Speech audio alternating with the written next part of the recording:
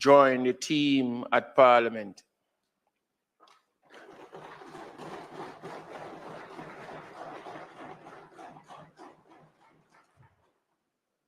Thank you. Statement by ministers. Announcement.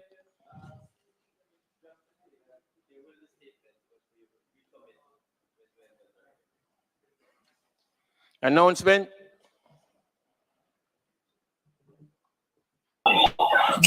Laid on the table of the House are the following: annual report and audited financial statements of the Rural Water Supply Limited for the financial years 2019-2020 and 2020-2021. Annual report of the National Land Agency for the financial year 2010-2011. Annual of the land divestments for the financial year 2021-2022. Annual report and audited financial statements of the Jamaica Mortgage Bank for the financial year 2021-2022. Annual report and audited financial statements of the Culture, Health, Arts, Sports and Education Fund for the financial year 2022-2023.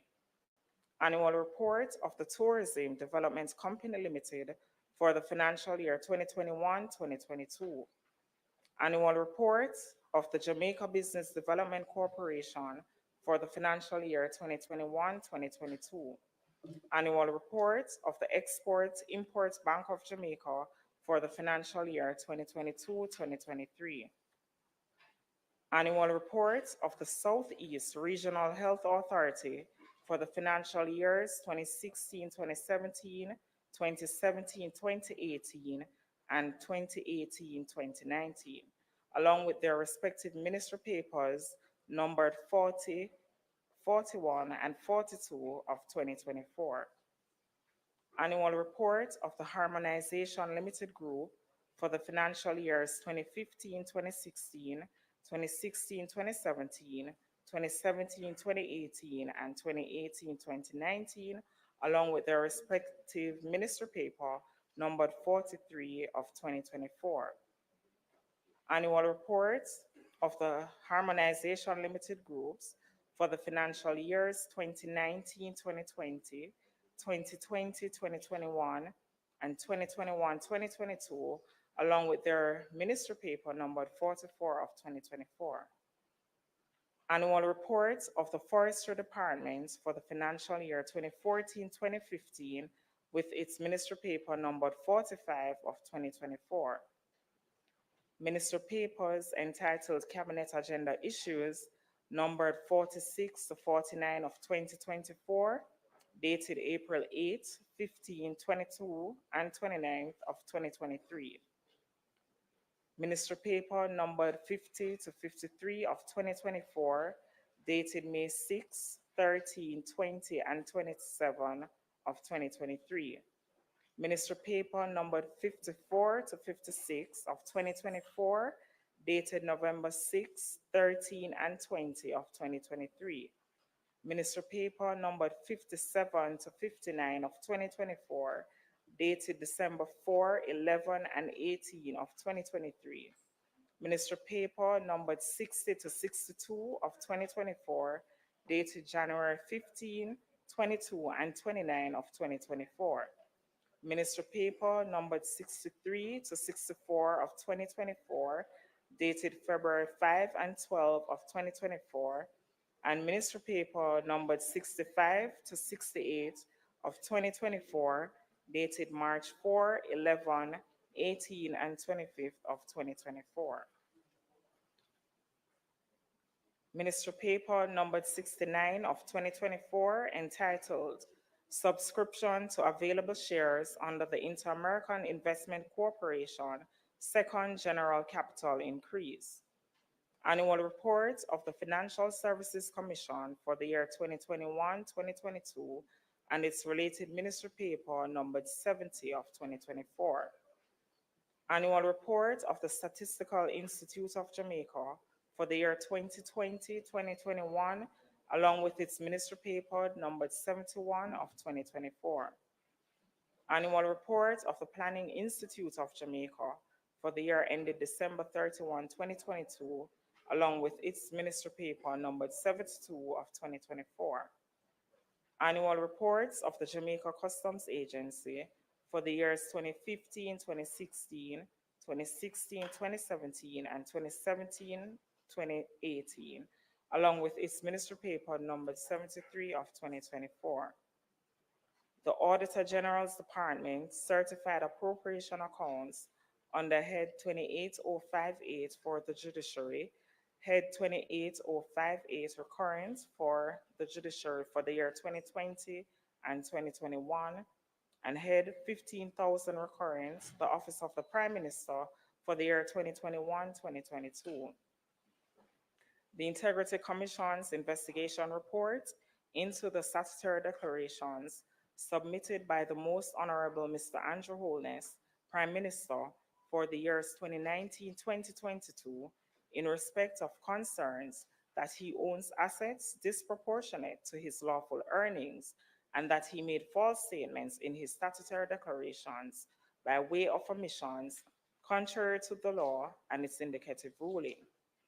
Integrity Commission's addendum to report of investigation conducted into the statutory declarations submitted by the Most Honorable Mr. Andrew Holness, Prime Minister, for the years 2019 to 2022, in respect of concerns that he owns assets disproportionate to his lawful earnings and that he made false statements in his statutory declarations by way of omissions contrary to the law.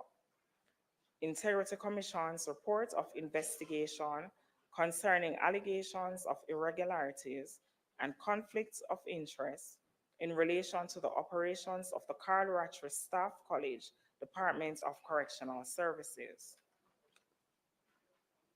Integrity Commission's report of investigation concerning allegations of impropriety and irregularity in the utilization of the limited tender and direct contracting procurement methodologies in the award of contracts to Nubian One Construction Limited for the period January 2016 to August 2019.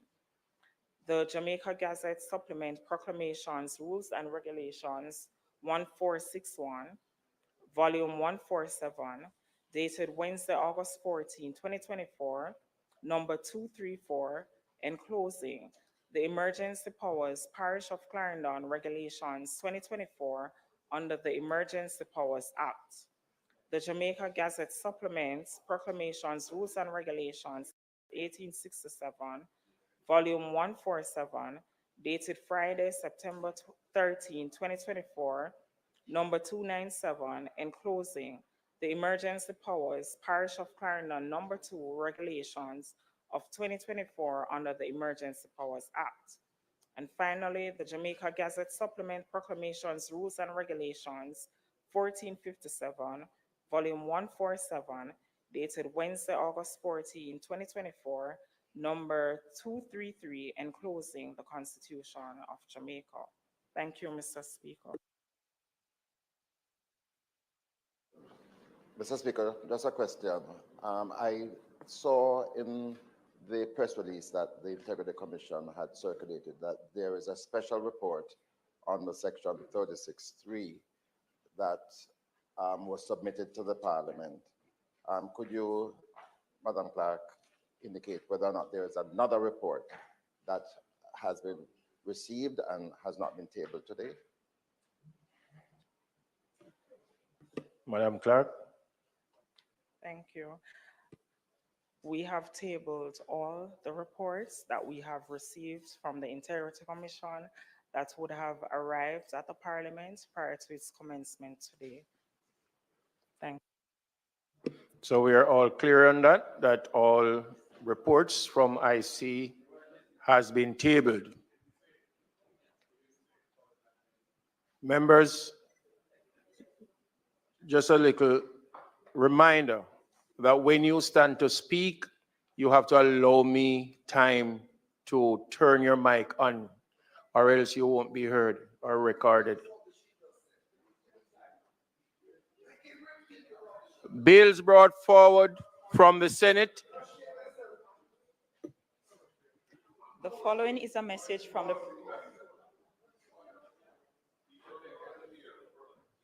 Go ahead, madam. The following is a message from the President of the Senate.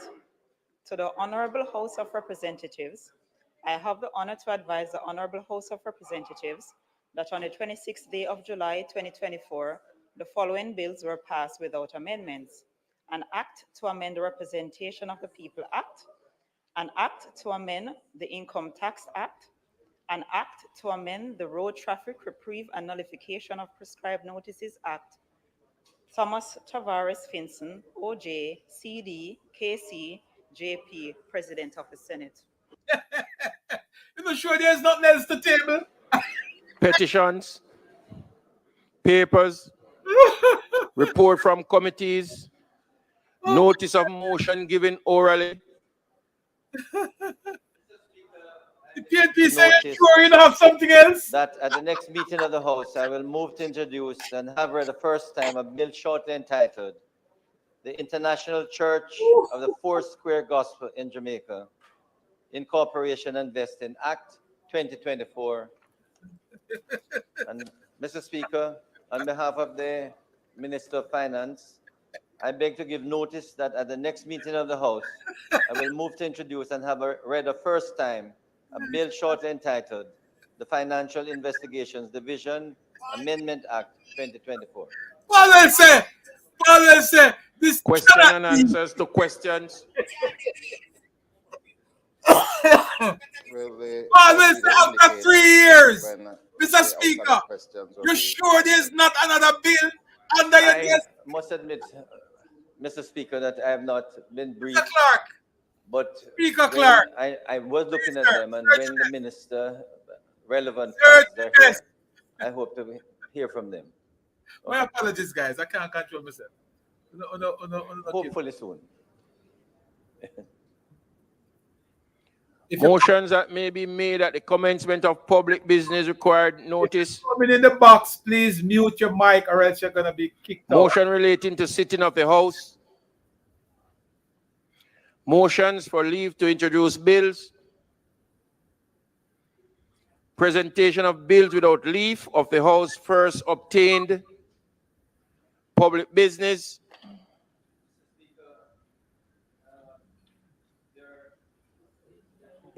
Which will be provided today.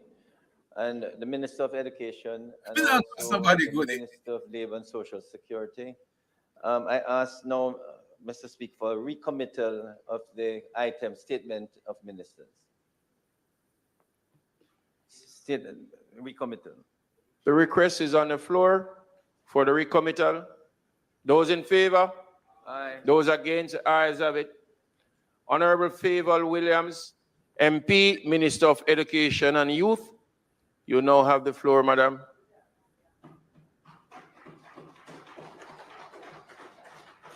I'm sure said no more bill of development. Before you stand, madam, are there copies for a perusal of the members?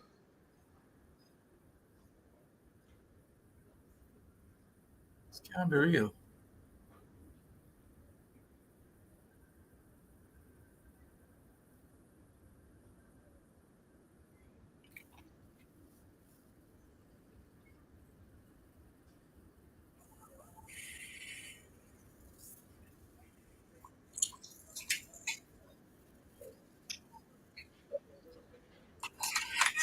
Mute your mic. Disturb the live. You're going to be kicked out, folks. If you're in the box, mute your mic. I was laughing because Philip Alwell is asking the speaker if there's any other bill to Madam? be tabled. You can stand and it will be distributed. So, see if that-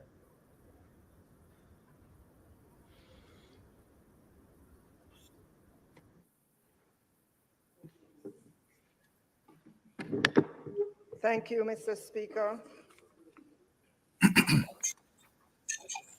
Mr. Speaker, the recent Category 5 Hurricane Beryl dealt a massive blow to the infrastructure of the education sector. but not to the resilience of our parents, teachers, and students. A total of 362, or 36% of our schools, were damaged by Hurricane Beryl. The destruction was in all parishes, but the severity was felt most in the parishes of St. Anne, Trelawney, St. James, Hanover, Westmoreland, St. Elizabeth, Manchester, and Clarendon. 81 of the 108 most damaged schools were in these parishes. Mr. Speaker, Hurricane Beryl struck on July 3, giving us only 8 weeks in which to pick up the education sector from its knees and get the massive school infrastructure back so that students, teachers, and administrators had a chance of returning to school for the new school year on September 2nd, 2024. Mr. Speaker, we did it. We went steadfastly fixing the schools, keeping our focus on the anticipated September 2 deadline. We prioritized the 362 schools into 3 priority groups. Priority 1, 107 schools that were so damaged that they would not be able to be reopened unless work was done to restore them. Priority 2, 139 schools that were damaged but would not be prevented from reopening, and the work would be done while schools are in operations. Priority 3, 116 schools with lesser damage and work that will be done while schools are in session. Madam Speaker, I'm pleased to note the resilience of the education sector, along with the dedication and hard work of the teams at the Ministry of Education and Youth. While infrastructure was damaged, our resolve was not, and we have built back better, and our system is coming back stronger. So, Mr. Speaker, I knew it was very hot air on the part of the opposition when their spokesman on education declared that most schools will not be ready for September. Mr. Speaker, what can go so?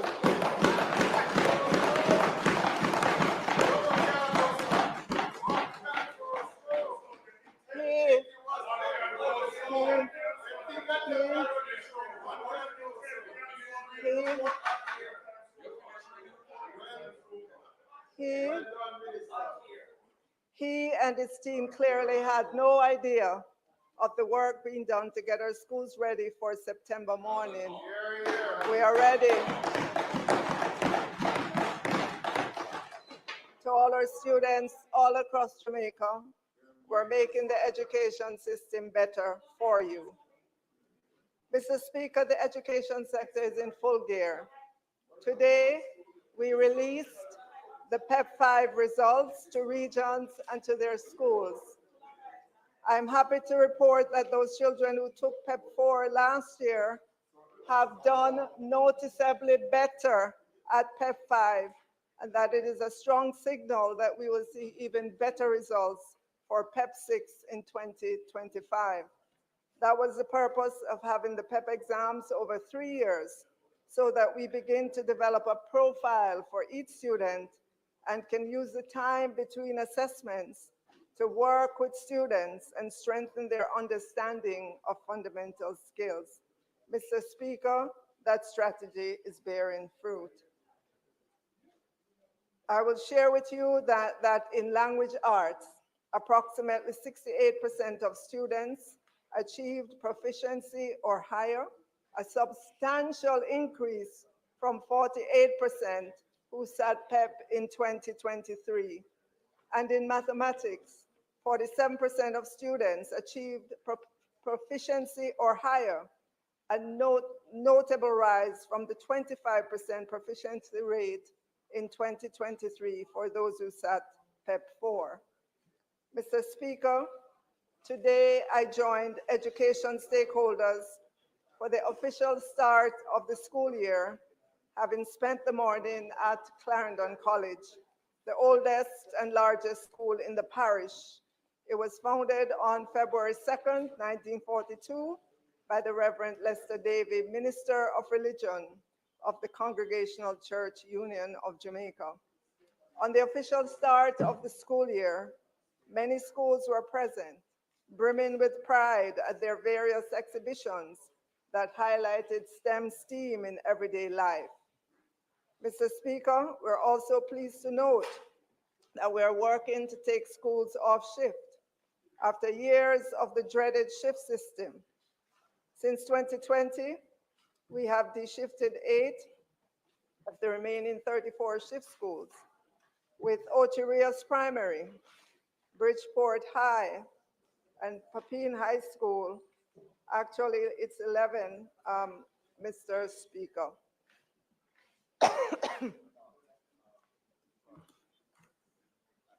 The shift in schools ensures that students receive enough contact time for lessons, they can attend school at reasonable hours, and even participate in well-needed extracurricular activities and get home at a reasonable time. In closing, Mr. Speaker, let me extend the best wishes for the 2024-2025 academic year to all education stakeholders. This includes principals, admin teams, board members, teachers, support staff, students, parents, and families all. Educators, we thank you, and students, we welcome you and look forward to being a part of your development and growth. Mr. Speaker, the Ministry of Education and Youth is unwavering in its commitment to education, and along with the team members, believe in the power of education, not only as a transformative tool, but as a basic fundamental human rights for all Jamaicans. Thank you, Mr. Speaker.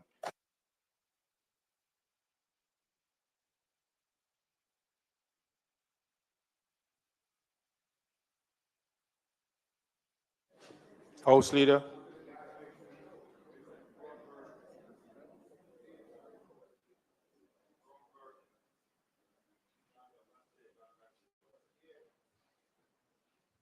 House Leader.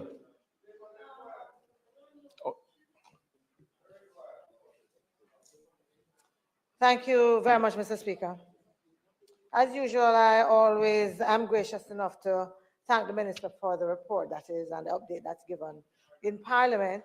I think it is important for these updates, especially at the start of the term. I heard the quip made by the Minister in terms of a comment made by the spokesperson on education. I am sure, however, that the Minister will recall, as many of us did, the concern of school administrators at the beginning of the term when they started out and when they were concerned at the lateness in terms of the discussions around where they were physically. And I believe that their concerns were valid.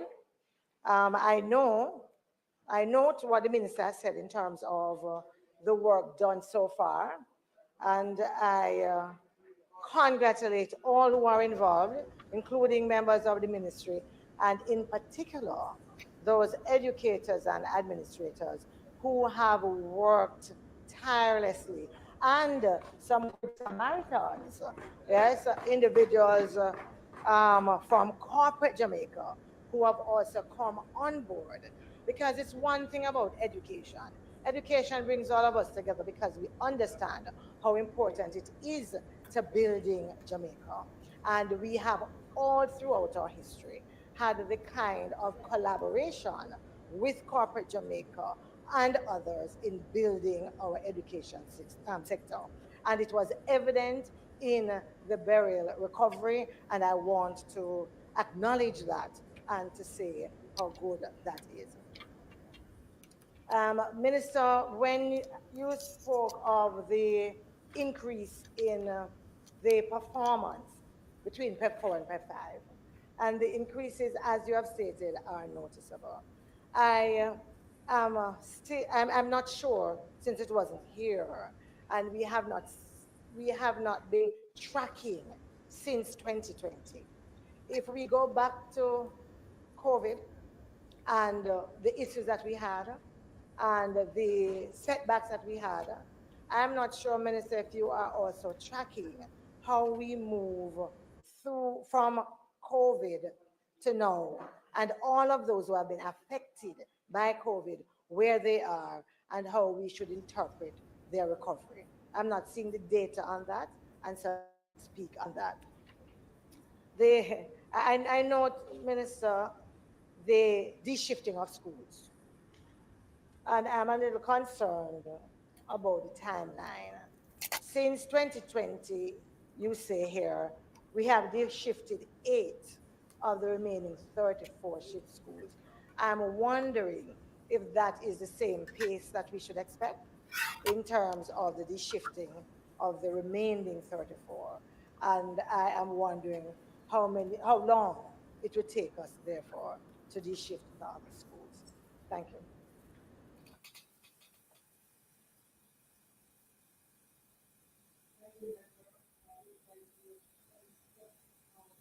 Thank you, Member. With regards to your first question about tracking, yes, we do track from 2019, because if you'll recall, 2019 was the first year of PEP, the PEP exams.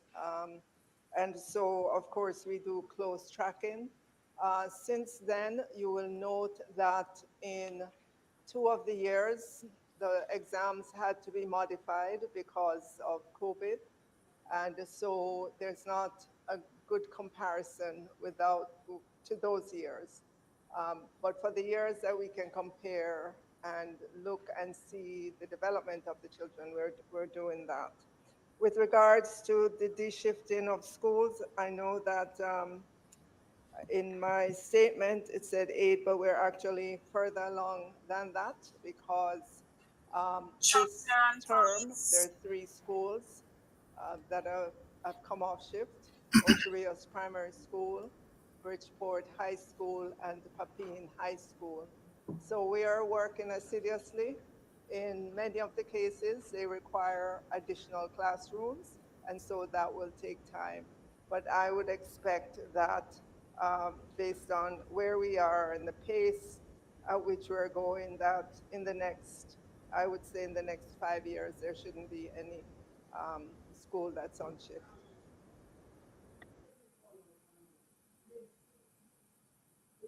Just a quick follow-up, Minister. The 68% that you speak to, do you believe it is something that is sufficient?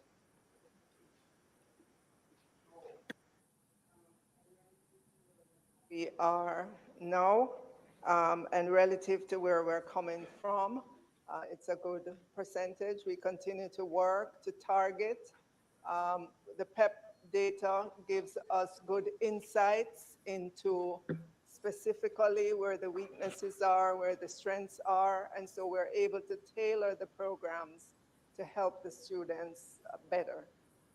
So no, 68, we'd love to get to 100% for everything, for all students, but it takes time. It takes time to help our students to get there.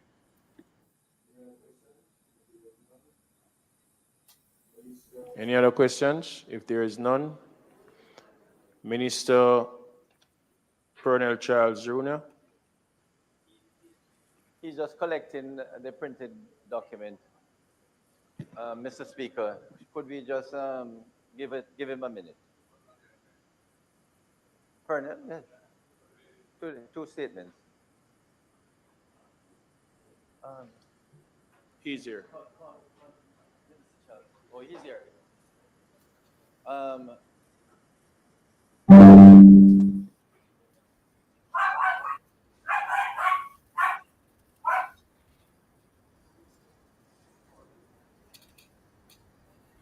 Minister Pernell Charles Jr., you now have the floor.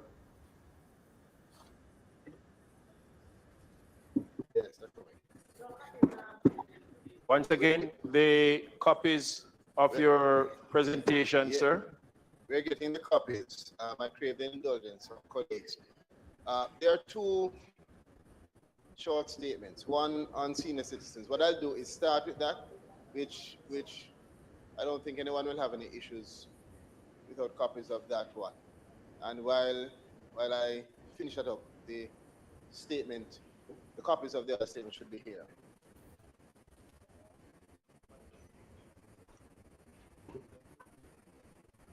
So with your leave, Speaker.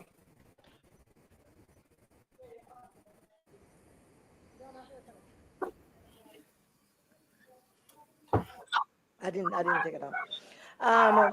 Mr. Speaker, I believe that we should, I'm asking for the Parliament and for the ministers to pay a little bit more attention to getting the statements available for us. We come here to participate.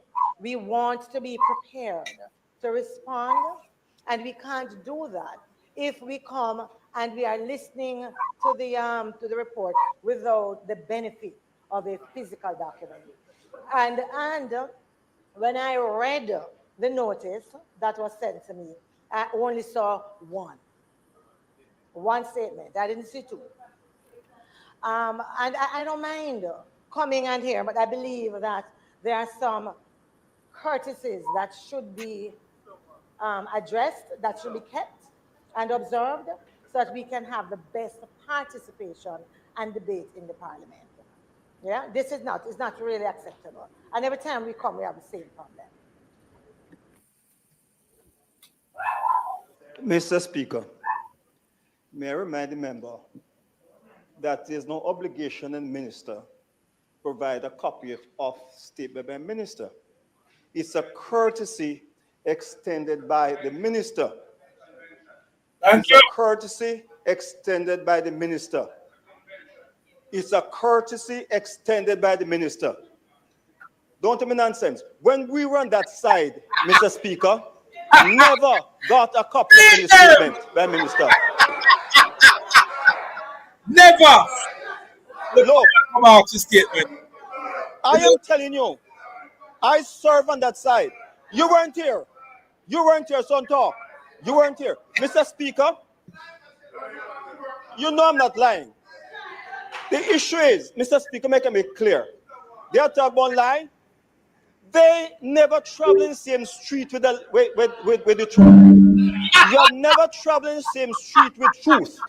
If you do travel, it's on a dual carriageway and on the opposite side of the road. Yes, sir. Don't tell me lie. You know nothing.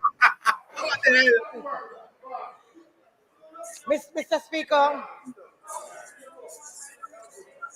Madam Member, you rise on a point of order. I did. I rose on a point of order because I thought it was out of order of the member to say that individuals over here don't travel on the same road with you. I believe it's totally out of order. And he should be the last one.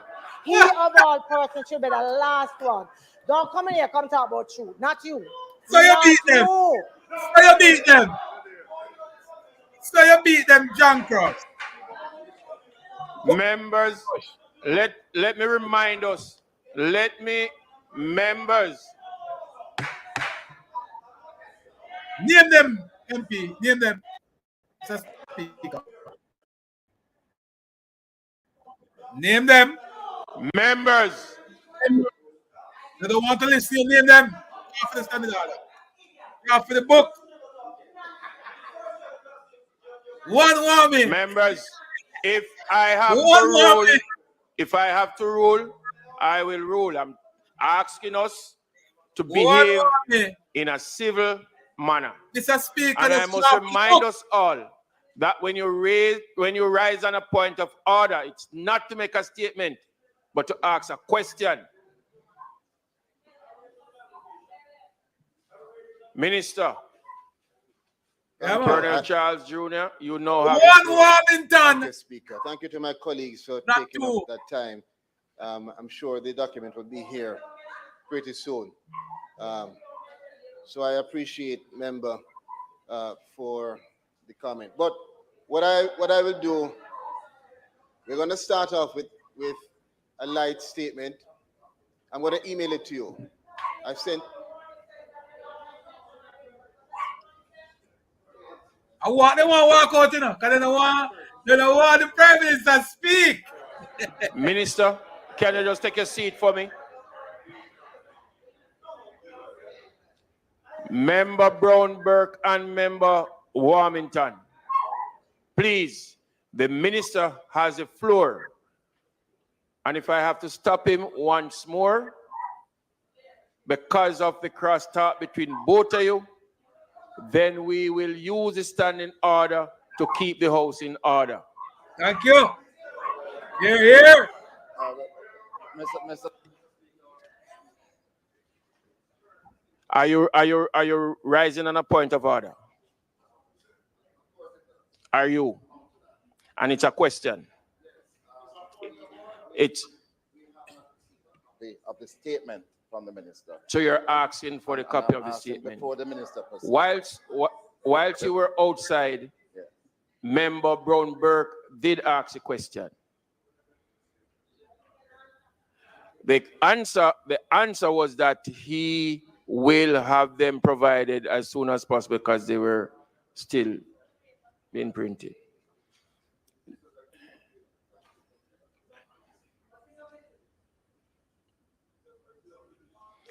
Minister, you now have the floor. Thank you, Speaker. I have actually sent my WhatsApp the first statement to Member Paulwell, Robinson, and Brown Burke. I hope they have the numbers of the other members on that side and can send it to them. Yes. Again, two statements today, Mr. Speaker.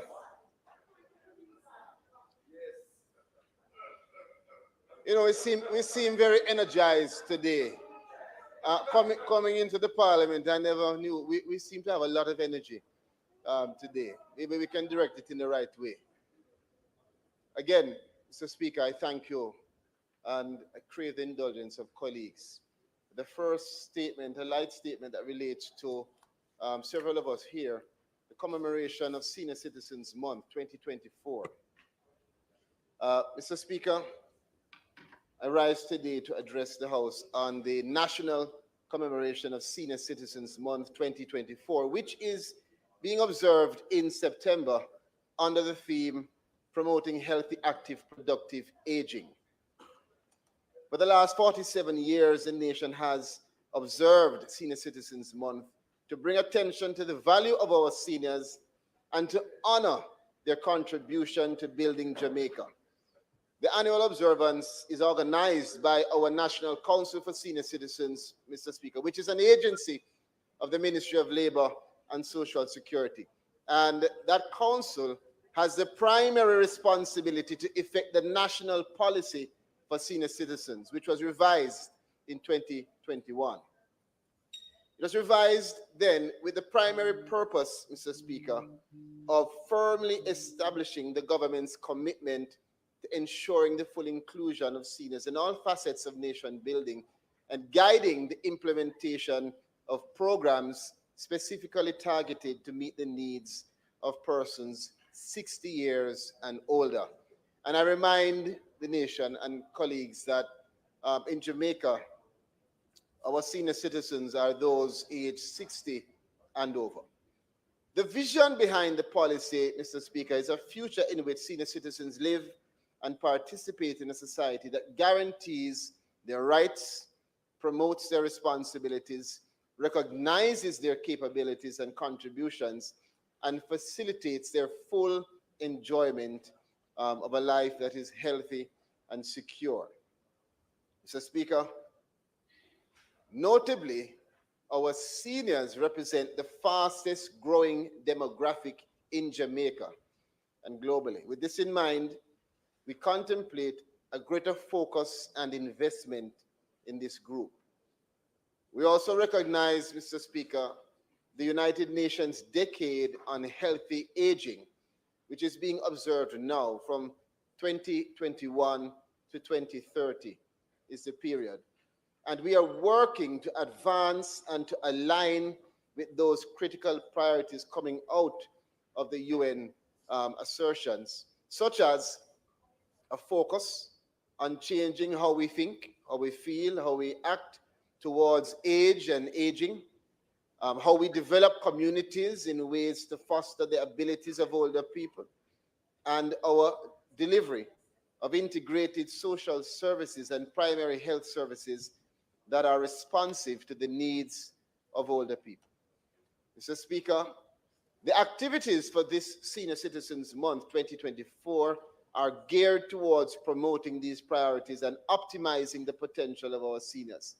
The calendar of events is full of fun, exciting, and fulfilling activities geared at engaging full participation of seniors as well as their family members. And we kicked off the activities on September 1st with our 3K Purple Run and Walk at the University of the West Indies. And I must tell you, this can only be defined as an intergenerational activity. We had a lot of seniors, but a lot of family members were there, youngsters from the university and others, more than 872 registered participants, more than 6 corporate partners, and we intend to grow this event. The youngest participant being 6 years old.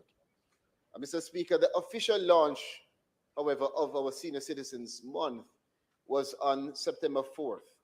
And last Thursday, the 12th, we hosted the 3rd annual Aging Fair at the Emancipation Park, where we had a lot of activities. It was fun-filled, exciting event incorporating activities that provided information to our seniors and provided information on the services available within the Ministry of Labor and Social Security and the larger society, all geared towards supporting older adults and their families and strengthening the partnership, public-private partnership, towards building a more supportive community that enables us to achieve the theme of healthy, active, and productive aging. Again, this was a resounding success.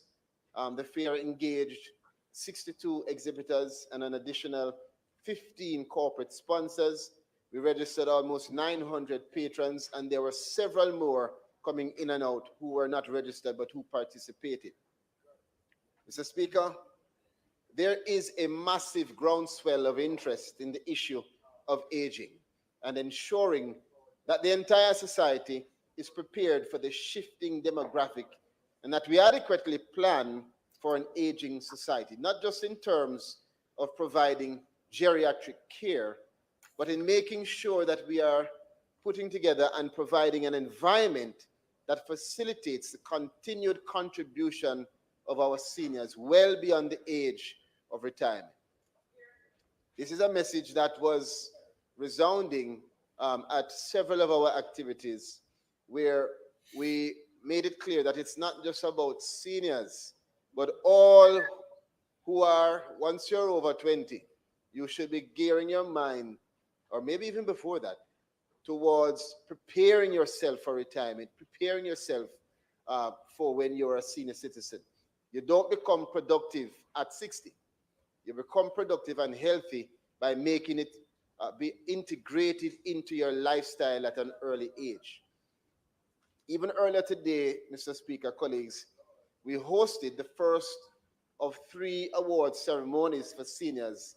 And on Thursday, we intend to facilitate the graduation of 37 seniors from a Heart NSTA digital literacy. Oxford Trading Jamaica Limited, the new standard in hotel grade, linens and bathroom essentials, hand towels, robes, sheets for extreme comfort, coffee cups, soft and elegant duvets, pillows, luxurious beach towels, and so much more. Accentuate your villa's Airbnb. 29th, and the observance of International Day of Older Persons on October the 1st.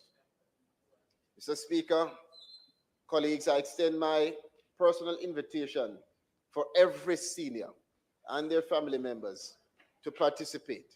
We want our senior citizens to register for the National Council for Senior Citizens so that we can identify you, know where you are, know your challenges, and know how you can also contribute. So it's not just about giving, it's about what you can give. And if we have that network through the National Council for Senior Citizens being an accurate record of where you are, we'll be able to provide support to you in times of disaster. And we'll also be able to pull on you when we need mentors and volunteers for those who want to participate in those activities. We want to rev up the engagement with our senior citizens clubs. And so the intention is that the more seniors who register is the more we will be able to connect you in your community with the activities that are available to you, including your participation in the senior citizens clubs that are island-wide. I want to publicly acknowledge the support of colleagues in Parliament and also to publicly acknowledge and thank the team at the National Council for Senior Citizens, led by their Executive Director, Mrs. Cassandra Morrison, and our Board of Directors, led by Dr. Julian McCoy Davis. We're very proud of the work that they're doing. We know that more resources are needed, and we are working to make sure that we are efficient with what we have so that we can call for more. We are engaged in several activities, such as the Wheels on Meals activities that provides warm meals, hot meals to seniors in the corporate area, and other activities that we hope to expand across the country. In closing, Mr. Speaker, they said the blessed live to celebrate old age. We are working then to create the environment in which our seniors are honored for their wisdom and their experience, and where they can continue to feel that this space facilitates them contributing and thriving.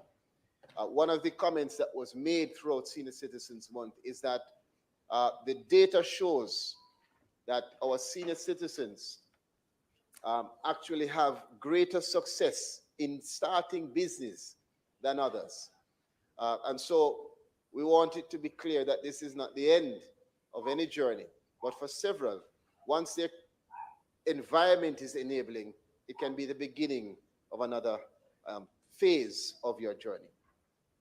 For the rest of this month and moving forward, we encourage all to demonstrate in a very tangible way how you value the seniors around you, how you value those that are in your immediate family, and how you value those that are in your communities. They're not to be casted away, isolated, pushed to the side, or avoided. We have to find ways to make sure that in Senior Citizens Month especially, we value our seniors by integrating them, involving them, engaging them, and where possible, empowering them, as we have done with the 37 who will graduate soon from the digital literacy class at Hart NSTA. So we ask all colleagues in your various constituencies to ensure that you are encouraging your constituents to register and also to be more involved in our senior citizens activities. Thank you very much.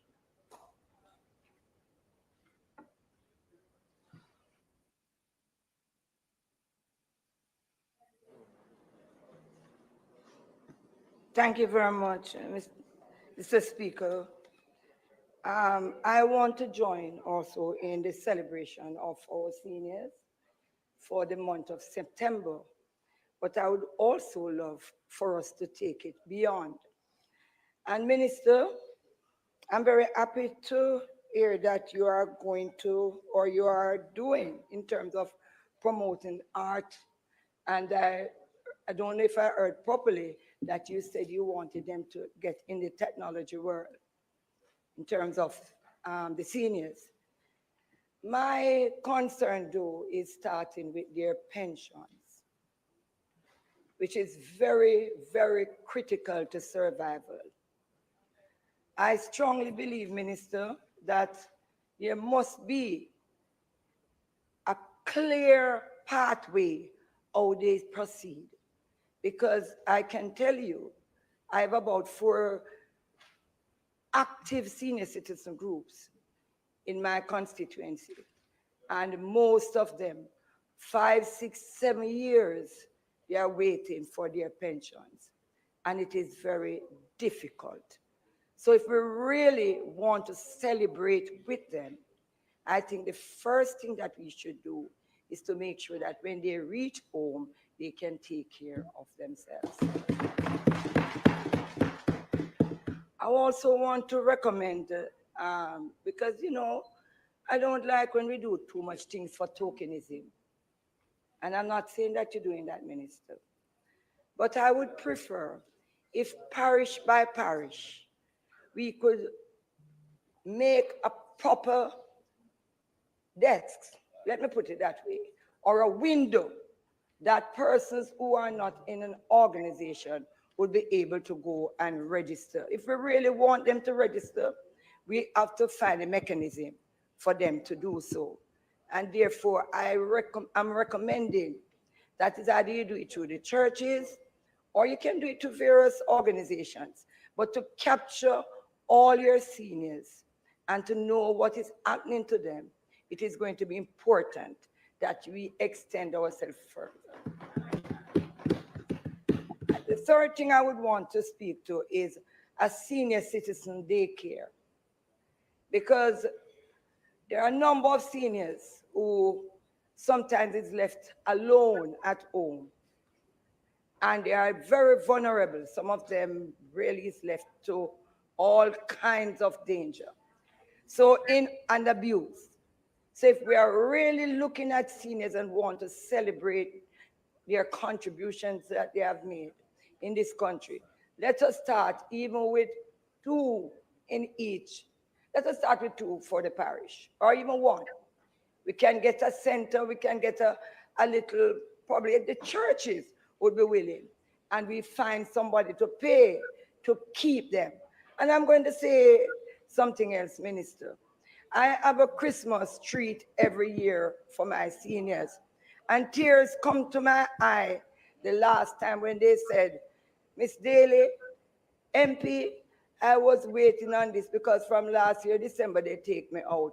It's the first I'm going out again after 12 months. So if we really want to celebrate the life of those who have made valuable contributions, we must put in place effective measures for them to do so. Thank you.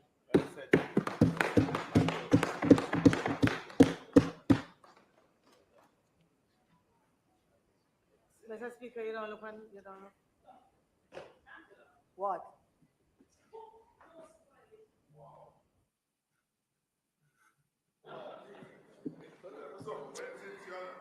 Mr. Speaker, sometimes I'm wondering if persons believe I come here on a frolic of my own. I am not here on a frolic of my own. I am sent by the good people of Southwest St. Andrew, and I will be here to represent them. Yes, I will be here to represent them. And Mr. Speaker, I also want to remind, since this is the parliament with possibly the highest number of women, that it is said that good girls don't get the corner office. Yes, it's bad girls get it. Yes. So I just want to remind you. Just want to remind you. But Mr. Speaker, I wanted to say to the minister that it is commendable in terms of the celebration of Senior Citizens Month. I'm not going to repeat a lot of what the member from Eastern has said, because very good, very on point, and some of them are issues that I would have raised, but she has already raised them, so I'll leave that. The only one I will speak about is the daycare center, because I do believe that seniors daycare is something that we have not looked at in Jamaica, and is something that we need to begin to look at. Yeah. Elsewhere, it is seen to really make a difference to individuals who have somewhere to go, to talk to persons, to engage with persons, to have activities, whether it is exercises, whether it is educational stuff, whether it is engaging with youth. It makes a big, big difference psychologically, yeah, as well as physically. So I want to recommend that. The other thing I wanted to say is that we really have to move from these celebrations and bring some of those activities that really make sense when we celebrate the month into mainstream activities for our seniors. Yes? So that they don't wait on this celebration, Minister, but that they have those activities throughout the year and to go. The other thing that I wanted to say is that the digital literacy, I think, is important. And I'm glad that you mentioned how important, well, what the data shows in terms of the success of seniors in business. And maybe there's also an opportunity to pair our seniors with youngsters, especially in many of our communities where we are having the kind of challenges we have with youngsters and even with entrepreneurs, you know, who are starting out in their businesses and would really benefit from having a mentor who has been there and who they can actually speak with. I won't mention the pension, but Minister, healthcare for our seniors. I think that we used to have in many places that we go up line for seniors. I'm finding more and more that those lines don't exist anymore. Yes? And that seniors fend for themselves, whether it is in the bank or for healthcare and wherever. I think it's something to look at again. Maybe it is just how we see seniors and that we know we are not seeing them as valued as we used to. But I still believe that you can set an example and help to promote this idea that our seniors are to be treasured and that we are to treat them with kindness. Thank you.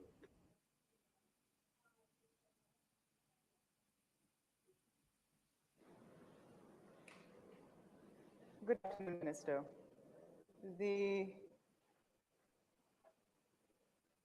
I've always thought that those who care for us should be cared for after we get older, so congratulations on this. Last year, however, your budget, the National Council for Senior Citizens, the budget for that was cut by 40%. You know the figures. I won't tell you what they are, but it was cut significantly, almost in half. So I only have two questions. One, has that budget, which I believe, let me just check back. The budget last year was cut from 978.5 million to 589.4 million, and that was the National Council for Senior Citizens.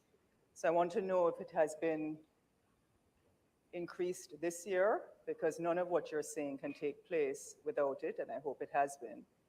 And the second question I have for you is you have a Golden Age project, which the National Council also assists with.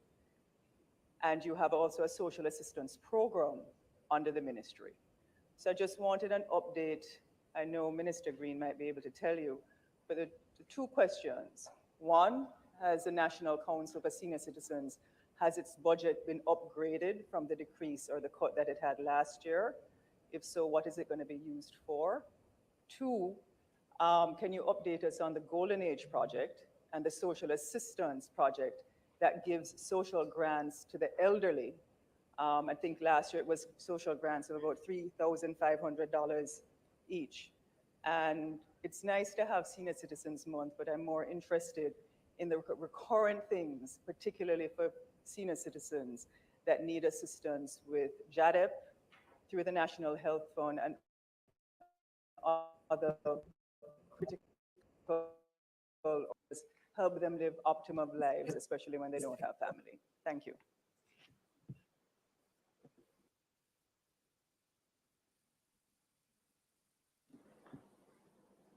We thank members for the questions, comments. Much of what you have said supports the statement, supports our drive to ensure that, particularly throughout Senior Citizens Month, that we understand this as a personal responsibility, as families taking care of their seniors. And as has been said by all, ensuring that that value comes out through our actions. As it relates to the matters The pension, it is last year that we had an increase in the pension exemption from 80,000 to 250,000, so that pensioners who are above the income tax threshold will certainly have more money per year net income. It is also within the last 2 years that we increased pension for NIS pensioners between 23 to 76%. It's good for us to remember these things because in terms of what you're discussing, those are the tangible contributions we can make to our pensioners and to our seniors. And this government has done that, and we continue to ensure that we not only promote, but that we involve in terms of our policy decisions, our seniors at the highest level. Of course, so it is our intention to, in our engagements island-wide, speak to seniors, hear their concerns, hear their challenges, and see where we can make any further adjustments. As it relates to the extending of services across the island, let me remind you that we have parish coordinators coming out of the NCSE, and each of these parish coordinators are assigned to areas, and they engage with the senior citizens clubs, and they engage actually with senior citizens. Matter of fact, to what you said, member, some of them actually assist seniors to medical appointments. They assist seniors at their house.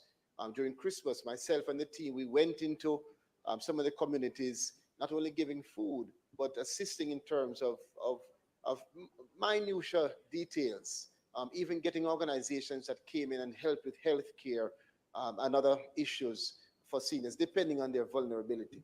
But I do agree with you that it is something that can be more coordinated and consistent, and that is an effort of ours at the NCSE, which more investments will have to be made. So there's no issue in that. In terms of the daycare, there was something on the screen. I thought I it's lost going to be critical that families in Jamaica appreciate their responsibility. I think that families need to prioritize taking care of their seniors. Of course, there will be circumstances where you'll have seniors in infirmaries or seniors in other spaces that government has responsibility for its management, and we do in those cases ensure good argument, Phil Gale, are maintained and engaged as best as possible. But I would hasten to say that particularly this month, as I made the call in my statement, this is your opportunity to ensure that you show the value that you give to the wisdom and experience in how you treat your seniors. And so we would make a call for us to individually take care of our seniors in our family and those in our communities, while the government still maintains. Top of the screen, guys, so we're not lose this live. As it relates to the budget cut, I believe that this is a it maintains activities, you know. Comment that was made at the last instance when we were discussing the budget, and we went into detail to explain that it is not a cut in the budget, but rather that in the previous year there was an additional sum for the increase in payment for a few persons who were upgraded, I believe, if that's the right terminology. And so technically, there has been no cut in the budget to the operation of the NCSE from last year to this year. We're calling for more.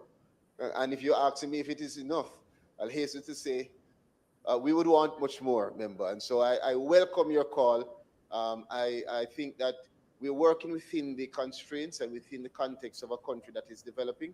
And we're trying our best from the NCSE perspective to highlight the importance, as you've heard me in the statement say, this is the fastest growing demographic.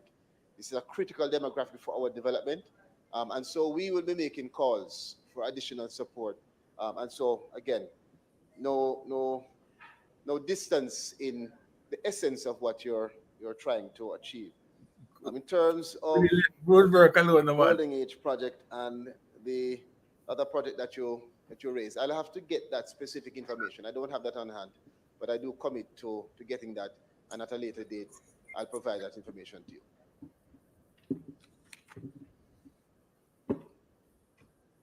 If there are no further questions, Mr. Speaker, then we move on to the statement regarding the Rebuild Jamaica initiative. You may. Thank you.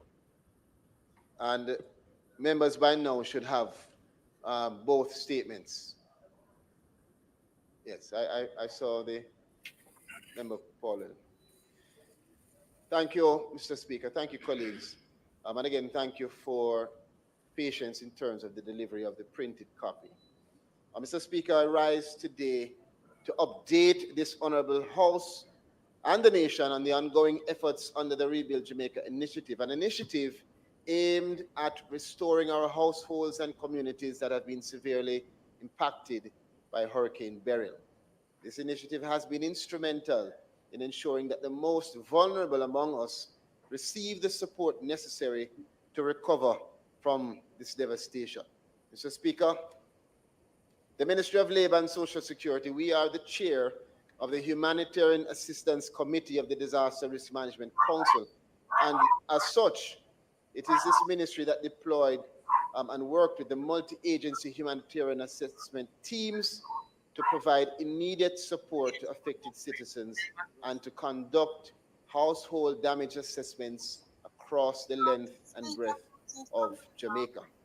We have worked in collaboration with the JDF's Disaster Assistance Relief Team, DART, and other stakeholders across government and within the private sector to implement relief activities across the country. Those efforts and these efforts were undertaken as part of the Rebuild Jamaica initiative, which advanced a coordinated response to the hurricane's impact. Through our assessments and strategic partnerships, Mr. Speaker, we have made significant strides in meeting the needs of several amongst the affected communities. And our objectives are very clear. We're providing immediate financial assistance. We're ensuring that the rebuilding and repair continues, and we're developing sustainable community support mechanisms that aid long-term resilience. Mr. Speaker, colleagues, the ministry, along with ODPEM and the Ministry of Local Government and Community Development and other local agencies, we have conducted a number of assessments of damage across the affected parishes. We have prioritized households based on severity of need, especially those where families have been displaced, homes completely destroyed, or livelihoods threatened. Over the period, we have been working to commence the distribution of these checks. And I make an amendment to the statement, say August 27th. It's really from August 5th, when our Prime Minister led the launch of Rebuild Jamaica by distributing checks to a number of beneficiaries across the island who had their homes totally destroyed. Since then, we have visited several parishes. In 1 week, moving from St. Catherine to Manchester, to Clarendon, to Westmoreland, to St. Elizabeth. In another week, moving from St. Thomas, Portland, St. James, which included also Hanover, St. Anne, which included Trelawney, and then closing off in St. Mary. So the team has been on the ground across the length and breadth of the country, working to make sure that we provide these checks to as many as possible. To date, I recall in my last update to Parliament, the figure at that time was around 8,700. To date, we have completed more than 14,500 household assessments of in the affected communities, and we will complete further assessments as necessary. And we have asked, and I make it clear, we have asked that if there are any persons who are listening and say that they have received damage and have not yet been assessed by the Ministry of Labor and Social Security, please contact us. We won't be able to do assessments beyond the next 2 weeks. And so we ask that that be done with urgency. Mr. Speaker, of the assessments that have been done, a little more than 7,000 have been validated. And what does that mean? That means that the information collected has been verified and the TRN could be validated to allow for the printing of checks. Of all of those that have been validated, all checks, 100%, have been printed. Of the checks that have been printed, 100% of those checks have been distributed to our parish offices across the country.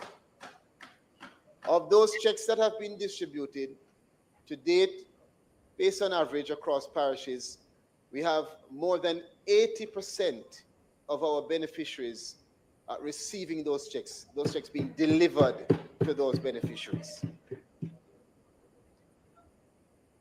Pardon? The more than 14,000. Now, and later on I'll explain a little further. And the value of that is more than $646 million. In addition to what we are doing through Rebuild Jamaica, in partnership with the World Food Programme and UNICEF, we have offered additional financial support to those whose homes were either destroyed or rendered uninhabitable. And this financial relief is being dispersed again in phases to ensure accuracy and timeliness. Mr. Speaker, the UN World Food Programme, and hear this clearly, members, so you can understand. In addition to what we're doing, the UN World Food Programme has provided 219 million Jamaican in cash grants for 3,400 of the worst affected households. These are families with young children under 6, persons with disabilities, and elderly members. Over 11,500 individuals will receive that support, and the payments are being dispersed through Western Union in 2 tranches over a period of 2 months, and some have already collected the first tranche. This is in addition to the Rebuild Jamaica cash grant, and that deserves some support from MPs. Madam Speaker, again, Mr. Speaker, the first half of those funds has been dispersed between September 12 and 13, and the second tranche will be dispersed to beneficiaries in October. No, that is the second. Under another partnership with UNICEF members, we have $42.75 million, which will be used to support another 7,000 households in the parishes of St. Catherine, Clarendon, Manchester, and St. Elizabeth. Of this, 36.5 million has been designated for families on path with children under 6 years old and pregnant or lactating mothers, and a further 6.25 million is going to be targeted towards persons with disabilities. Mr. Speaker, I can confirm that the dispersal of funds under the UNICEF partnership commenced yesterday. And so, again, remember, what the government is doing is being able to provide support to our people, but pull our partnerships to provide additional support for Jamaicans who need it the most. Under this UNICEF partnership,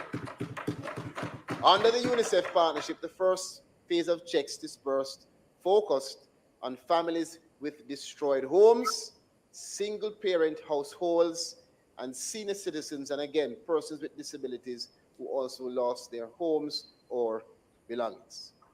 Mr. Speaker, the success of the Rebuild Jamaica initiative has been possible due to these strong partnerships that we have forged locally and internationally. I want to highlight the pivotal roles played by Food for the Poor, who have provided material support for building of homes and essential support in terms of supplies.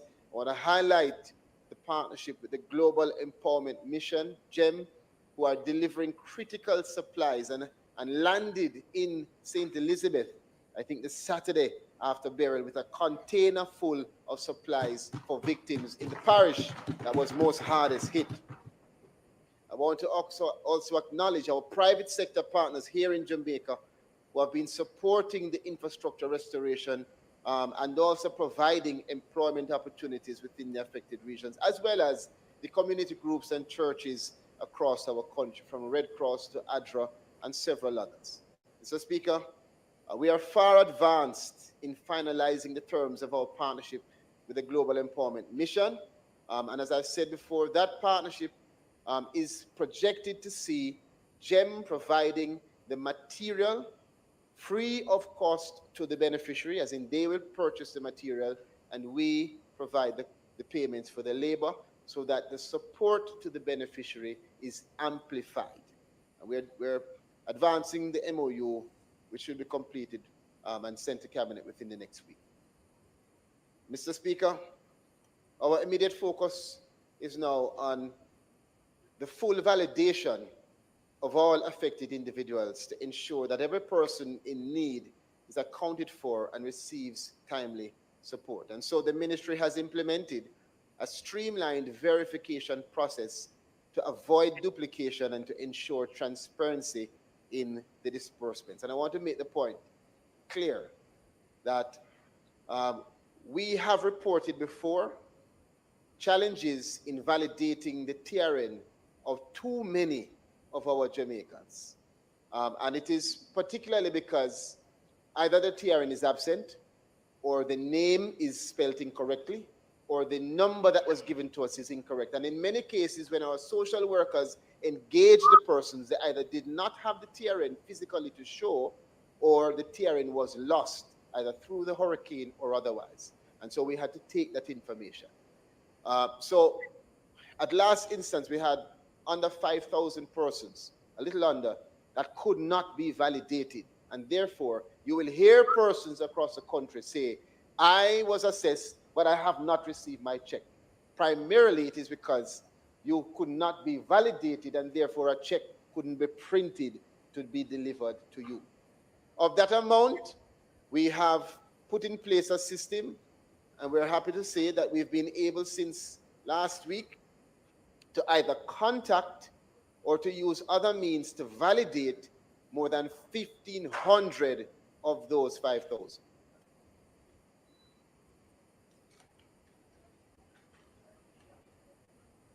Mr. Speaker, I ask for the Minister of Labor and Social Security for sufficient time for him to complete the statement.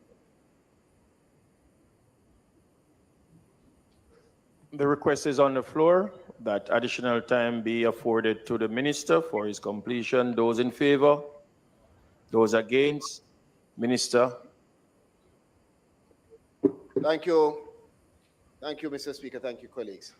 So it is important for us to understand this point, because I am sure, I'm certain that many, many, many constituents will come to members of parliament, go to the councillors.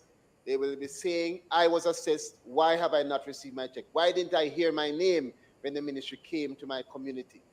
It is particularly, as I said, because of the inability to validate you, or you have been validated, but we have been unable to contact you. Mr. Speaker, in front of 3 persons who had met us at a community meeting, we took the phone and tried to contact them each. Only one of the 3, with the phone in front of us, was the phone ringing. And they were able to say, well, the phone not really work. So there's a difficulty in that regard in terms of contacting many. So what have we done? We have used different means of either going through the system and seeing where, for instance, a Sasha might be spelled wrong, tried it, and it has been validated.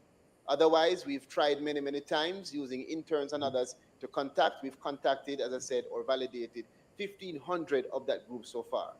But we still have an approximate 3,500 cases where we have either repeated the calls and not gotten you, or we need additional or more accurate information. And we're working, and we need to work across the board with MPs now to make sure that we can get the relevant beneficiaries. So we will be starting next week, Mr. Speaker, hosting a series of community meetings, inviting members of parliament, inviting others, other community leaders in those areas where we're having difficulties, such as St. Elizabeth. and Clarendon, to bring the community members to that space so we can do the validations face to face. And also, we'll be providing the list to members of parliament who are in affected areas of that nature. So you can also go through the list yourself to see how you can assist us to identify some of your constituents. Additionally, we know that there are a few, not a lot anymore, but a few persons who say that they have been damaged, but they haven't seen anyone yet, or that they haven't been assessed by the Ministry of Labor. For those few persons, again, we invite openly. We issue an open invitation, as I have done on radio, as we have done in statements, to you within the next week. Get in touch with us at our parish offices, call us, email us, contact your member of parliament. Every member of parliament in here can contact me directly. Get in touch with somebody to let them know that you've had your issues so you can be assessed. The further away from the date of the hurricane will be the more difficult it is to get an accurate assessment of your circumstances. So, Mr. Speaker, as I've said, this requires a collaborative approach, and we need all hands on deck to make sure that no one is left behind. I want to extend a personal invitation to all MPs. Where there's any challenge or concern, you can contact me directly. Some have already sent their list. Those lists have been very, very, very useful in us doing our re-verification and assessments. So thank you to those who have done that.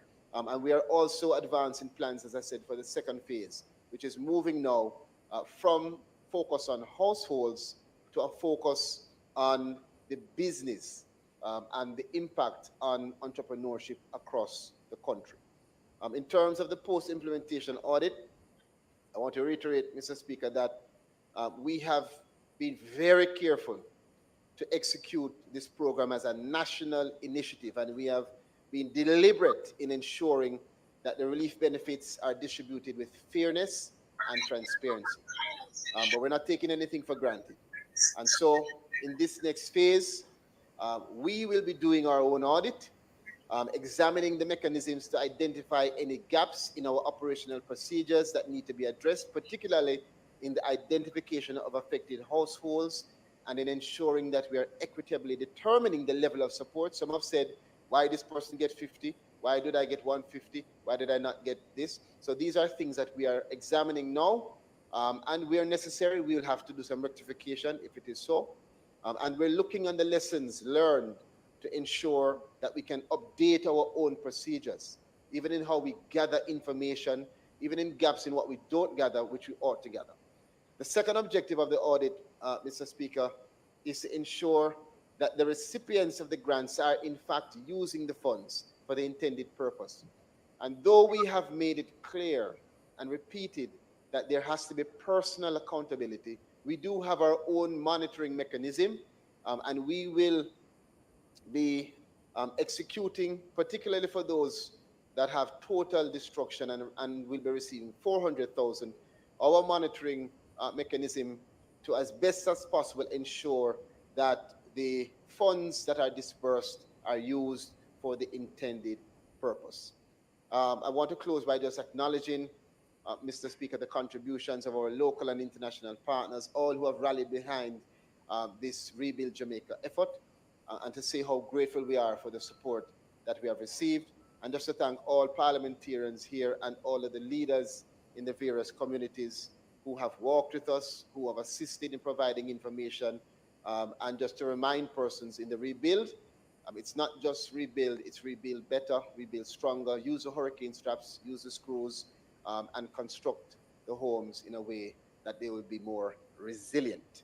Let us work together to help our communities rebuild Jamaica stronger, more resilient, so that we'll be more prepared for future disasters. Thank you, Mr. Speaker.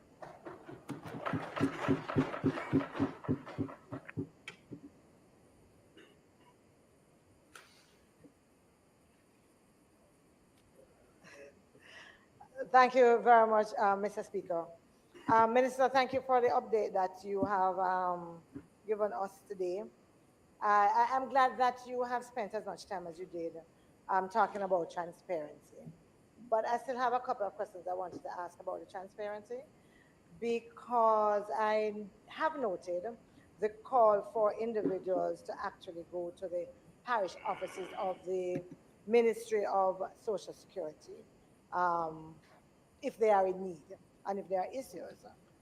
I am wondering if you have a system in place that allows individuals having gone to the office to be able to track, so that the office could track. If persons were to come back to say, I came a month, 3 weeks ago, I made a complaint and I've not seen anyone. Um, if they, even though you came next door, I hear the argument about those who have not answered their phones and so on. But there have been a couple of complaints of individuals who believe that they are not in the system, although they went themselves to the parish office. And you know that Jamaica is a small place, and we always, if we don't know the story, we're going to make up the story as to the reason why. Yeah. So to safeguard a transparent process, I think it's important for persons to be able to go back, just like you go to the police, here's my receipt, or this is when I made the report, and we could follow that back. So I wanted to ask you if there's a process for that. I also wanted to understand a little bit more about what you have done so far. So through the Ministry of Labor and Social Security, I see you have helped 7,000 plus households. UNICEF is another 7,000 households, and through the UN program is another 3,000 plus. That is about 17,000 households. Plus, of the 5,000 that you're still working through, you said there's at least another 3,500 that are not, that you haven't accounted for. So that would probably make it to what now, 20,000? I'm just trying to do the numbers, especially because you have said that you have completed 14,500 household damage assessments. So I'm trying to just make the numbers add up. Yeah, so I wanted to ask that. 2 weeks are left, during which you're making this additional call for individuals to visit their local Social Security offices if they have not yet reported or if no one has come to see them. And I wanted to ask, yes, it's them coming in, but is there also a more active program, including the officers, in terms of them being on the road? Yes, and how do we manage that? So that's one. That's that. I also wanted to add my voice, as you did, Minister, to all the individuals who have provided support. There have been a number of NGOs, a number of just Jamaicans at home and abroad who have used their own funds to really contribute to the relief. And I believe that that is who we are at the core, and that should be commended at all times. I think that those are the questions that I had, Minister. You don't know what question?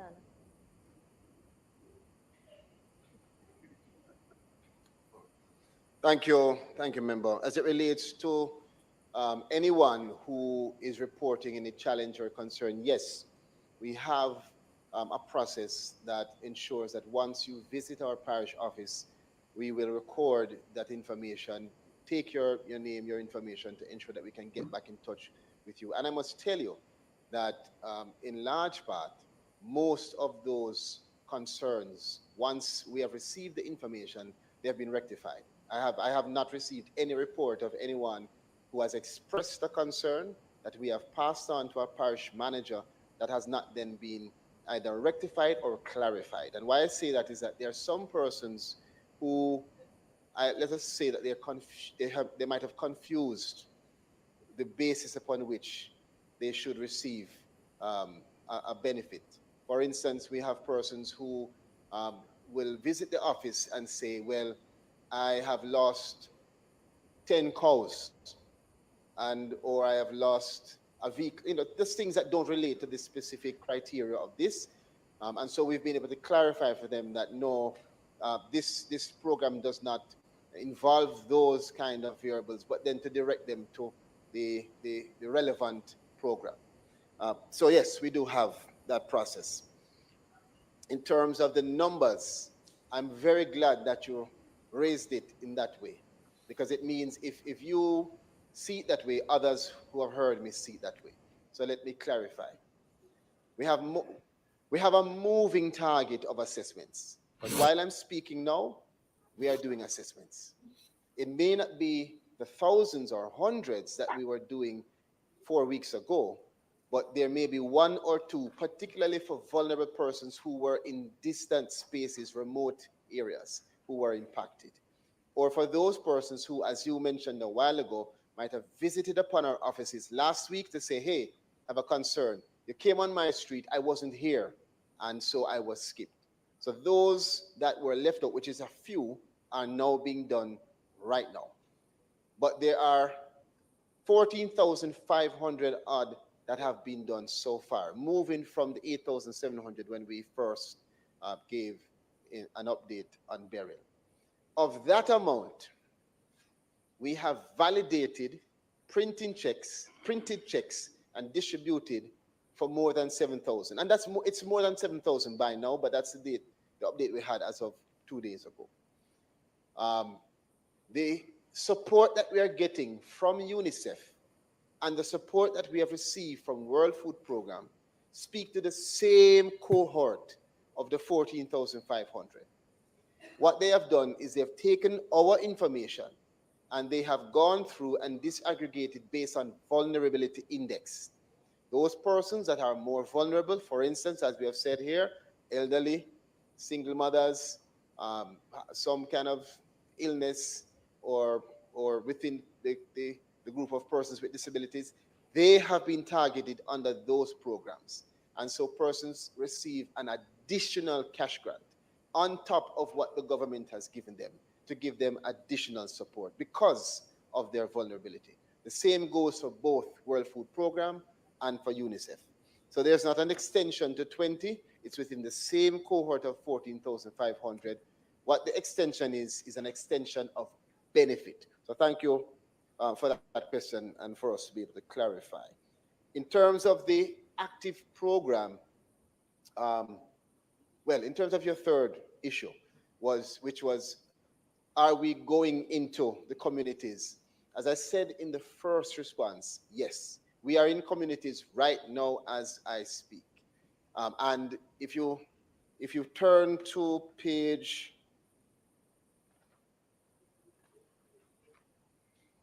I believe it is in page 4 of my statement, you'll recall that I said that we are going to be hosting a series of community meetings to meet with beneficiaries. At those meetings, what has been happening, member, is that any persons in those communities that was assessed and hasn't gotten a check, they turn up.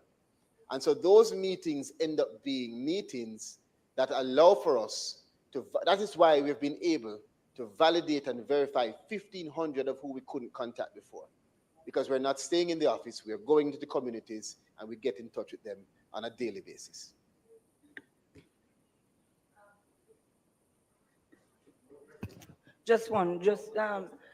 And I believe the minister would want to hear this one.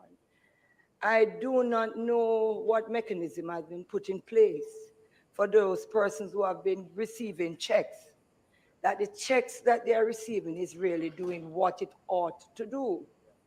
Who is monitoring and doing the controlling? Because, Minister, I believe it's good intention. I want to congratulate the swiftness of some persons getting help. But at the same time, you don't want next year this time, most of who have gotten money to do some repairs, still complaining that they are in a terrible condition. So something must be put in place in order to monitor and supervise. Thank you, member. What I'll do, I'm not going to repeat what I've already said. I'm just going to draw your attention to page 5 of the statement under the title Post-Implementation Audit. Those 3 paragraphs speak directly to what you said, which is very, very, very important. And what you've raised is critical. And so I put in place here 2 elements of what we are doing to make sure to address the issue that you raised. And it is here in the post-implementation audit. Thank you very much, Minister. House Leader.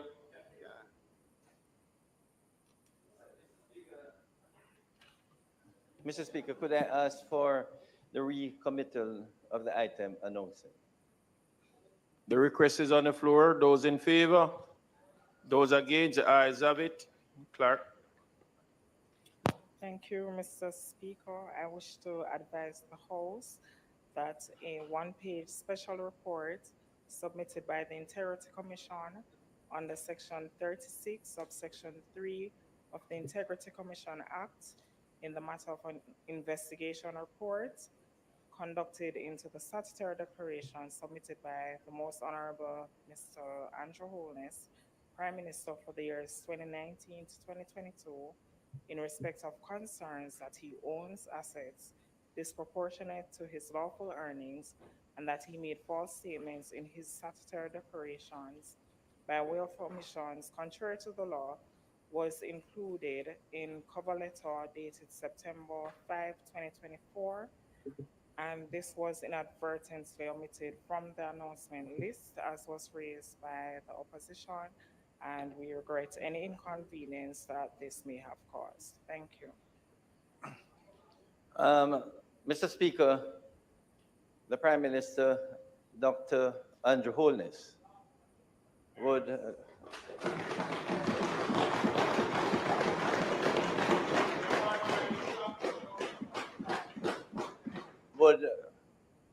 be making a personal statement under Section 18 of the Standing Orders.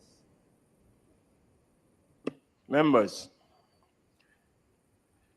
Section 18, and I want to read this so that everyone has a clear understanding. Section 18, personal explanation.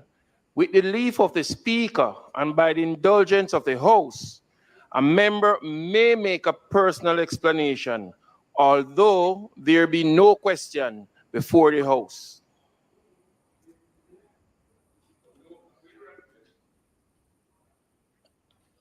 But no controversial matter may be brought forward, nor may be debated, arised upon the explanation.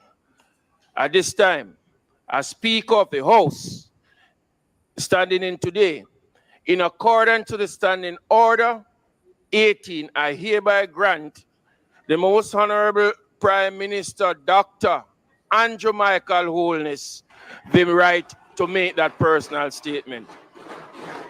Prime Minister, you now have the floor.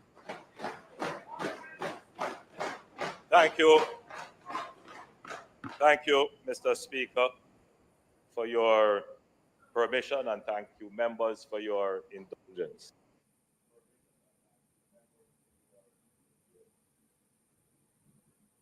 Mr. Speaker, on Thursday, September 5th, 2024, the Integrity Commission submitted an investigation report, ruling, and special report to Parliament concerning an investigation into my statutory declarations for the year 2021. The reports have now been tabled, and I have since had a chance to read the concluding paragraphs of the ruling of the Director of Corruption Prosecution, the 5-page summary, and peruse the recommendations and conclusions, while acknowledging that the report together totals just under 200 pages. The parts that I have read appear to give a sufficient sense of the findings. First, I welcome the fact that the report is finally tabled 2 years since this process began. I also take note of the fact that the Commission tabled both the report and the ruling of the Director of Corruption Prosecution at the same time. The last time this was not done. Based on what is said in the summary, queries were triggered because it is alleged that I had omitted bank accounts from my declarations. And one of these accounts was incorrectly reported as a US dollar balance by a financial institution. These matters were cleared as the accounts in question, by my recollection, were dormant, previously reported, and the balance in them were around Jamaican $3,000 and 200 euros. Subsequently, my declaration were once again referred for further scrutiny for accuracy and completeness. Other accounts were identified and alleged to be belonging to me, but undeclared. Some of these accounts were opened by my parents as far back as 1975, and my name later added, probably while I was still a child. Many Jamaicans add their children to their accounts for survivorship reasons and in the event of emergencies. I have never claimed these as my assets, and I am satisfied that the Director of Corruption Prosecution ruled that there was insufficient evidence to support claims that I intentionally omitted bank accounts from my declarations, and that there is greater evidence to support my explanation as opposed to evidence to the contrary. I also note that no other matter in the report was referred to the authorized authority, that is, the Director of Corruption Prosecution. The summary of the report outlined that my personal financial affairs from 2018 to 2023 was examined, including associate private third-party businesses and transactions. Over 3,600 transactions were examined, 28 bank accounts, over 80 witness statements collected. This effort to pursue me and my affairs led to the hiring of an international forensic accounting examiner for 6 months. As far as I'm aware, only my 2021 declaration was submitted for investigation. After this most thorough interrogation of my personal affairs, which is not in any way connected to public funds or a benefit resulting from my office, they were unable to conclude regarding illicit enrichment. Nonetheless, they concluded that in one of the 5 years they examined, 2022, there was unexplained growth in my net worth of 1.9 million Jamaican dollars, or less than 1% of my total net assets. I reject this finding based on materiality and significance. And while I have not had a chance to fully review the specifics of their calculations, just a cursory review of their formula, I have seen an error in figures they have used in their calculations. And therefore, I challenge this finding on incorrect use of data. I reject the finding that I acquired an asset for which the source of funds is not adequately explained. The Commission, in its own report, pointed out that this whole episode started with an incorrect statement from a bank. It started with an incorrect statement from a bank. A bank gave a balance verification that I had funds in US dollars, which was incorrect. So too was the asset in question. the subject of errors by the financial institution that managed the asset. While I authorized the transaction, from the outset of the acquisition of the asset in 2019, I was unaware that the financial institution had assigned an amount in error to my account from an associated company. A year later, the investment instrument, a bond, was called by the issuer, and the financial institution made another error and pooled my funds with the associated company. As soon as I discovered this pooling, which is acknowledged in the report, I alerted the institution and instructed that the accounts be correctly separated. However, the initial incorrect assignment was not corrected at that time. I only became aware of the discrepancy when the institution alerted me in June of this year, and once it was brought to my attention, the funds incorrectly assigned to my account in 2019 was rectified. I also reject claims in the report that I have hindered the examination of my declarations by not supplying information requested. Let it be known that I have complied with any obligation placed on me within the law. As far as I am aware, the company with which I am directly associated is compliant and up to date with its filings. Mr. Speaker, I have been involved in political life for more than 30 years. Yes, more than 30 years.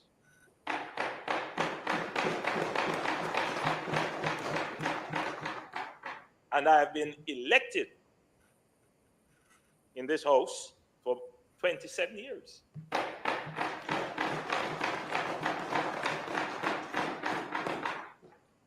It always gives me a sense of great pride, but also a sense of humility to consider that, I grew up in a 2-bedroom board house at 56 Cumberland Road, just up from the Grassyard Market in Spanish Town.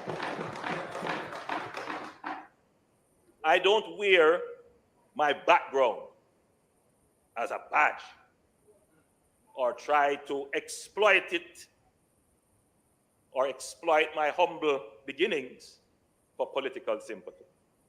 I don't do it. I don't do it because I believe in working for what you have, regardless of where you come from. And Mr. Speaker, I have worked hard. People just see the achievements.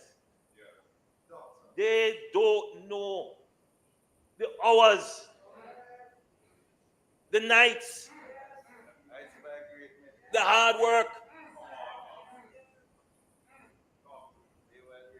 They don't know.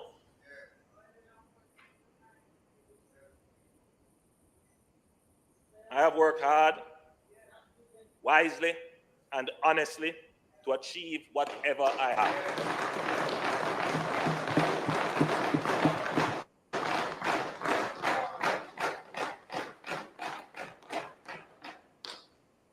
I never had a gold spoon, and I have never depended on the public purse.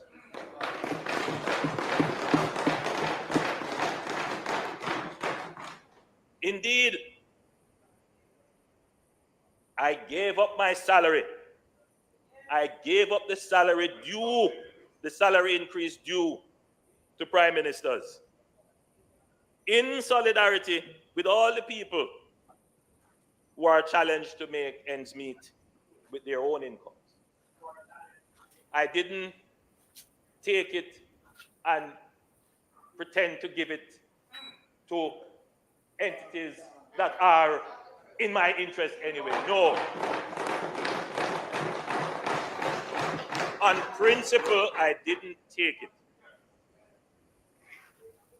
I have the privilege, I consider it a privilege, Mr. Speaker, and awesome responsibility of leading this country, and I take it seriously. Regardless of the attempts to distract me and unnecessarily consume my time, I have never lost focus on ensuring a stable, resilient, and growing economy, reducing unemployment, improving our security as a nation, building out our infrastructure, and providing support for the most vulnerable in our society. Furthermore, I've always sought to discharge my duties with respect and dignity, even for those who try to bring me down and do personal harm to my reputation. The weaponization of accusations of corruption is nothing new in politics. However, even the most skeptical onlooker must conclude that the handling of this matter, the time it has taken, the public resources used to pursue it, raise cause for concern on many levels.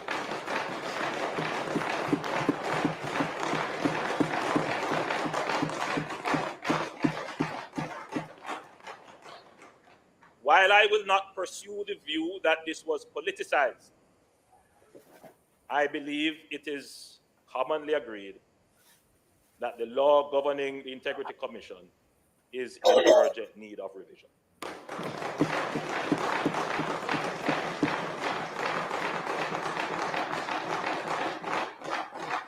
The current context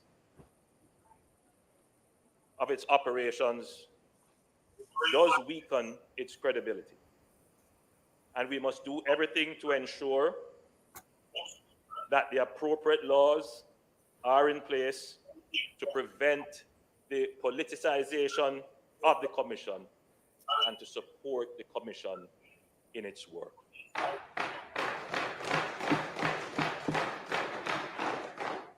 We must also ensure that the Commission itself is efficient and pays due regard to the use of public funds and the time and resources required of public officials to comply. To this end, the law must ensure that the work of the Commission focuses on relevant, significant, and material issues. Mr. Speaker, I will take legal advice on this report and its recommendations, including recommendations for referral to other entities. And Mr. Speaker,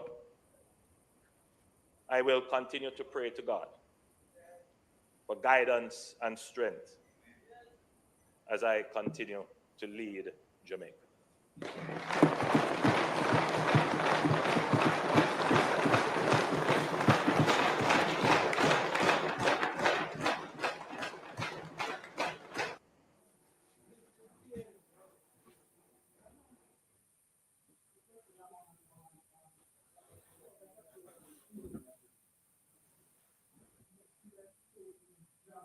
House Leader.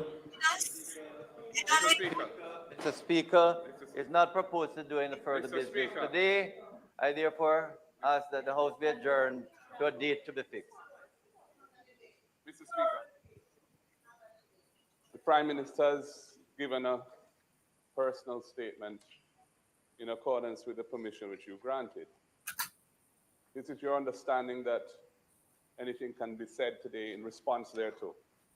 Is that your understanding of the rule? I'm asking for your ruling on the matter. That is my understanding of Section 18 of the Standing Order. Very well.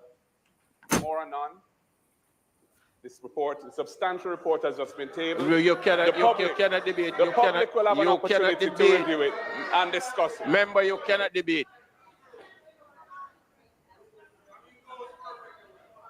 Yeah, yes.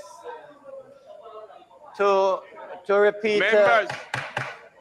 Mr. Speaker, it's not proposed to do any further business today. I now ask that the House be adjourned to a date to be fixed. At this time, there is no other business. This House now stand adjourned until a date to be fixed. Those in favor? Those against, ayes have it. Yes.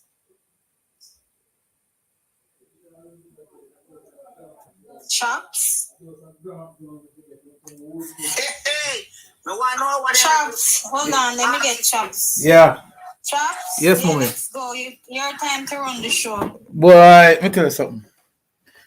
If the truth press to earth, it will always rise. Truth press to earth will always rise. I'm going to ask persons because we're going to rotate the box. There are certain persons that will remain in the box. Wow. So, I don't know. Chops say what he has to say, and then I don't know what to say to you, but rotate the box. most I can say is after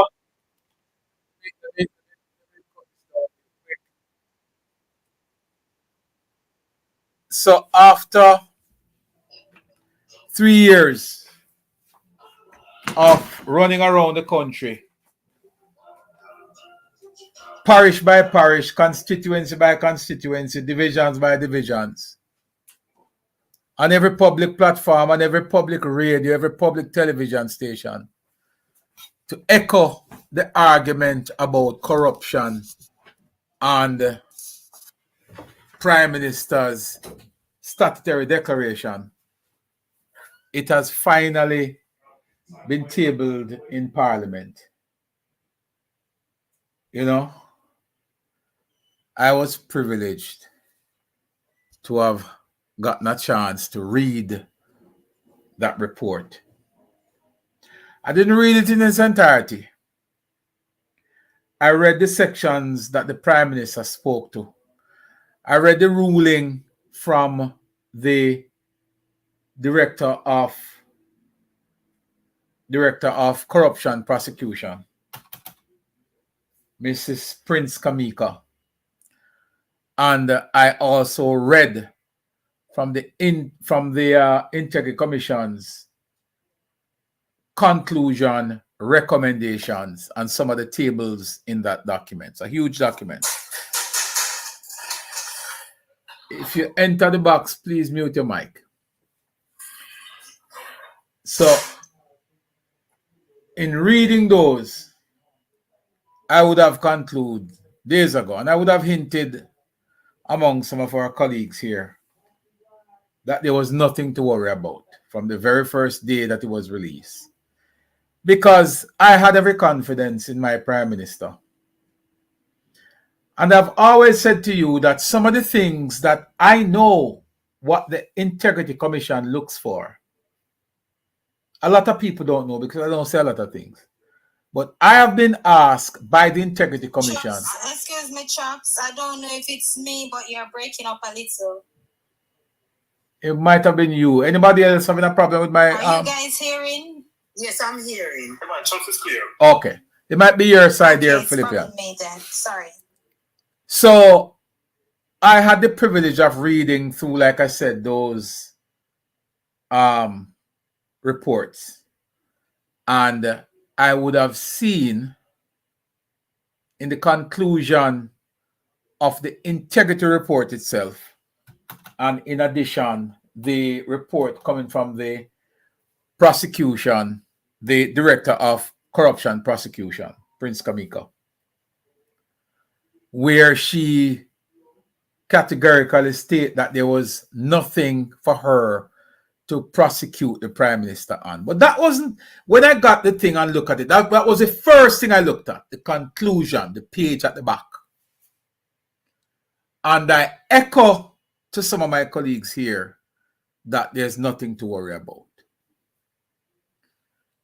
But that wasn't what really caused me to be really concerned and to really upset every spirit, every vein in my body, was the nature of the investigation, the triviality that surrounds the investigation, the sort of money that we were probing, and how political it was. Because when you can spend millions, $30 million, to bring a company from outside of Jamaica or an individual or an entity to probe the accounts of the Honorable Prime Minister. But you did not award the same courtesy to the leader of the opposition. Then while the Prime Minister can stand in Parliament today and say he will not say it is political, I am prepared to say it is political. I am prepared to say it is political on those grounds, and there are additional grounds on which to say it is political. Only the blind, and it doesn't matter if you're blind, if you're visually impaired today, you could feel the politicization of this report. Why? Because there are still members today of the Integrity Commission who had previous employment with the PNP. They were employed to the same political party that the opposition leader today is the leader for. So there's nothing on God's earth that could tell me that there isn't a connection. There is a connection. People are wondering, there is a connection. And the actions prove me to be correct. No, I would love for somebody, Greg Christie or whomever, even the Chief Justice. Well, not even the Chief Justice, but the retired Justice, Seymour Panton, who sits on the commission.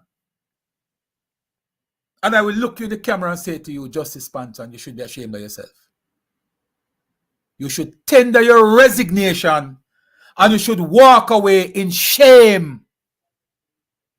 As a respected justice in this country, you should never allow yourself to be dragged in such a quagmire with these low-life political hacks, as in Greg Christie, Ryan Stevens, and the other one.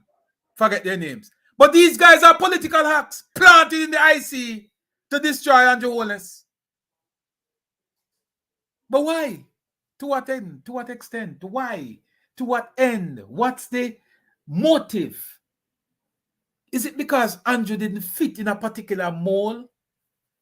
Is it because he didn't go to one of the bright school, one of the so-called, high-class colleges in Jamaica? Why was he targeted? How can you spend taxpayer money to weaponize an entity of government to go after a prime minister? I've never seen this in the history of this country. And this is worth documenting for grandkids to come and see. Because we saw agencies in the United States and in other countries being utilized in a certain way. But who would have thought that right here in Little Jamaica, that you would go after a man's account that have $3,000? That you would call in a forensic auditor to look at an account, to look at a man's account that has $50,000? That you would examine a man's account with $1.5 million increase in their assets over years, and you look at that as wrong. Is it that nobody is to achieve anything in this country? Mark Golding, Peter Bunting, who are some of the richest men in this country. Mark Golding was able to submit his statutory declaration possibly on one sheet, one letter size sheet, and the very address, based on my information, the very address on his declaration was not filed as part of what he declared. That's what was coming out in the discussions.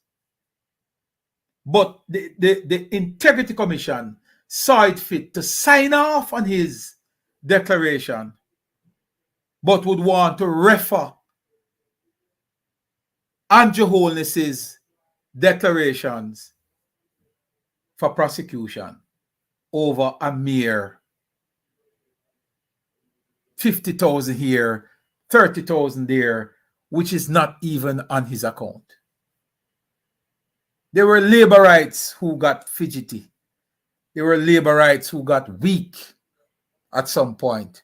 And there were some laborites who were questioning whether or not something was wrong. But rightfully so. If what the Integrity Commission did was not deliberately to hurt the Prime Minister and to hurt Jamaica, because hurting the Prime Minister is hurting Jamaica, I don't know what is. And I'm simply saying, at this stage, based on the utterances coming out of the Prime Minister in his presentation just now, the Prime Minister has never before said anything that would amount to being negative towards the Integrity Commission. Well, this evening he stated that the Integrity Commission, if there's ever a time when it needs the laws that govern the institution needs to be revisited and looked at, is now. So I'm hoping that the Prime Minister, the committee that provides oversight for the Integrity Commission, will meet and act with a sense of urgency, not to strengthen the Integrity Commission, but to disband the Integrity Commission, to declare it nil, null, out, done, finish, kaput, go. Finish with it. And put together an oversight body that has the credibility and the confidence of the Jamaican people.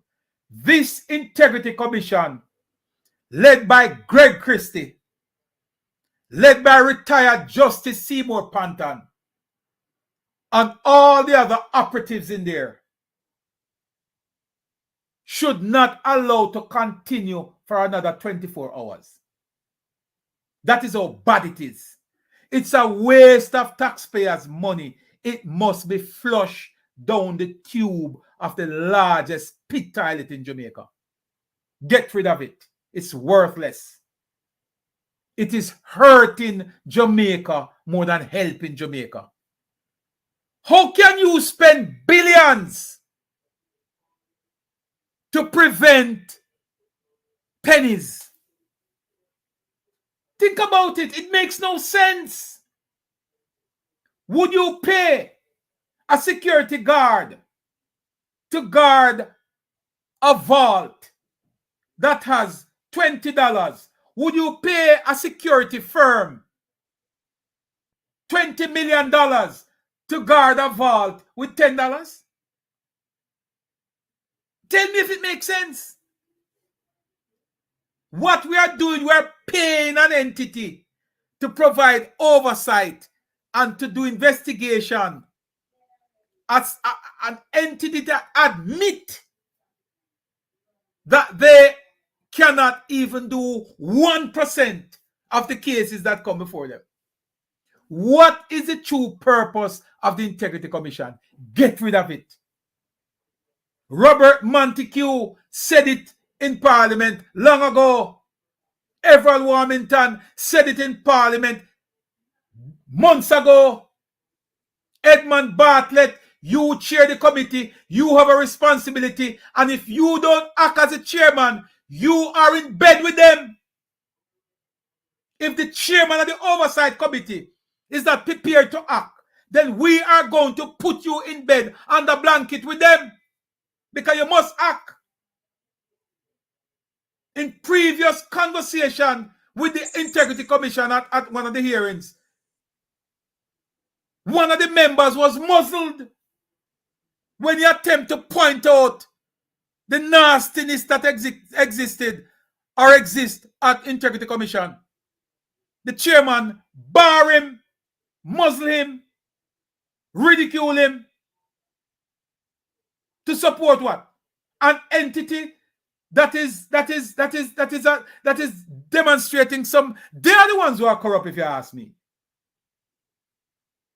Has the Oversight Committee asked any questions about one of its members who was robbed outside the gate with hundreds of thousands of dollars in a briefcase, shot in the arm?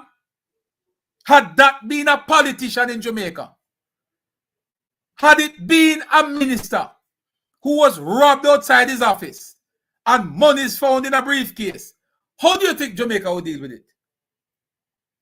How do you think that would be dealt with by Jamaicans? But you have an integrity commission, a commissioner robbed outside the entity's gate, shot in the arm, right? And refused to give statement to the police. That's what the police said. I didn't say it. Mute your mic, guys. Right? Shot in the arms and refused to give a statement to the police. I didn't say it. So if you want somebody to sue, go sue. Go sue Fitzbailey. Sue the JCF. Them say it, not me. That's what they said. You refuse to give a statement. What are you covering up? I gather that since then he has given a statement. But I'm just saying, with these sort of cloud hanging over the Integrity Commission, and it has been hanging for a while. We've been saying it.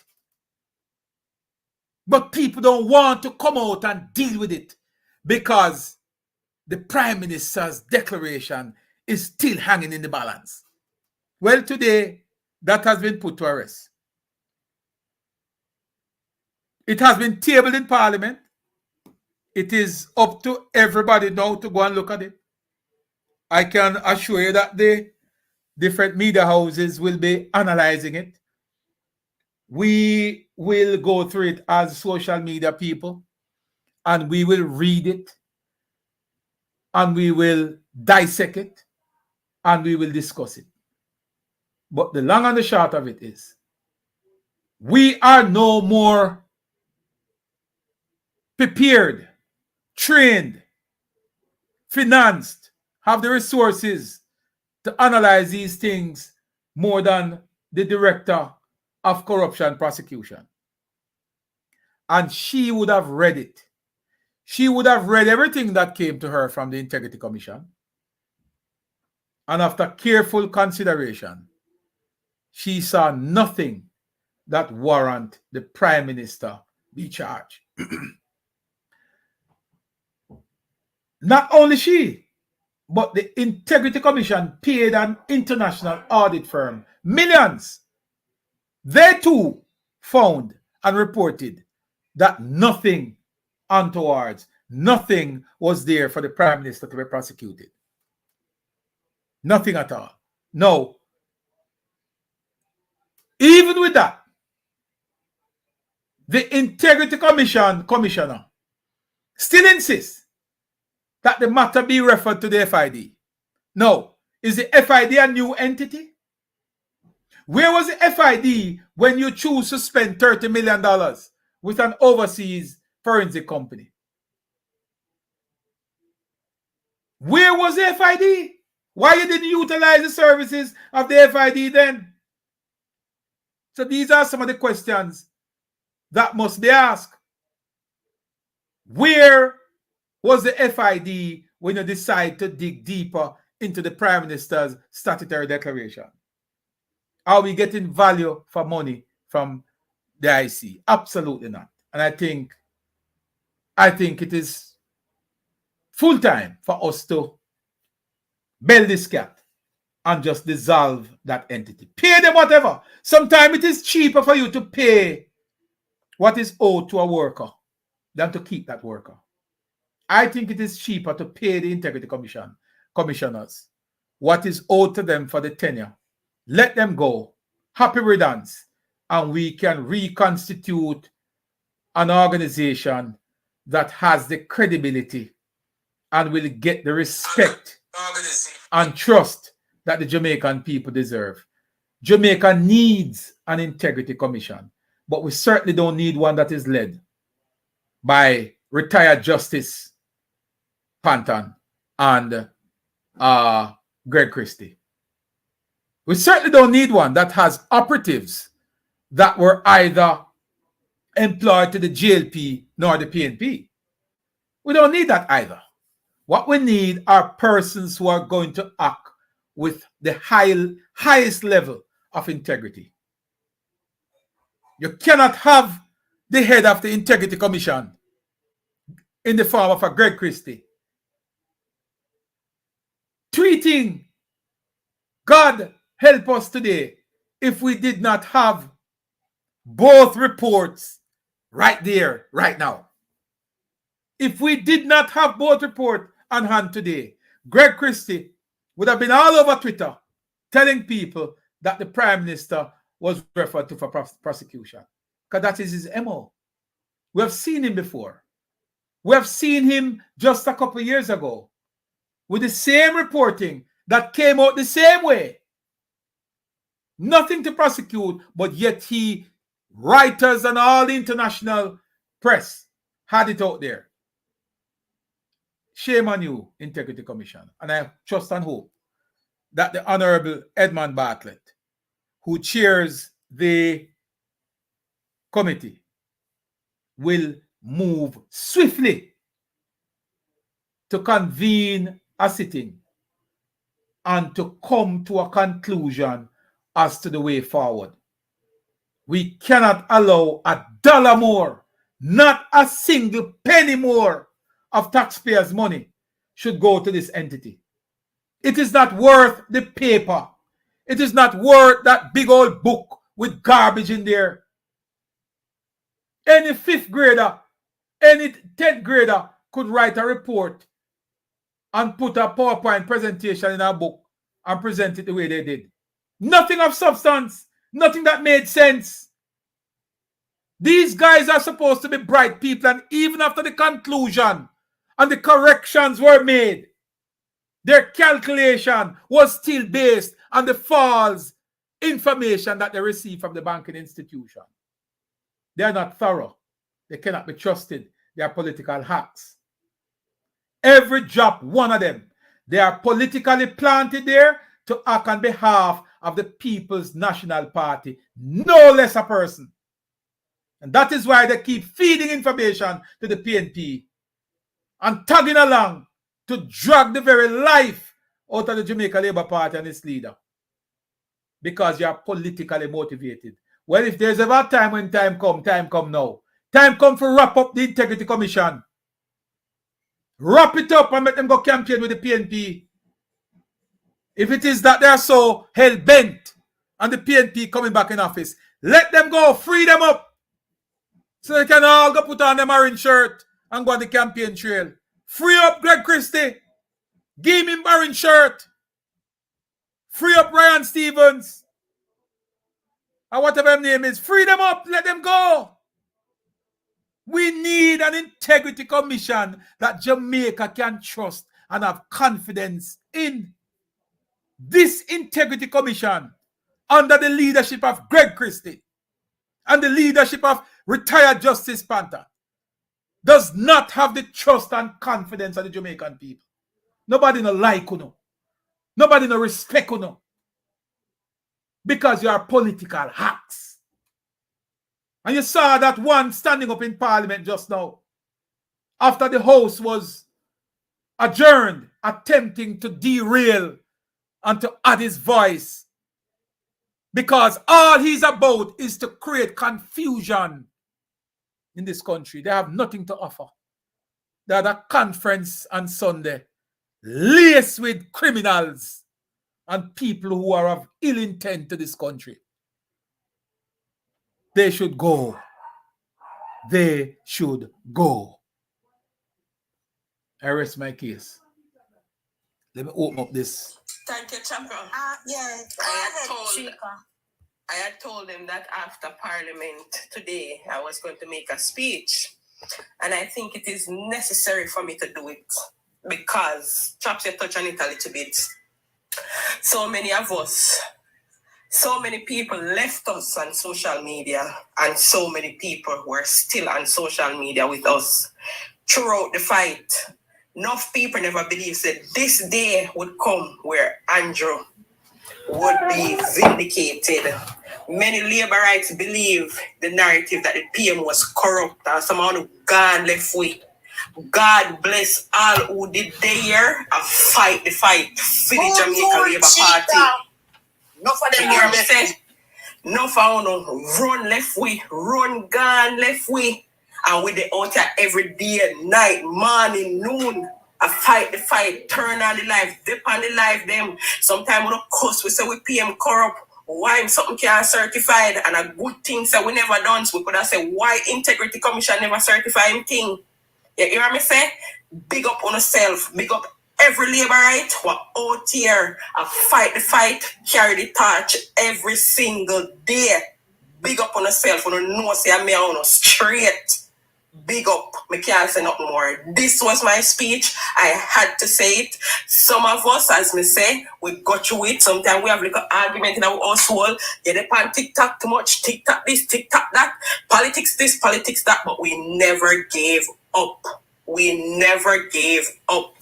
Big up on yourself. Today, a phone day, just like how it is for the Prime Minister. I rest my case. Can I say something? Yeah, go ahead, because I'm going to rotate the box. Look here. Big up to all of the Labourite, them a fight the good fight of faith with the Prime Minister. Sometimes I sit down and I say, God, look how much people we may have. They run left way, just like what Sheikah said, they run gone. Me hear them talk so many things. Me see them post so many things. But guess me what? We have a God who no sleep.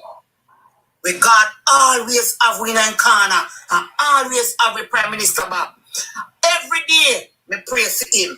Every night, me pray for him and his family. Because me know, say, for me Prime Minister, in a bangarang, and he may go come out victorious. Big up yourself, me Prime Minister. We they give them third term and more, we they go on. More than third term. Time election call. Master Stevens Clark will be buying our ticket. I mean, they come down, come vote. Because what? Me know say me have my kids them. And Jamaica have to go forward. We not go down in no more hole. We have to move on. And the integrity, the IC, the dissolve now. Right now. We now wait for tomorrow. We now wait for next year. Right now. Then we left and go away. Is my 2 cents. All right, thank you, Master the box. Go ahead. Yeah, man. So me watch the Parliament on PBC. Peter will come to you in a minute. Go ahead. No scandal in this country, whether it's real or alleged, can be a cardinal sin for political parties and politicians in this country. And I was especially moved to know that our Prime Minister is clean like that. Sorry. HR, that's a little housekeeping. You see, all of them people are coming out about illicit Prime Minister who never go over to the black section. You understand? Right away. So the country, the Prime Minister not black or not get black. Let me just make it clear and done. So, Mr. J. Nobody see it. Sorry about that, I did not see that. And I can't talk about my MP and my Prime Minister. So, yeah, man, not to go down. The side of the column there right now. Right. All right, and I'm especially pleased to know that our Prime Minister has been vindicated. It's a win for the Labour Party, it's a win for Andrew, it's a win for Jamaica, because I know scandals in this country, whether they're real or imagined, can be used to tear down government. Right? And I'm pleased to find out that the Prime Minister has been vindicated and in clean like dollar piece. You get me? When Mark Golding, it is clear in my mind, that Mark Golding and the PNP is on a crusade, a personal crusade, a personal political crusade to try and tear down the Labour government. But we have something, we have a lesson to send next year or whenever election comes. We have a lesson to teach the People's National Party, because unless the electorate of this country reject the People's National Party for the circus that it is, they will not learn. And a third term, we need to give the Labour government a third mandate. Whenever the election call, we have a duty to do Labour rights. My goal is on a crusade, a personal crusade, to tear down the black man. But we have a lesson to teach you know, next year. Because we are run government now. We are taking time to run government. We have a lesson to teach them. Sorry, Next year, man. we can come down here because we're in my kitchen anyhow, so other people can come in because lot of people want to come in. So Yeah, man, I know. Yeah, When we big up on yourself again. Oh, you Yeah, man. finish? You not finish? You finish? Yeah, man, you can't go on. Yeah, man. Okay. You can't say what I want to say now. Yeah, man, go ahead. All right. We want to just take a listen.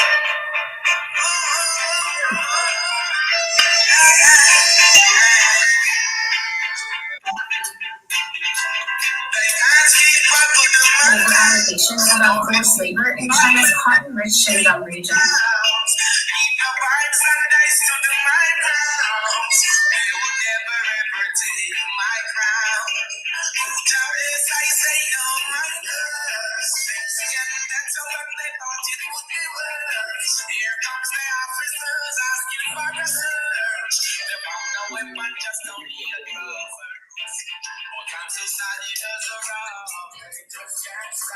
Labor rights solid, straight.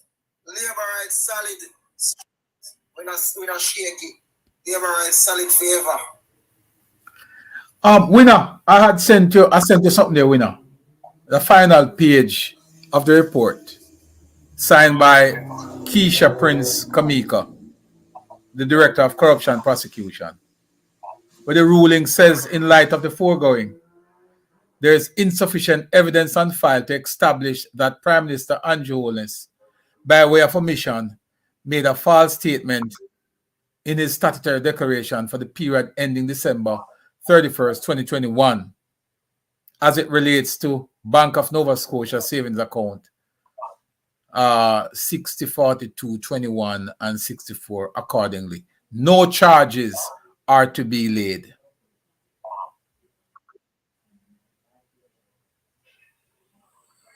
None. Chopper, I am breathtaking away. You had the FID at your disposal at first, but no, you went and get a forensic auditor, somebody that is skilled in combing financial transactions and financial accounts, movement of money to see if there's any illicit or corruption taking place. And they came back nil. But because it did not suit your agenda and your purpose, you find it fit now to go back to a local entity. Why? Because you're hell-bent on your political agenda. There's no way the IC should have 3 political hats, right? Sitting in the IC. 3 persons who have political connections working at the Integrity Commission. 1 person went as far as to damage the reputation of the Prime Minister before. I want you to look at page 7 of 16 on the report that I share with you. Page 7. And look at the questions. You can go through the questions. Questions and answers that was posed to the Prime Minister and the clarification provided. And to date, the Integrity Commission has not rebutted a single clarification that the Prime Minister gave. But yet, they would conclude. Before we go to your question in the letters, let me just say this, for the whole way through, the January, I say, yo, the Prime Minister innocent to the run with fires. Well, we have never faltered. You know that, Dejan. And we have tried on several occasions to explain what is happening.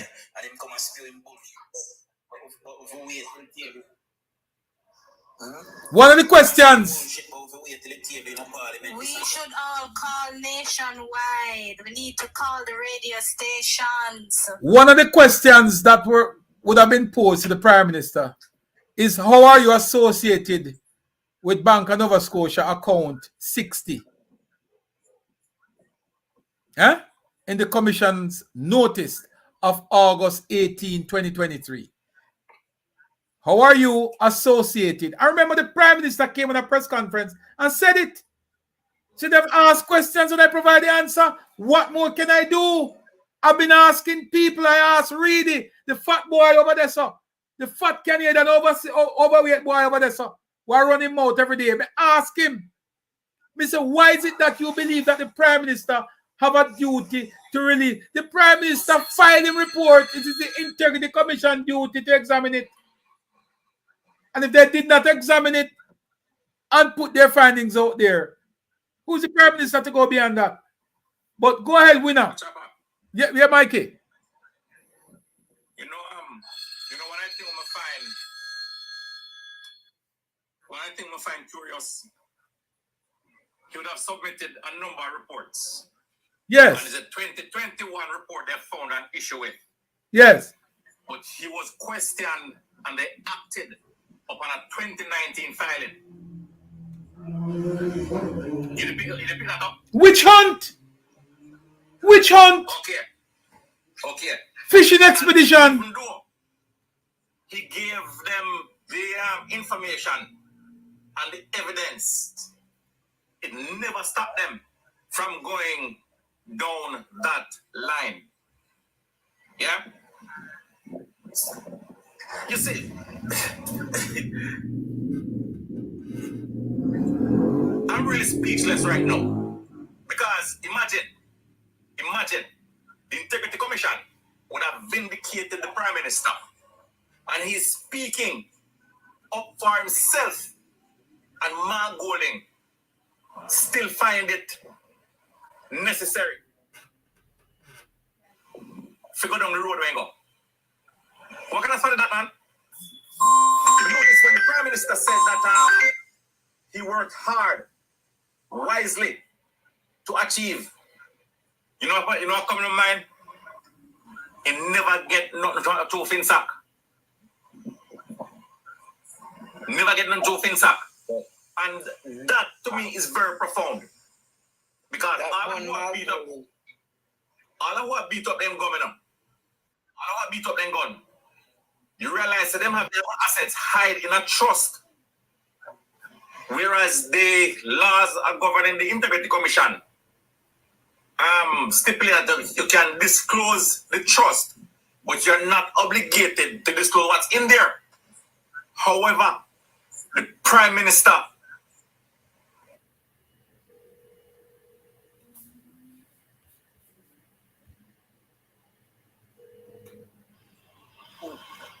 so you see the contrast? You see the contrast? And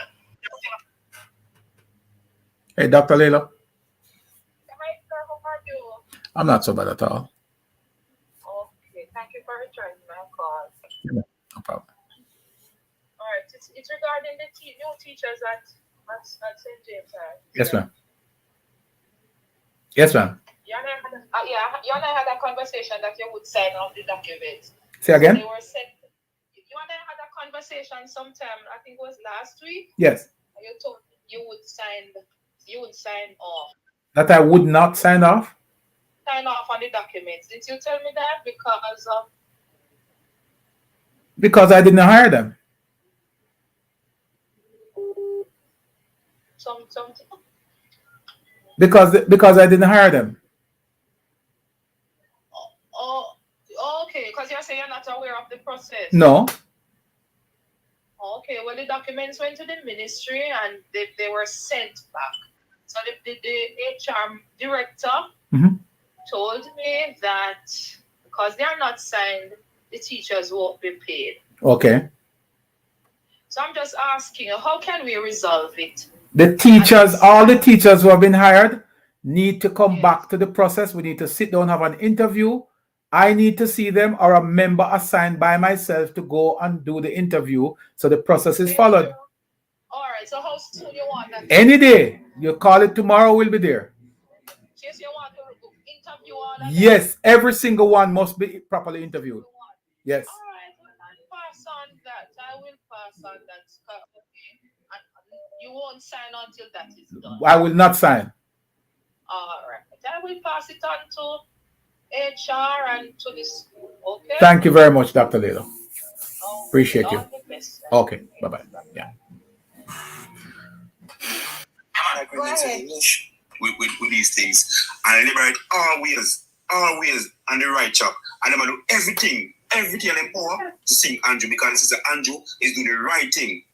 And they can't find nothing against him. So they try everything. They burn and the ground just to sing Andrew. And she said, there's nothing they can do to sing him. They don't remember that. How do I go after Andrew like that? And I hope Ian Hills.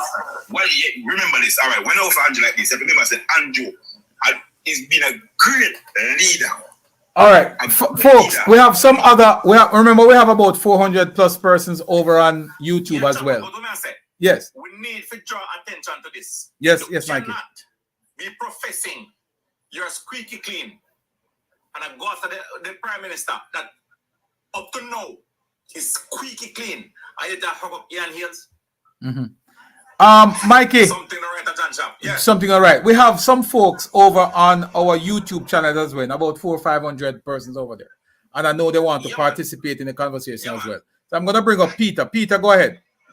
Yeah, man. Yes, Trapper. I know, remember, while I live in England, I fly down for the last conference, and I said to you, say, all the man, them is pure politics, them went at arena, And I tell you, I just pure this, and I sit up, I working on my office, and I sit up, and I wait for you and the Prime Minister talk. And she said, just pure propaganda.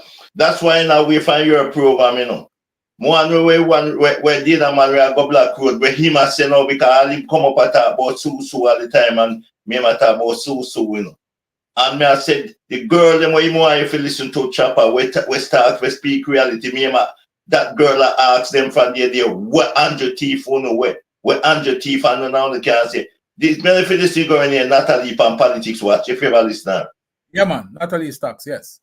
Yeah, she and 411 and the next one and Karen. They no PMP Karen, but they want they talk reality. At least they talk reality.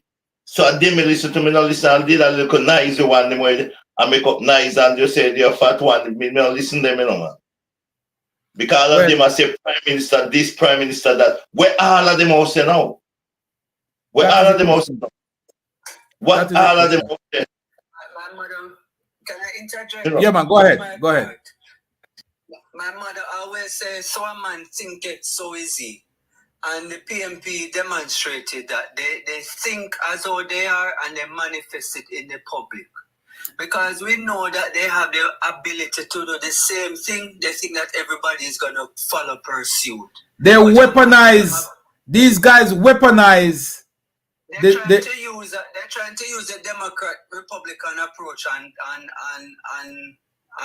Andrew. Another thing that we must look out for, if they're taking the same approach as the Democrats in America against I don't know about the Democrat against Trump, sir. I will not entertain that. I have no, I don't support that. I don't support that notion. No, sir. It's not the same approach. No, sir. No, sir. No, sir. No, sir. It is not. What integrity does Trump have? So leave that out of it, because you're dealing with, you cannot, what you're doing now is to try and put Andrew Holness in the same light as a Trump and the Democrat Party in the same light as a PNP. It is, no, sir, it's a different approach. I know you might think when we talk about weaponizing, it might be the same thing. It's not. Trump did criminal things. Trump had a case to answer. Andrew Holness had nothing to answer to. Andrew Holness was investigated by international and local representatives and was found clean as a whistle. Trump have 34 felony against him in front of court. So I want nobody to come here and draw no comparison with Republican and Democrat. As a matter of fact, let me give you this little piece of history. Historically, the Democratic Party is aligned to the PNP. The Republicans are aligned to the JLP. But let me tell you something. This JLP party led by Andrew Holness, is not a signature to those alignments. We are friends with everybody. The Democratic Party in America today has not shown any level of hostility towards the JLP. Previous JLP government in Jamaica, especially the one led by Bruce Colin, came under significant pressure from the Democrat led by former President Barack Obama. And that happened because of a specific policy agenda by the foreign policy of the United States. So sometimes we take things out of context. Make no mistake about it. Jamaica's diplomatic arrangement with the Democratic Party in America today is stronger, or it's at the strongest it has ever been. So let's not go down that path of making that comparison, my brother. We are friends with everybody. Andrew Holness and the JLP makes decision in the best interest of Jamaica, not our political alignment. It's just a strategy. Yes. I understand you. I understand you. Our Prime Minister record is clean, but it's just a strategy of the PMP. I understand you, my brother. I understand you. And the only disagreement you and I have is the comparison with Trump. Yes, Trump have 34 felony, a criminal. Common criminal. Do not put Dr. Michael Andrew Holness or Andrew Michael Holness anywhere close to a convicted criminal. To attack our Prime Minister's character, and that is wrong. Wrong, very wrong, sir. If I'm correct, and you can correct me, I'm not seeing in history where the PMP is being brought before Integrity Commission for things that they have done. It's as if it's a sweep under the carpet. They don't question the integrity of their leaders. But every time the JP is in power, that is all their energy is on. True. To attack the integrity of our True. leaders. And they have always been doing good. And they will continue to do good. All right, can we add Darlan H. Francis? I see Darlan was trying to come in there just now. I don't know if he was added. Yeah, man, go ahead, my brother. Go ahead. Yeah, Mario here. Yes, Mario. Honestly, everybody know I am still here and I will always. Excuse me, Mr. Ministry HUIE, you're finished? Yeah, man, he's finished. I can take you. May I remove you? Okay, thank you, sir. Okay, sir. Yes. Yeah, chaps, and you know me a day one from day one. You understand? I will never change. I will never remove, because I know the plans that the PMP have, and they know to tell all kind of lies. You understand? And the best Prime Minister Jamaica has ever had. Remember, you know, when Jesus walked this earth, you understand, there was a lot you went through. You understand? Because of people. When somebody here to do good, you will always have people that fight against them. You understand? And chaps, I can tell you this. And I wasn't alive yesterday. You understand? And I said this, and I'm going to say this on your live today. If Jamaican people ever actually think of the idea and put back people, PNP in a power, remember me, I tell you that Jamaica doom. You understand? Because they have no plans. Number one, it really shocked me just to sit down and watch the conference. You understand? And see, they have nothing at all to offer to Jamaica and Jamaican Nothing. people. Nothing. Nothing at all. It's just nice. You go to the coronation market, you see the whole heap of people that make up nice. They have nothing to sell. You understand? At least the people know that Curry have something to sell. But just now, Chopper, you know what did me? And tears dropped from my eye. You understand? We see a man who are trying to do so many good for us, Jamaicans, and for Jamaica. They're trying to drag him all over the place, trying to mix him with them who have no character. You understand? And this man is so humble and doing all the things that he can do for Jamaica, yet still, you have people there in the Integrity Commission trying to drag the man all over. To put a man in power that mess up Jamaica in the 90s and want to care about this man again? For what reason? This makes no blooming in a sense. You understand? I am so upset. Why tears drop from my inner chopper just to see it. And I feel the emotion of the Prime Minister when he was talking. You understand? And to realize the background where the man is coming from and how the man dig his way and fight his way and still try, no matter what they say about him, he still try and push through and do great things for Jamaica. I am in Canada now, and everybody who knows me. Anytime an election is called, I am there in Jamaica, and nothing can stop me to come and cast my vote. You understand? Because, listen, I love Jamaica, and I put Jamaica first. Whenever my Prime Minister, whenever the government is doing nothing wrong, I will talk about it. I command many lives, and I said that. You understand? But this time, the man's how the man actually feel when they hear so many people going around and talking about crap. Some people say them are labor right. Them sit down and them say them draw one side. They no longer labor right anymore. These things are things that we have to analyze and realize, chap, and we have to go on the streets. You understand? I am coming back to Jamaica very soon. We have to go on the streets. You understand? We have to do something. We can't just sit down. Well, it was yesterday while I was on the live, I heard somebody say, the JLP is very quiet. And I do agree with that. We are very quiet, chopper. Despite we are on TikTok and the social media doing that, we were very quiet. We need to mobilize at this present moment. Well, let me tell you. Because it's a slap in the face of PNP. Well, the most I can say to our people is that the best revenge in life is success.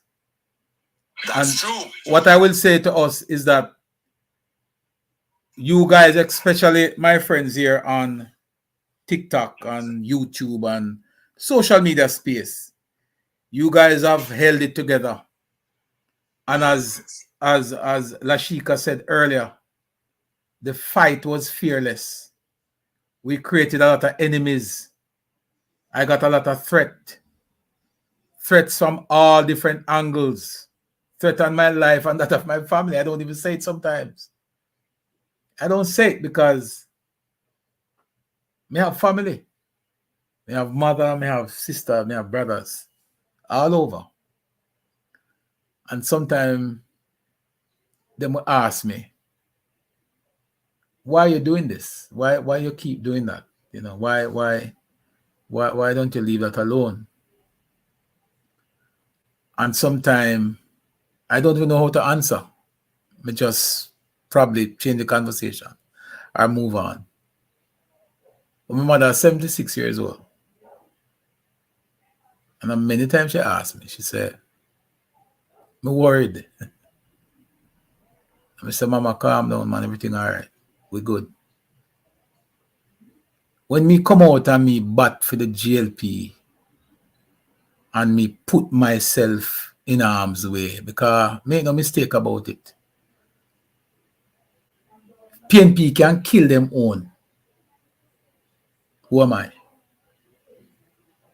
Think about it. If them can analyze them own people, who am I?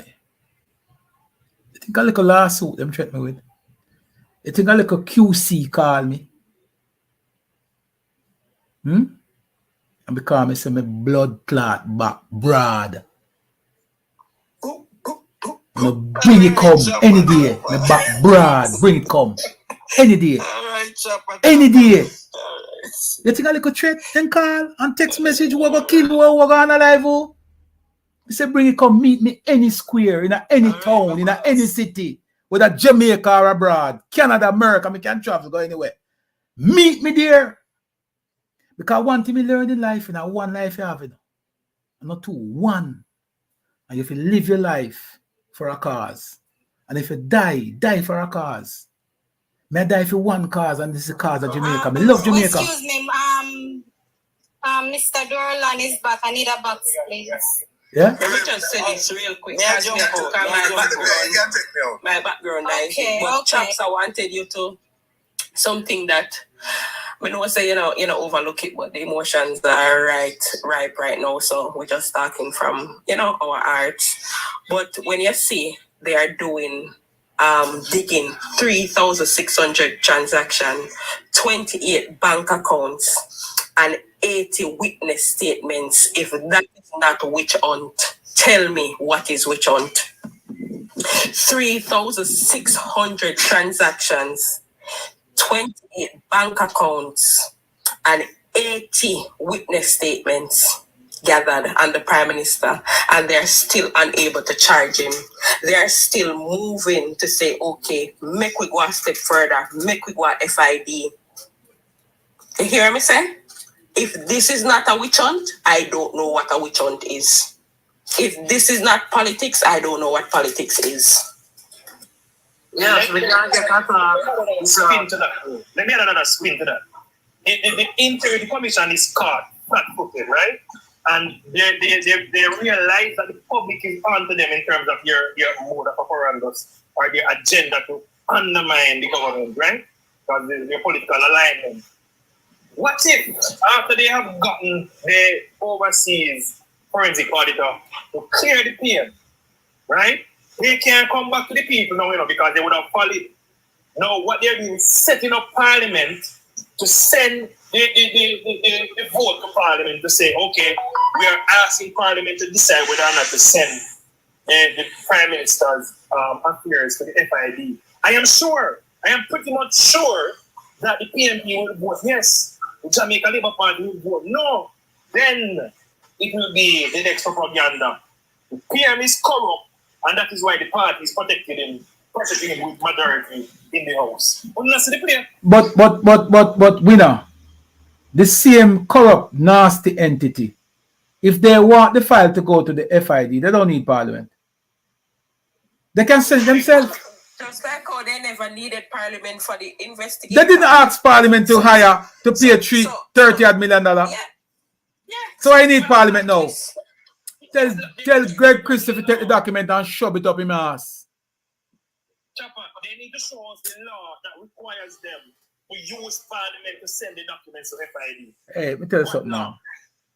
Folks, give me a couple seconds. Go ahead, darling. Couple seconds, and I won't be long. I have a meeting to attend. Go ahead, darling. Yeah, I have a meeting to attend. So if you just give me a little second. We never like what you're saying. But I don't know if that procedure is required by the Act or what. There's no procedure. If the Integrity Commission wants to refer a file to the FID, they can. It's still a trick thing, because if they want Parliament to approve it, and Parliament don't approve it, then they're going to say, But that's what I'm saying. It doesn't require Parliament. They did that deliberately. Yes, they're trying to do. Anyway, my thing is this, brother. Because me I come from the bad old days. We have to respond to situation. What you mean? What you mean? You can't make people come eat up. Dirt or dirt? You can't make people come. Look, man, I want to know if I saw it, I will go. If I go stand up in the Parliament and say, look, me clean and thing, and him not tear down Mark Golden and him cohort to a try to say, they know fully well so not there. But they're looking for an excuse. Him just go sit down and take it, so. Let me not join them school there, brother. If you come for me and you miss, I'm sorry for you. There must be consequence. There must be consequence. There must be consequence to the integrity, the corrupt Integrity Commission. There must be consequence. And me I listen to the Prime Minister to them, hear him question them and the way them go about them business.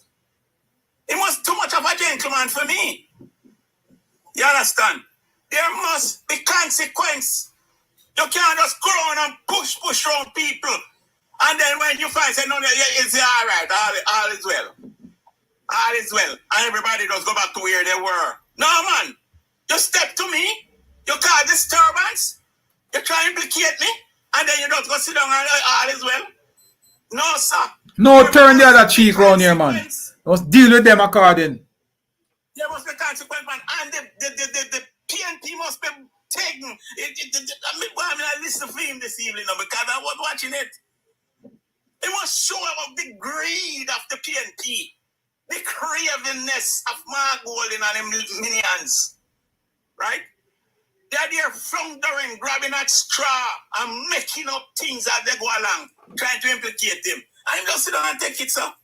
No, so I mean, not like that. There must be consequences. No, but he did, but Darlan, he did speak to the fact that he is guided by his attorney and he will act according. So I am expecting that the Prime Minister will take action. You know, one of the things I am guided by, Darlan, is that a lot of times, and you would have heard me say this before, there are many occasions when the Prime Minister, I believe that the Prime Minister needed to make a certain move. And I would make that move. And the Prime Minister says no. And every single time, he has always come out to be right. And there's no difference here. He said he's going to be guided by his attorney. He said. I don't have much faith in the legal process. No, but Darlan, it is a legal process. No. But it is a legal process that got us here. It is the attorneys who sit with the Prime Minister, respond to these things that got us right here. So again, we have to have confidence. There must be consequence. And that is what he said. He said there is going to be. But those consequences must be guided by law. That is what the Prime Minister is saying. Well, good evening. Hold on a second. Just allow Mr. Francis to finish. Hold on a second. Hold on. Darlan is on the floor. Allow him to finish, please. No, allow Darlan to finish. Okay. And there must be consequence. I agree. From people about the Integrity Commission and for the comrade them when make up this corruption allegation and want to use it as a strategy for them election victory. Because this is what this is about. Nothing else. This is about. We're gone, guys. All right. Thank you, Darlan. Appreciate it. Who next, Philippian? Obey up by the top. Obey? I'm here, man, but you like when we talk one time. Yeah, man, that's what we're doing. Go ahead, your turn. And yeah, but you see at this moment, what's going on, and this is the thing where you see we as labor, right? And we know self victory is ours. Guys, if you want to participate in the conversation, there's a link in the chat that you can click on, and that will take you in the box and you can speak, okay? I'm posting a link in the chat. If you want to participate, just click on that link and you can be added to the box. Finance Minister ever in history, check back in history of Jamaica. Siaga was the best and known. We have a better than Siaga. And that's what killing. Because everything where free files are said, him will do. Mark Wallen, one of them, get up and say, can't happen. And the man do it and show them. And that's what killing them. Because guess what? Everything a man do, a man do it. And make the whole world say he can't do it. And Jamaica can run off his own self without borrowing money and can feed him own self and the man can't do it. See, a man roll back tax, a man raise tax, a man do everything. And that's what killing people. The people, they can't believe that a man do it. And he do it. And they will do everything to keep the right done. But guess what? It's not going to work. We're going to survive and we're going to be on top. And right now, we can tell the answer back when I have not yet half of Jamaica. Every time you speak, it's about Andrew. Everything about Andrew. You know, I have nothing to half of Jamaica to say, Jamaica, this is what we're going to do. Nothing. It's all about Andrew. Check it out. Just check back the history of Mark Wallen. If I take leadership, all it is on is Andrew. Nothing to offer the people of Jamaica. Rest my case there. Thank you, sir. Okay, next. Thank you, sir. Yeah. Me have one thing to say first. When you dig a hole, you dig one for yourself. We know that's saying. The other one is, if you live in a glass house, don't throw a stone. Yeah? We see what are going on, you know. Because if you notice the last thing what happened in our parliament today, when Golden get up and I question the speaker if they can't say anything. After I'm done outline said them can't question anything what the Prime Minister said.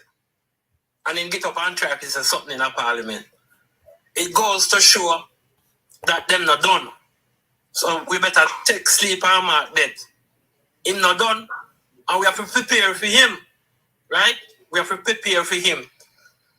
But when you say when you dig a hole, dig one for yourself. Remember, so we don't know. we don't know nothing about Mark Golden's financial affair. And I think it's legit for labor rights to start question what he has in his asset.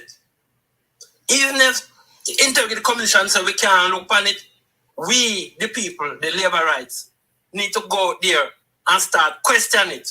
Because there must be a motive why him lock up and it is not questioned. See? That is what. We have to be on the alert. And you know, as it is now, election is within a year or so. They will come out with more and we have to prepare for them attack. But don't wait for them attack. We have to go there on the offense now. We want to question what is Mark Golden's situation. Because we have ammunition can go to him. He was an advisor to FinSAC and he benefited from FinSAC. We want to know, the public must know what was his benefit. Why is he attacking Andrew like this? Yeah? So we must put it out there and say, we want to know what in your cabinet. It's something we must go on the offense now because them are going to come out. Make no mistake about it. They are going to come out left, right, and center because they're not done with this. I tell you that. Take sleep and mark that. Thank you, sir. Prepared. Thank you, brother. We could hear from Zeus, please. Unmute your mic, Zeus.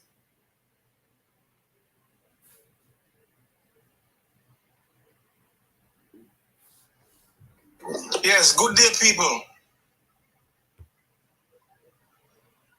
Yes, sir. We're hearing you. Go ahead. Yes, good day, good day.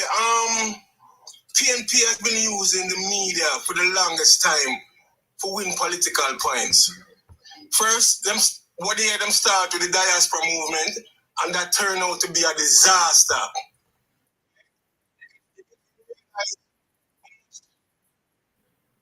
Go ahead, sir. Sorry about that. Yeah, and the diaspora movement was a disaster. Them turned on each other, right? And then them started the statutory fabrications. And now them are try to use Vibes Cartel and these other people for boost political points. That's all they have been doing for the longest time, is using the media to mislead the people. Because they know some most Jamaicans do not read and do not look into things. People just mostly listen to antics and word semantics, you know? And I'm really sick and tired of this because this is the first time in history I have seen taxpayers' dollars being put to use. First time. And I can't understand why so much people in the populace cannot grasp that. It is ridiculous. I am so fed up with it. All right, Zeus, let's give us. So fed up, man. That's all I have to say, man. All right, respect for that. Let's give us a quick minute. Let's give us a quick minute here, guys. We're gonna go to Nationwide News headline and see what we pick up from that. Hang on. Yes, sir. Yes, sir. And hold. Mute your mic there, guys. Mission Act needs urgent review. U.S. President Joe Biden, based on materiality and statutory declarations tabled in Parliament.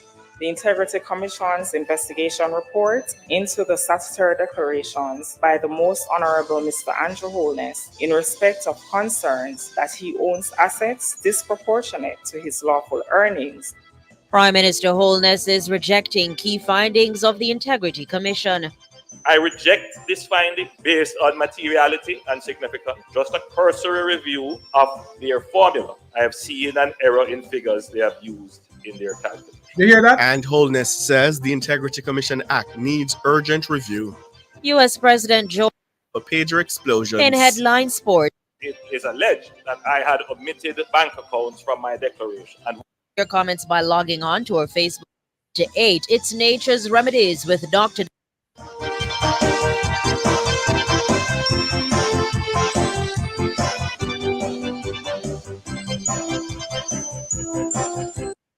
Kevon Stevenson has ruled that Prime Minister. All right, here you have it.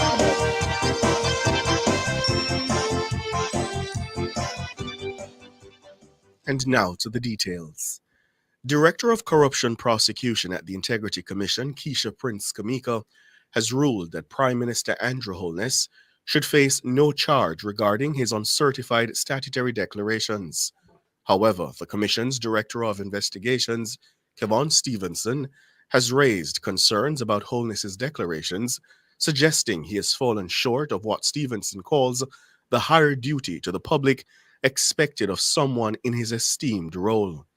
The Commission's report, which was tabled in the House of Representatives on Tuesday, affirms Nationwide News' earlier reporting on the matter. Siobhan Campbell tells us more. After an exhaustive 3-year investigation that concluded just weeks ago, Director of Corruption Prosecution, Keisha Prince Kamika, announced that Mr. Holness has no legal case to answer concerning his statutory declarations. Previously, Nationwide News revealed that the Director of Investigations, Kevon Stevenson, had recommended that serious consideration be given to pressing charges against the Prime Minister relating to 4 accounts linked to his father, mother, and a former constituency office manager. The total across these accounts amount to $384,000 Jamaican dollars. However, Mrs. Prince Kamika says establishing an intentional omission in Mr. Holness's statutory declarations would pose a significant challenge. This is in contrast to her colleague, Mr. Stevenson, who insists that as Prime Minister and head of the government, Holness bears a heightened responsibility to uphold Jamaica's laws and thus cannot escape scrutiny. Stevenson argues that a leader in public service must exemplify the virtues of selflessness, integrity, objectivity, accountability, openness, honesty, and leadership. He emphasized that while he does not question Mr. Holness's commitment to these principles, several findings from his report contradict the virtues. Another concern raised was whether Mr. Holness's 2021 statutory declarations suggest he possesses assets exceeding what his lawful earnings would allow. Mr. Stevenson is concerned by an unexplained increase of over 1.9 million Jamaican dollars in Mr. Holness's net worth for the year 2022. Despite these indicators, Mr. Stevenson admits he cannot definitively conclude that the Prime Minister has unlawfully enriched himself, maintaining consistency with previous reporting by Nationwide News. The Commission's Director of Corruption Prosecution also concurred that no charges would be laid against Holness on this front. However, another contentious issue has emerged surrounding the Prime Minister's investment in a bond. The Prime Minister's legal team asserts that due to a bank error, $30,000 from his Positive Jamaica Foundation was wrongly allocated to a $60,000 bond purchase. Yet, the Director of Investigations found this assertion misleading and lacking in supporting evidence. Stevenson also called into question the operations of companies linked to Mr. Holness. These are Imperium, Estate Bridge, Positive Media, and Green Merald. His suggestion is that their activity may breach Section 99 of the Income Tax Act, potentially undermining tax laws and depriving the government of a proper assessment of taxes owed for the years 2021 and 2022. Calling for an in-depth inquiry, Stevenson is urging the Financial Investigations Division to delve deeper into these matters. The call was echoed by the Integrity Commissioners, who contend that true resolution is impossible until the FID conducts its investigations. Siobhan Campbell for Nationwide News. Prime Minister Andrew Holness has rejected a conclusion by the Integrity Commission that there was unexplained growth in his net worth for the year 2022. The Prime Minister made the assertion on Tuesday as he addressed the long-awaited special report from the Integrity Watchdog into his statutory declarations. Holness says the claim that there was an increase of $1.9 million, or less than 1% of his total net assets, cannot be supported as a material fact. The Prime Minister also rejects the conclusion on the basis of significance. Ricardo Brooks has the Prime Minister's response. The Prime Minister says after an extensive investigation into his affairs, the Integrity Commission was unable to find any wrongdoing. Over 3,600 transactions were examined, 28 bank accounts, over 80 witness statements collected. This effort to pursue me and my affairs led to the hiring of an international forensic accounting examiner for 6 months. As far as I am aware, only my 2021 declaration was submitted for investigation. After this most thorough interrogation of my personal affairs, which is not in any way connected to public funds or a benefit resulting from my office. They were unable to conclude regarding illicit enrichment. Nonetheless, they concluded that in one of the 5 years they examined, 2022, there was unexplained growth in my net worth. That growth was $1.9 million, or less than 1% of the Prime Minister's total net assets. Holness says in coming to that conclusion, the Integrity Commission relied on incorrect data. I reject this finding based on materiality and significance. And while I have not had a chance to fully review the specifics of their calculations, just a cursory review of their formula, I have seen an error in figures they have used in their calculation. And therefore, I challenge this finding on incorrect use of data. Andrew Holness has other issues with the findings of the Seymour Panton-chaired commission. He has rejected the finding that he acquired an asset for which the source of funding was not explained. The Prime Minister told Parliament the entire matter started because of an incorrect statement from a bank. Holness says the matter has since been rectified. But the Prime Minister questions the Integrity Commission's conclusions. He specifically rejects allegations that he hindered the examinations of his declarations by failing to provide requested information. Let it be known that I have complied with any law. As far as I am aware, the company with which I am directly associated is compliant and up to date with its filing. In his first reaction to the investigation that has dogged his administration and threatened his political career, the Prime Minister says he has remained committed to his job despite attempts to distract him. Holness launched an impassioned defense of his conduct in public office. He says he has always worked hard for all he has achieved. I don't wear my background as a badge or try to exploit it or exploit my humble beginnings for political sympathy. I don't do it. I don't do it because I believe in working for what you have, regardless of where you come from. And Mr. Speaker, I have worked hard. You know, people just see the achievements. They don't know the hours, the nights, the hard work.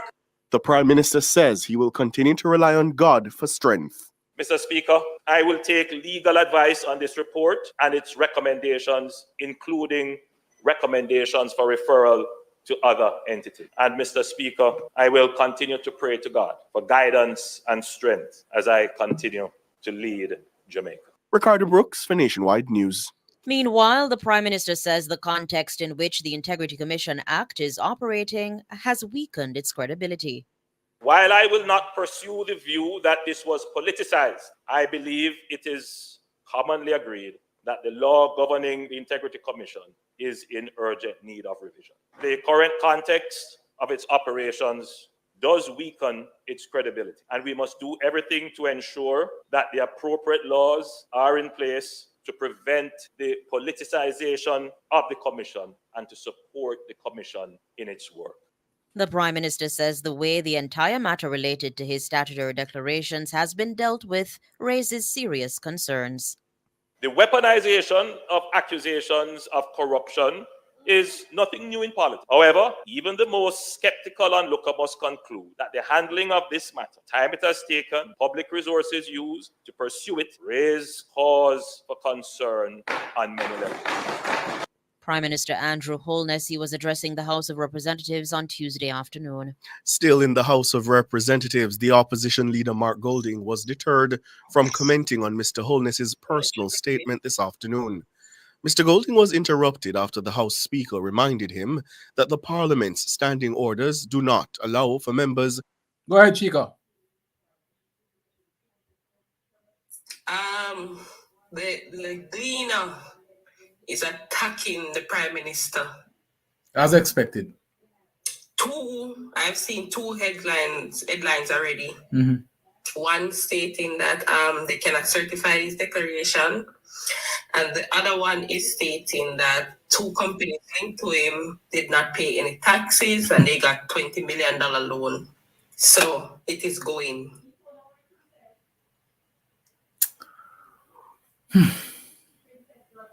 So the fight continues. Yep. To debate a personal statement. The Prime Minister has given a personal statement in accordance with the permission which you granted. Is it your understanding that anything can be said today in response thereto? Is that your understanding of the rule? I'm asking for your ruling on the That is my understanding of Section 18 of the Standing Order. Very well. More or none. This report, the substantial report has just been tabled. You cannot debate. The public will have an opportunity to review it and discuss it. Member, you cannot debate. Heroy Clark, the Deputy House Speaker there, and before him the opposition leader Mark Golding. Parliament was adjourned shortly after. Students who sat the primary exit profile PEP examinations in grade 5 this year performed significantly better than they did. That's according to...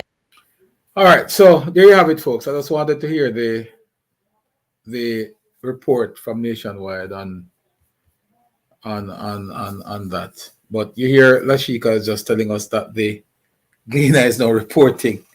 You see, let me tell you something. Good will always conquer evil, folks. And if 3 years of campaigning about the Prime Minister's statutory declaration and illicit 6 came up with nothing, then the Gleaner witch hunt continues. The Gleaner is also a part of the PNP's weaponized media houses to tear down the Prime Minister. So nothing new there. Nothing to call home about. We will just continue to press on and do the work of building Jamaica. It really makes no sense for us to even entertain some of these people. Because as the Prime Minister said, he has never gotten distracted, even though they have put all these things in his way for him to get distracted and to not focus on the big picture, which is doing the work of the Jamaican people. So I wouldn't get discouraged, guys. I would continue to press on, continue to focus on the good things that's happening in Jamaica. Continue to spread the gospel. Continue to support the government and support the Prime Minister. Believe and have trust and confidence in the Prime Minister. Chuck. Renz. The Gleaner, the same transfer they're talking about, is the same thing that the bank admitted to be an error? Same thing. Same thing. So it's 2 errors, you know. The bank reported a balance. The bank reported a balance that was in US dollar when it wasn't supposed to be US dollar. It was Jamaican dollar. Yeah. And they made an error in doing some transfer as well, which was correct. It was transferred from one account, which was one of his charity account, in the purchase of some bonds. But it was never supposed to come from the charity account. It was supposed to come from his account. And he made a correction. The Gleaner need to just... But he, listening to his statement, you know, he wasn't the one who found the error. It was the bank. Yes. The bank was the one who wrote to him and whatever. So what I am saying, observe, Gleaner. Somebody don't want to talk about him. Hey, Renz girl, and chaps, and everybody. Yeah, man. We're in a modern warfare now, in a information warfare. Any dirt we can find for anybody we work a Gleaner, we need to find him and put it out there to them. Continue to trample our Prime Minister. They might try to tear him down, and they might try to tear down Jamaica by extension. It is very soul of our country. And it's very, very, because it was and not even him, it was even explained in the report. We Prime Minister can't go turn up a war, so we have a war for him. Our country will stay in a good state. Anything, but he still, that investigator go on. That person seems like he has a personal vendetta against Andrew Holness. Even with his notes, it's personal. It is damn personal for me. Yeah, look, even in notes, him talking in doing his recommendation of the person holding the position. Renz, when the man say 28 bank account, 3,600 transactions, 80 witness statements, and you still can't say, hey, I have to charge you some money. You're still No, but inconclusive. when he got the explanation, he had admitted it himself, say he got the explanation, but he still think the FID must go through the. I said, brother, Go drink. If he just get a glass, I go Mac Zone and go drink him, man. And share with him friend there. A long time, so this thing is political, But a man and me, I say. Then me pass down squash and life. I don't need to tell him what is FID. Oh my God, them I say, oh, it big. And them have to refer to FID, foreign investigator, Kai big. And the fish was like, FID and a foreign. Like, come on, brother. So the word foreign, make him think of foreign. From a combination of geographic, commercial, and economic factors that allow drugs or precursor chemicals to be transited or produced. This is so even if a government has engaged in robust and diligent narcotics control and law enforcement measures. Biden designated Bolivia, Burma, and Venezuela as having failed demonstrably during the previous 12 months to adhere to their obligations under international counter-narcotics agreements. The U.S. president cited provisional data from the Centers for Disease Control and Prevention, which indicate there were an estimated 107,543 drug overdose deaths in the United States during 2023. This represents a decrease of 3% from 2022. The memorandum also covers Biden's concern with the cultivation of cocaine in South America. He says cocaine production reaching record highs in the continent necessitate urgent action by countries in the region. Biden says Colombia continues to work closely with the United States to reduce cocaine production, conduct drug smuggling interdiction operations, and dismantle the criminal organizations involved in cocaine trafficking. He says that through the United States' assistance, the Colombian National Police seized more than 841 metric tons of pure cocaine and cocaine base in 2023. This represents a 10% increase from the previous year. Mahiri Stewart for Nationwide News. World in a Minute is brought to you by ABC Electrical Sales. We make things as easy as ABC. Hose assembly and supply, equipping Jamaica for success. And Charles O'Connor Consulting Network, COCN, driven by international accounting standards, modern technology, and integrity. The World in a Minute. Cuba's communist-run government has slashed the weight of its subsidized ration of bread by a quarter as the food shortage worsens on the island. Bread, which is one of a handful of subsidized basic food products, will be reduced from 80 to 60 grams. Last week, Cuba said its stash of wheat flour needed to produce bread had declined. It's the latest shortage to strain a decades-old subsidies scheme created by the late Fidel Castro. The island is suffering from extreme shortages of food, fuel, and medicine. The Cuban government has blamed it on the long-running U.S. trade embargo. The Islamist militant group Hezbollah has promised to retaliate against Israel, which it accuses of detonating pages across Lebanon on Tuesday. At least 9 people were killed when pages used by hundreds of members of Hezbollah exploded in Lebanon and Syria.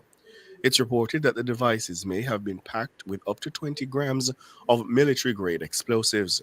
200 of those injured are said to be in critical condition. Iraq's prime minister has ordered the deployment of medical and emergency service teams to assist those affected in Lebanon. World in a Minute was brought to you by ABC Electrical Sales. We make things as easy as ABC. Hose assembly and supply, equipping Jamaica for success. And Charles O'Connor Consulting Network, COCN, driven by international accounting standards, modern technology, and integrity. Recapping the top stories making nationwide news at this hour. Explosive Integrity Commission report on Prime Minister Holness's statutory declarations tabled in Parliament. Prime Minister Holness is rejecting key findings of the Integrity Commission. And Mr. Holness says the Integrity Commission Act needs urgent review. U.S. President Joe Biden names Jamaica among 23 major drug transit countries. I'm Ricardo Brooks. And I'm Roby Ann Williams. You can find the news on our website at nationwideradiojm.com and on the Nationwide app. Available on the Google Play and the App Store. News next, the headlines at 6.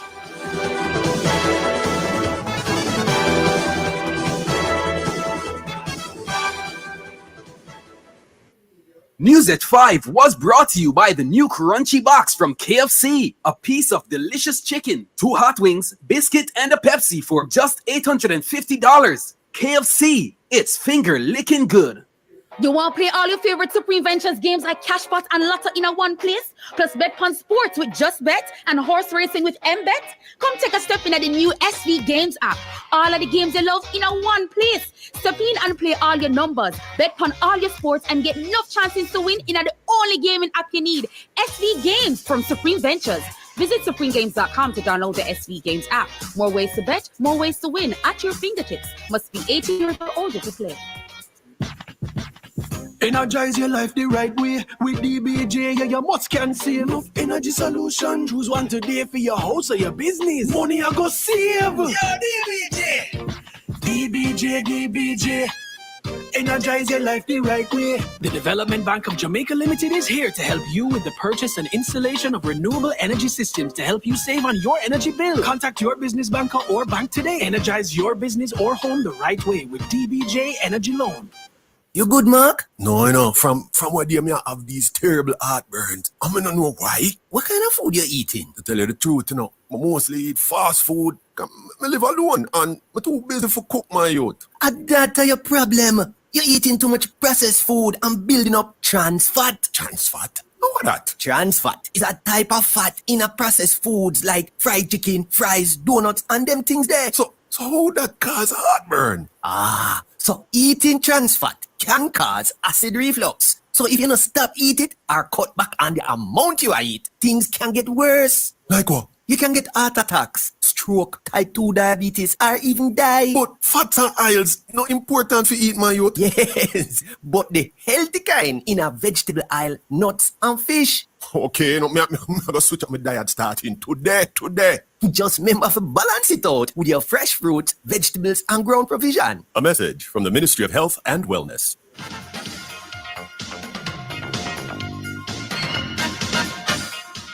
Hello, good afternoon, and welcome to Sports here on Nationwide 90 FM. I'm Wayne Walker. Issa Digicel Manning Cup champions Mona High are on course for a third victory in this season's competition. At Sports Time, they lead Tarrant High School by 8-1. In other latest scores, Jonathan Grant, they lead Waterford 2-0. Kingston College are holding a 1-0 lead over Jose Marti, while St. George's College, they were holding a massive 5-0 lead over Norman Manley. In the Water Da Costa Cup, last season's beaten finalist Glen Muir, they were leading Winston Jones by 14-0. Froome held a 3-0 advantage over Naculver and Trovy. They lead Cambridge by 1-0 at Sports Time. Green Island, they are ahead of Rossies 2-1. Little London trail Mannings High School by 3-0. Monroe, they lead Newell by 4-0. BB Cook are leading Stets 1-0. And Cedric Titus, they are leading at Mushet High School by 1-0. 10-man Marcus Garvey, they are holding a 2-1 lead over Ferncourt. Herbert Morrison, they trail Malden by 1-0. And Cornwall College, they lead Irwin by 1-0. We should have full results in these games in our major sportscast at 6:05 this evening. National champions of Jamaica Cavalier will look to maintain their place atop the standings in Group A of the Caribbean Football Union Club Championship when they face Real Hope of Haiti tonight at the National Stadium. It's set to kick off at 7. The Rudolph Speed Conditioned Unit have won their 2 games so far this campaign, and a third victory would extend their advantage atop the group. Real Hope have only 1 point from their only game so far, a 1-1 draw with Police of Trinidad and Tobago, and they're currently third in the group. A win would see them leapfrog Mount Pleasant Academy into second. Champions Real Madrid started the defense of their European Champions League title on a winning note today. They beat the VfB Stuttgart of Germany 3-1 at the Santiago de Bernabeu. Kylian Mbappe, with his 49th Champions League goal, sent them on their way before Anthony Rudiger and 18-year-old Brazilian star Endrick added further goals to complete the win. Look at this, Shirley Dawes, they're in behind him. Mbappe's waiting in the middle. If he can square it to him, he did! And he scored! A special moment for a special player. Kylian Mbappe's first Champions League goal. in the famous white of Real Madrid. Modric then to take the corner. 8 to go. Will we get a winner here? It's a good delivery there, and they're in front. What a good header. So simple, wasn't it? Rudiger was up there, and he scores against the club where he began his senior career. And now the counter's on. Hendrick, he's got Vinicius Junior to his right and Mbappe to his left. Had to go himself. That'll do it. On his Champions League debut, Hendrick has got the third for Real Madrid, who win on the opening night.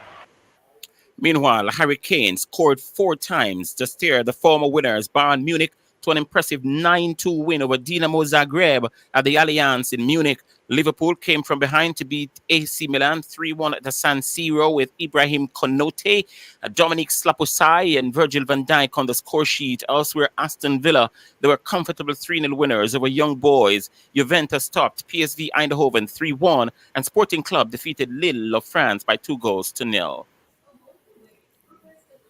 The winners of the 2024 Women's T20 World Cup that begins on October 3 in the UAE will receive US $2.34 million in prize money, an increase of 134% over the $1 million that Australia were awarded for winning the tournament in 2023. The overall prize pot of US $7.95 million is also 225% more than the $2.5 million on offer in 2023. The upcoming event is the first in which the ICC will award women equal prize money as men for their respective events, a decision that was taken in June last year. The winners of the 2024 Men's T20 World Cup India were awarded US $2.45 million earlier this year. The difference between that amount and what the women champions will take home is down to the difference in the number of matches played by teams during the 2 events. With the men T20, they were playing 20 teams. The women will only have 10. The runners-up in the 2024 Women's World Cup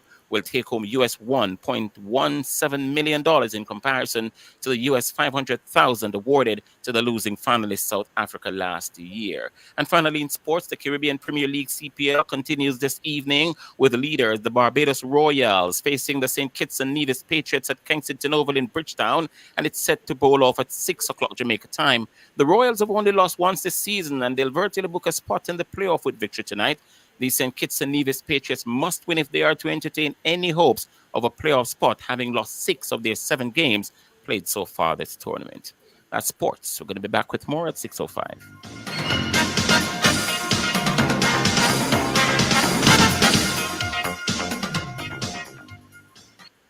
Since 2016, 156,000 more Jamaicans are working. This is more than any other time in our history. Your government is caring for you.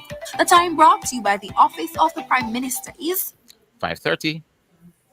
When I grow up, I'm going to be a famous gamer with viral videos all over the internet. I'm going to be rich. Good thing I'll already know how to take care of my money since Mommy got me this Sure Start account. Open a CIBC Caribbean Sure Start account for your kids and give them a head start on financial smarts with a $1,200 sign-up bonus from us. We believe in their dreams as much as you do, so let's get them going together. Start young, start strong with Sure Start from CIBC. Does your bra ride up your back? Do your shoulders hurt from carrying the weight of your breasts? These are signs of an ill-fitting bra. When was the last time you were fitted by a bra fit specialist? The bra experts at LaBelle Femme will take care of you. Drop into the store at 53 Lady Musgrave Road, Tuesdays to Saturdays from 10 to 5, and you will see the difference. Or call 876-622-6091.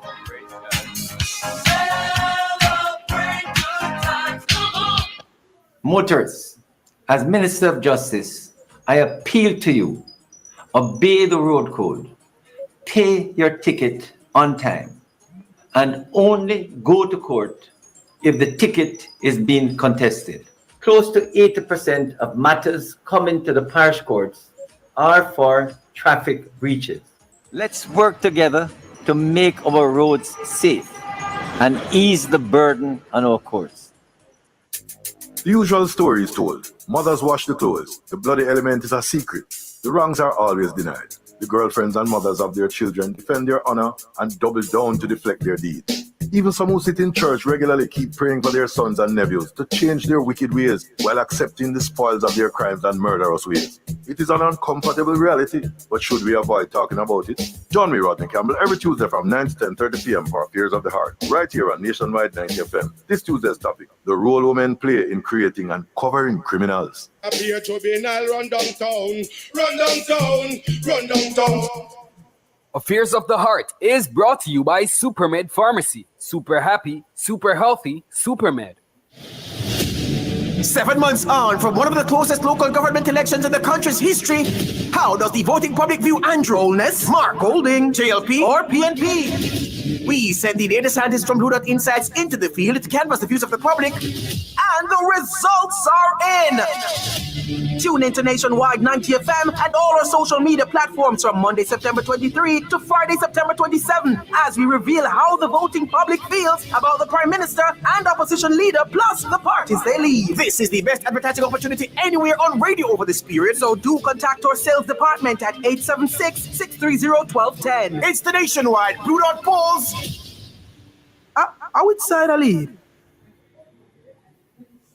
On Thursday, September 19, 2024, tune in to Cliff Hughes Online from 10 a.m. to 12 noon as we live stream a panel discussion on generative AI, impact on misinformation and disinformation, hosted by the Broadcasting Commission of Jamaica in partnership with the UNESCO Cluster Office for the Caribbean and the Jamaica National Commission for UNESCO.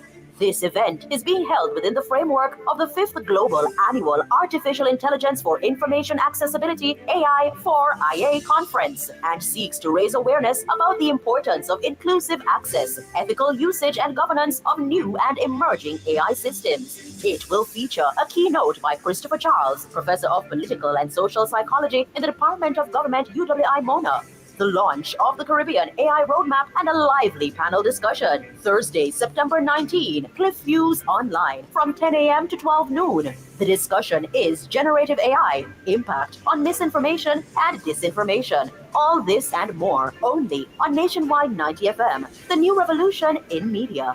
This broadcast is brought to you by the Broadcasting Commission of Jamaica. Cover Story is brought to you by Hyundai. Modern, premium, affordable vehicles. Drive Hyundai. Hyundai vehicles beyond your dreams with an exclusive 4.99% interest rate. Yes! Shop Hyundai vehicles and get a super low 4.99% interest rate on your car loan. Plus 2 years free service, 1 year insurance, and 5 years warranty. Offer valid on all 2024 Hyundai vehicles. Drive your Hyundai with the lowest interest, 4.99%. Conditions apply.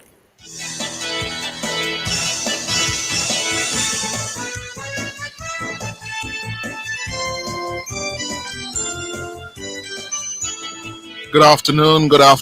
Thank you so much for joining us here Nationwide at 5. I'm Cliff Hughes. And I'm Siobhan Campbell. I'm Ricardo Brooks. Good afternoon, gentlemen. Good afternoon. And we're all focused on what took place in the Parliament this afternoon with the tabling of that special investigation report from the Integrity Commission. And we're going to recap for you, our listeners or viewers, exactly, yes, what is contained in the report, in particular, the conclusions and findings. Well, we begin with the first of 3 reports. Yes, let me tell you, the first, Director of Corruption Prosecution, Keisha Prince Kamika, has ruled that the Prime Minister should face no charge regarding his uncertified statutory declarations. However, the Commission's Director of Investigations, Kevon Stevenson, is raising concerns about Holness's declarations, suggesting that the Prime Minister has fallen short of what Stevenson calls, quote, the higher duty to the public expected of someone in his esteemed role. The Commission's report, which was tabled in the House of Representatives on Tuesday, affirms Nationwide News' earlier reporting on the matter. Siobhan Campbell reports. After an exhaustive 3-year investigation that concluded just weeks ago, Director of Corruption Prosecution, Keisha Prince Kamika, announced that Mr. Holness has no legal case to answer concerning his statutory declarations. Previously, Nationwide News revealed that the Director of Investigations, Kevon Stevenson, had recommended that serious consideration be given to pressing charges against the Prime Minister relating to 4 accounts linked to his father, mother, and a former constituency office manager. The total across these accounts amount to 384,000 Jamaican dollars. However, Mrs. Prince Kamika says establishing an intentional omission in Mr. Holness's statutory declarations would pose a significant challenge. This is in contrast to her colleague, Mr. Stevenson, who insists that as Prime Minister and head of the government, Holness bears a heightened responsibility to uphold Jamaica's laws and thus cannot escape scrutiny. Stevenson argues that a leader in public service must exemplify the virtues of selflessness, integrity, objectivity, accountability, openness, honesty, and leadership. He emphasized that while he does not question Mr. Holness's commitment to these principles, several findings from his report contradict the virtues. Another concern raised was whether Mr. Holness's 2021 statutory declaration suggests he possesses assets exceeding what his lawful earnings would allow. Mr. Stevenson is concerned by an unexplained increase of over 1.9 million Jamaican dollars in Mr. Holness's net worth for the year 2022. Despite these indicators, Mr. Stevenson admits he cannot definitively conclude that the Prime Minister has unlawfully enriched himself, maintaining consistency with previous reporting by Nationwide News. The Commission's Director of Corruption Prosecution also concurred that no charges would be laid against Holness on this front. However, another contentious issue has emerged surrounding the Prime Minister's investment in a bond. The Prime Minister's legal team asserts that due to a bank error, $30,000 from his Positive Jamaica Foundation was wrongly allocated to a $60,000 bond purchase. Yet, the Director of Investigations found this assertion misleading and lacking in supporting evidence. Stevenson also called into question the operations of companies linked to Mr. Holness. These are Imperium, Estate Bridge, Positive Media, and Green Merald. His suggestion is that their activity may breach Section 99 of the Income Tax Act, potentially undermining tax laws and depriving the government of a proper assessment of taxes owed for the years 2021 and 2022. Calling for an in-depth inquiry, Stevenson is urging the Financial Investigations Division to delve deeper into these matters. The call was echoed by the Integrity Commissioners, who contend that true resolution is impossible until the FID conducts its investigations. Siobhan Campbell for Nationwide News. Thank you, Siobhan. And in a reaction through a personal statement in the House this afternoon, the Prime Minister rejected a conclusion of the Integrity Commission that there was unexplained growth in his net worth for the year 2022. The Prime Minister made the assertion as he addressed the long-awaited special report tabled in the House this afternoon. He said the claim that there was an increase of $1.9 million, or less than 1% of his total net assets, cannot be supported as a material fact. The Prime Minister also rejected the conclusion on the basis of lack of significance. Ricardo Brooks has that story. The Prime Minister says after an extensive investigation into his affairs, the Integrity Commission was unable to find any wrongdoing. Over 3,600 transactions were examined, 28 bank accounts, over 80 witness statements collected. This effort to pursue me and my affairs led to the hiring of an international forensic accounting examiner for 6 months. As far as I am aware, only my 2021 declaration was submitted for investigation. After this most thorough interrogation of my personal affairs, which is not in any way connected to public funds or a benefit resulting from my office, they were unable to conclude regarding illicit enrichment. Nonetheless, they concluded that in one of the 5 years they examined, 2022, there was unexplained growth in my net worth. That growth was $1.9 million, or less than 1% of the Prime Minister's total net assets.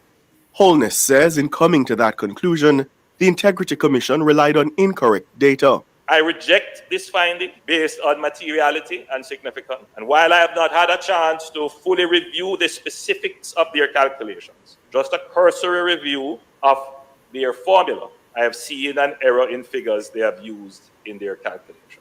And therefore, I challenge this finding on incorrect use of data. Andrew Holness has other issues with the findings of the Seymour Panton-chaired commission. He has rejected the finding that he acquired an asset for which the source of funding was not explained. The Prime Minister told Parliament the entire matter started because of an incorrect statement from a bank. Holness says the matter has since been rectified. But the Prime Minister questions the Integrity Commission's conclusions. He specifically rejects allegations that he hindered the examinations of his declarations by failing to provide requested information. Let it be known that I have complied with any obligation placed on me within the law. As far as I am aware, the company with which I am directly associated is compliant and up to date with its filing. In his first reaction to the investigation that has dogged his administration and threatened his political career, the Prime Minister says he has remained committed to his job despite attempts to distract him. Holness launched an impassioned defense of his conduct in public office. He says he has always worked hard for all he has achieved. I don't wear my background as a badge or try to exploit it or exploit my humble beginnings for political sympathy. I don't do it. I don't do it because I believe in working for what you have, regardless of where you come from. And Mr. Speaker, I have worked hard. You know, people just see the achievements. They don't know the hours, the nights, the hard work.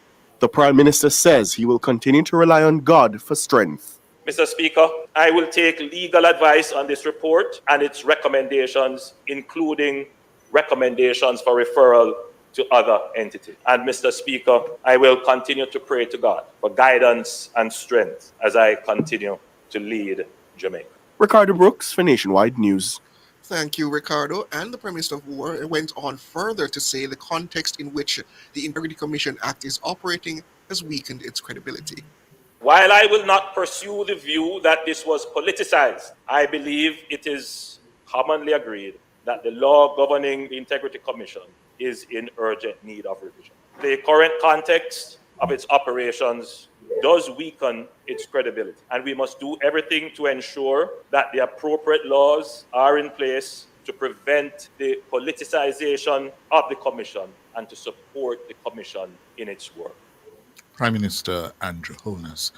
We're going to take our first break and then come back with more on the tabling of the Special Investigation Report from the Integrity Commission in the Parliament this afternoon.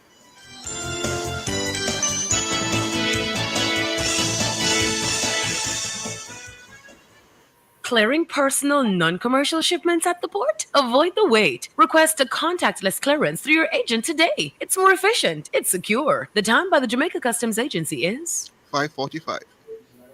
When I grow up, I'm going to be a famous gamer with viral videos all over the internet. I'm going to be rich. Good thing I'll already know how to take care of my money since Mommy got me this Sure Start account. Open a CIBC Caribbean Sure Start account for your kids and give them a head start on financial smarts with a $1,200 sign-up bonus from us. We believe in their dreams as much as you do, so let's get them going together. Start young, start strong with Sure Start from CIBC. Upgrade your kitchen and bathroom to the next level with Unique Living. They're the ultimate destination for all your kitchen and bathroom needs, from luxurious shower systems to exquisite faucets, vanities, sinks, toilets, closets, and more. They have it all. Visit shop number 6, 30 Dunrobin Avenue, Kingston 10, or call them at 876-755-3661. Elevate your space with Unique Living, where quality meets expectations. Outperform, outlast. With top performance. Jackhammer. Reliable, full stop, not comma. We have the expertise for drilling and demolition. We have the power tools for plumbers and electricians. Fancy electrodes, free parts and free repairs. Free parts, free repairs. 2 to 3 years. Hilton, available at Delta Supply, 106 Hagley Park Road. Call us at 876-302-6111-4. Delta Supply, we service what we sell.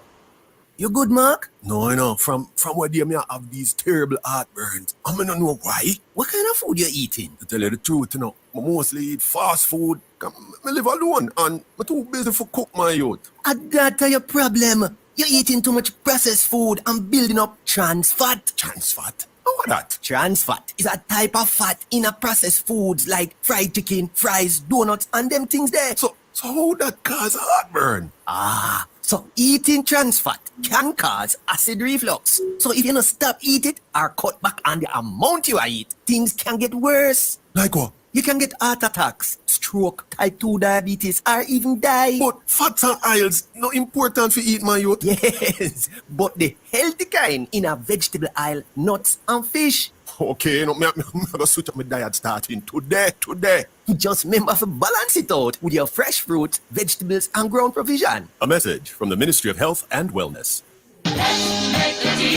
Yes, Kemlani Mart is making deals. Really? Deals like what? On scratch, dented, new furniture and appliances. Oh, that's great. And that's not all. Kemlani Mart has tiles, toilets, doors at crazy low prices. So I can make a deal on a sofa set? Of course, and dining room sets, outdoor furniture, ACs, and more. No reasonable offer will be refused. Only at Kemlani Mart, Manor Center and 77 King Street. I love this place, you see.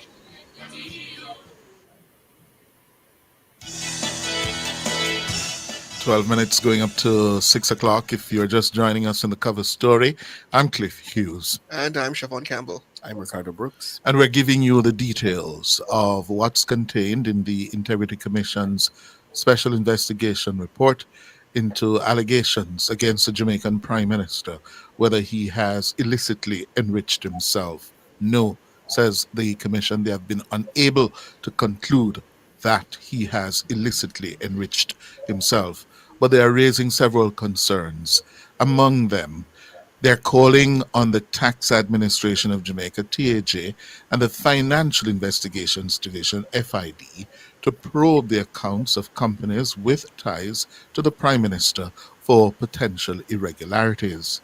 The accounts show millions of dollars being transferred between them, with the Integrity Commission's Director of Investigations, Kevin Stevenson, suggesting the figures are not properly supported.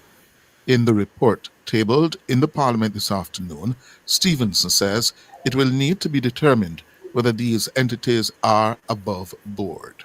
Dana Davey has more on that story. According to the Director of Investigations, Prime Minister Holness is connected with or had financial interests in 3 companies. These are Imperium, Positive Media, and Estate Bridge.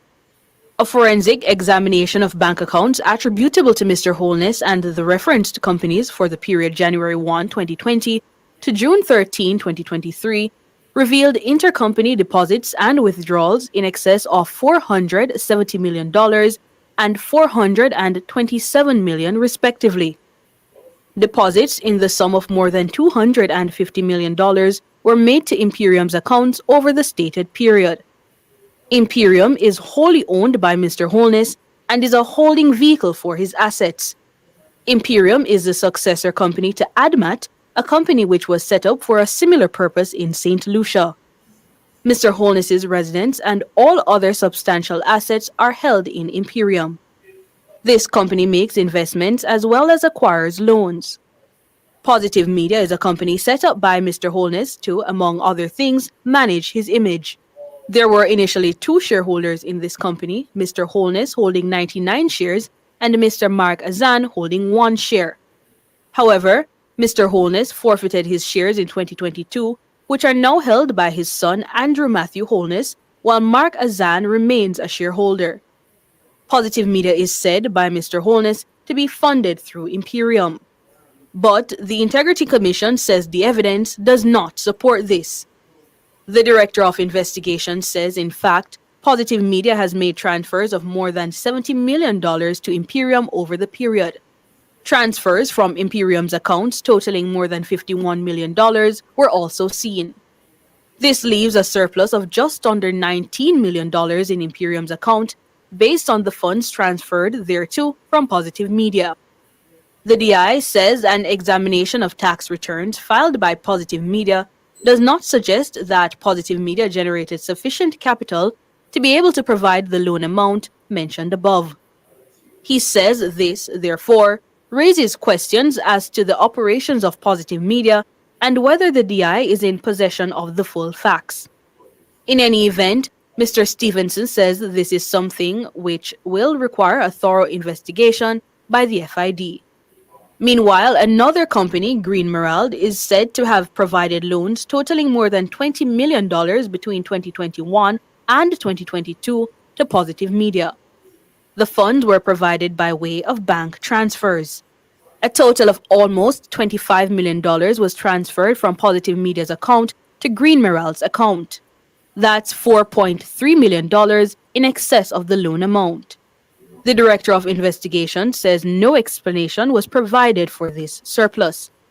Furthermore, the DI, having reviewed the nil tax returns and tax returns submitted by Green Merald for the years 2021 and 2022, respectively notes that they do not suggest that this company is generating the level of income that would support it providing such loans.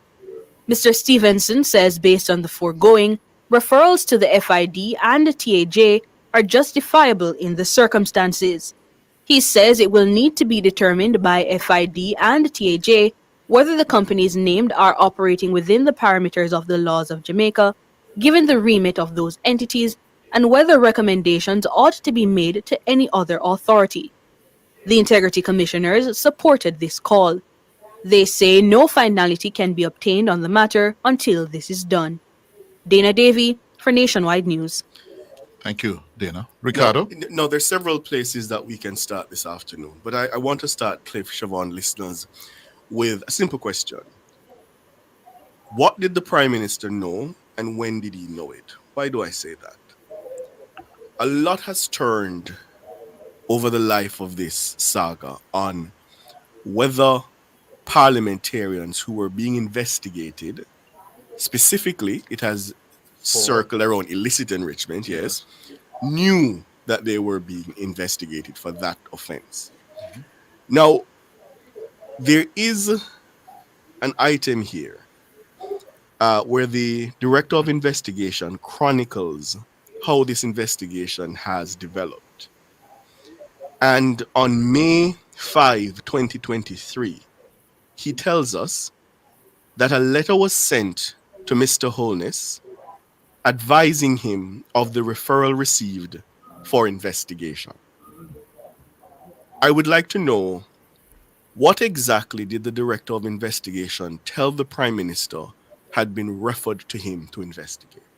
What specifically? Well, Ricardo, it actually says on May 26, another letter was sent to Mr. Holness by the DI providing him with an update on said investigation. So we can conclude that the Prime Minister knew that an investigation had been launched and was active.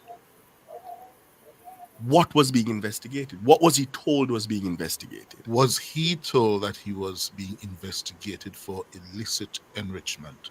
I think that question is material, and I think it's a starting point. And I think the Prime Minister, at the soonest opportunity, must clarify for the country whether the Integrity Commission told him from May 2023 that he was being investigated for illicit enrichment. And this is tangible because you should be recalled that the Prime Minister was asked directly if he was informed by any parliamentarians, and one would naturally include himself as Prime Minister, if they had been informed by the Integrity Commission that they were under investigation for illicit enrichment, to which he said, not to his knowledge. This media house at every opportunity has asked him for an update on what he had been told by the Integrity Commission. And he sort of told us that, he had written back to them and they had requested information. I would like to know from the Prime Minister, what was he told was being investigated? And a reasonable reference one could suggest is that based on the information they've requested from him and based on the information that they provided to him and he provided to the Integrity Commission, he should have reasonably assessed that a serious probe was underway in terms of, I won't say illicit enrichment, but something to that degree. Second question I have. Yes. This referral to the FID, is the FID an independent investigative arm? No. It works It reports to the Ministry of Finance. Yes, which in turn reports to the Minister of Finance. Who is a member of the cabinet? Yes. The Prime Minister's cabinet. Yes. How then do you refer this matter of the statutory declarations for a body which Not the answers... statutory declarations now. specifically yes, the operations, the transactions between 3 companies involving the Prime Minister. But here's why I say the statutory declarations, because it appears that the certification of those declarations turns on that investigation that has been referred, because it says that the Director of Information and Complaint cannot certify the declarations until he satisfies himself that the entire thing has been done These transactions in a complete manner. Intercompany transactions. Precisely. And to be certain, these 2 companies are in direct relation to the Prime Minister Holness. As he said, one is for managing his image and is the majority shareholder, and the other is his holding company for his assets. So these are not immaterial companies. So there are questions now about recusal and reporting relationship. But don't lose a key point that you're going to, Ricardo. Yeah.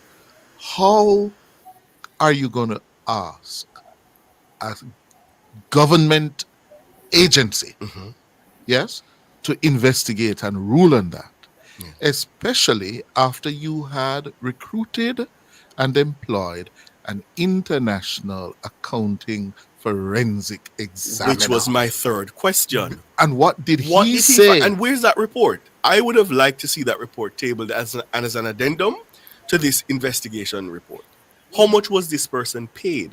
What did he find? They said that he had investigated for 6 months. And why after that, that which was independent, an investigation, did you still think it necessary to refer this matter to the FID? What still troubles you? In way of an explanation, and this is just me positing an explanation, the FID remains the country's premier financial investigator, bar none, including the JCF's police services.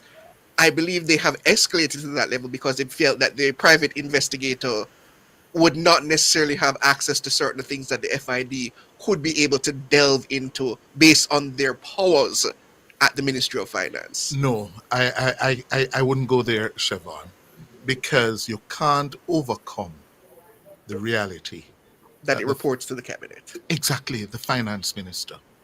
And what the International Forensic Examiner could not detect, an international accounting forensic examiner couldn't detect. How you expect the FID to do that? Yeah, that raises questions for me.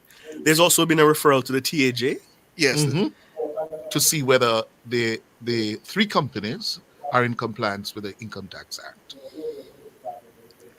So this has essentially become a tax evasion probe. And the key takeaway, as we have to take the break, is the Prime Minister's declarations are still to be certified after this because of this stalemate. What? And where does it go from here? Where does it go from here? Because I think we're now on just uncharted waters. Does the FID now need to have special investigator?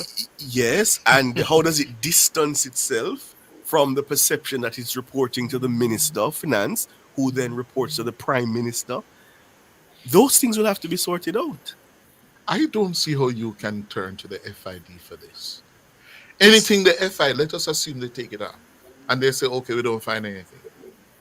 There's no precedent here in Jamaica, Mr. Hughes, but there is a precedent of a similar matter in the United States when they called in a special prosecutor to probe the affairs of Mr. Trump in terms of the Russian interference and other charges that were laid against him. So it may be that the FID would have to call in their own special investigator. Which is what the International Forensic Accounting Examiner did for 6 months. All right. The Prime Minister's response. On the advice of my attorneys at law, I have complied with Section 39(1) of the Integrity Commission Act by submitting the required information in the form at 3rd Schedule Part A. This was done when I filed my 2021 previous and subsequent declarations. Further, subject to the objections sent by my attorneys at law for your attention, I have responded to the questions that have been asked pursuant to the investigation commenced on the 26th of April 2023. I adopt and incorporate herein all of the objections, including that at the commencement of the investigations pursuant to Section 14. No allegation of corruption was put to me. In addition, I was not told, nor was it established, that my assets are disproportionate to my lawful earnings. In response to the inquiry as to the reason the matter was referred to investigation, I was told that some new matters had arisen. This came from the Prime Minister? Yes, this is in the report. This is his response explaining. However, I was never told what those new matters are. So I suppose. So this is suggesting that that letter was vague. Yes, and so the Prime Minister would not have had a clear indication that he was under investigation. For illicit enrichment. We've got to Specifically. say that. Because he knew that he was being probed. investigated. Well. But then that still, I realize we're supposed to go to it, but does that still raise a concern that even under the circumstances where he was asked directly about illicit enrichment, he still felt it necessary to essentially be vague about that, considering he knew that there was some investigation undergoing in relation to his own declarations? Mm-hmm. Well, we're going to have more after the break for the news and sports inside the nation's business, because we have more to give you. We have an entire chapter here, chapter 6, conclusions and recommendations, some of which we have already given you. 171 pages, listeners. Yes, so there's much more to come. Stay with us.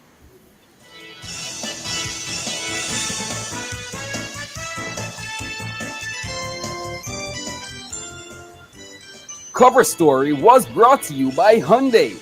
Modern, premium, affordable vehicles.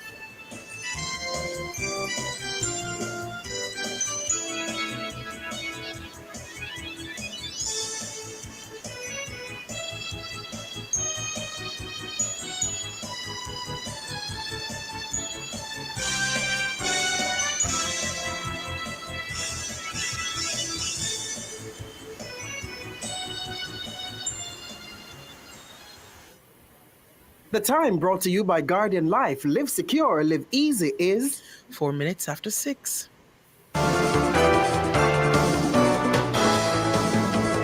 Nationwide headlines at 6.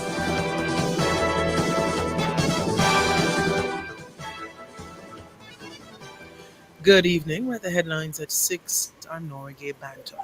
Prime Minister Andrew Holness has rejected a conclusion by the Integrity Commission that there was unexplained growth in his net worth for the year 2022. The Prime Minister made the assertion on Tuesday as he addressed the long-awaited special report from the Integrity Watchdog into his statutory declarations. Holness says the claim that there was an increase of $1.9 million, or less than 1% of his total net assets, cannot be supported as a material fact. The Prime Minister also rejects the conclusion on the basis of significance. The Prime Minister says after an extensive investigation into his affairs, the Integrity Commission was unable to find any wrongdoing. Over 3,600 transactions were examined, 28 bank accounts, over 80 witness statements collected. This effort to pursue me and my affairs led to the hiring of an international forensic accounting examiner for 6 months. As far as I'm aware, only my 2021 declaration was submitted for investigation. After this most thorough interrogation of my personal affairs, which is not in any way connected to public funds or a benefit resulting from my office, they were unable to conclude regarding illicit enrichment. Nonetheless, they concluded that in one of the 5 years they examined, 2022, there was unexplained growth in my net worth. That growth was $1.9 million, or less than 1% of the Prime Minister's total net assets. Holness says in coming to that conclusion, the Integrity Commission relied on incorrect data. I reject this finding based on materiality and significance. And while I have not had a chance to fully review the specifics of their calculations, just a cursory review of their formula, I have seen an error in figures they have used in their calculations. And therefore, I challenge this finding on incorrect use of data. Meanwhile, the Prime Minister says the context in which the Integrity Commission Act is operating has weakened its credibility.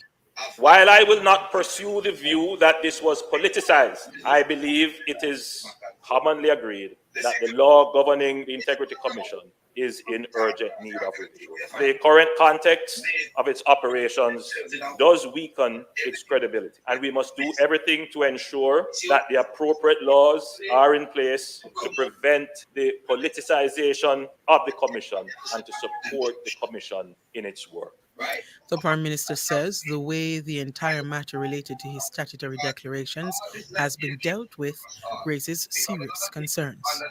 The weaponization of accusations of corruption is nothing new in politics. However, even the most skeptical onlooker must conclude that the handling of this matter, time it has taken, public resources used to pursue it, raise cause for concern on many levels.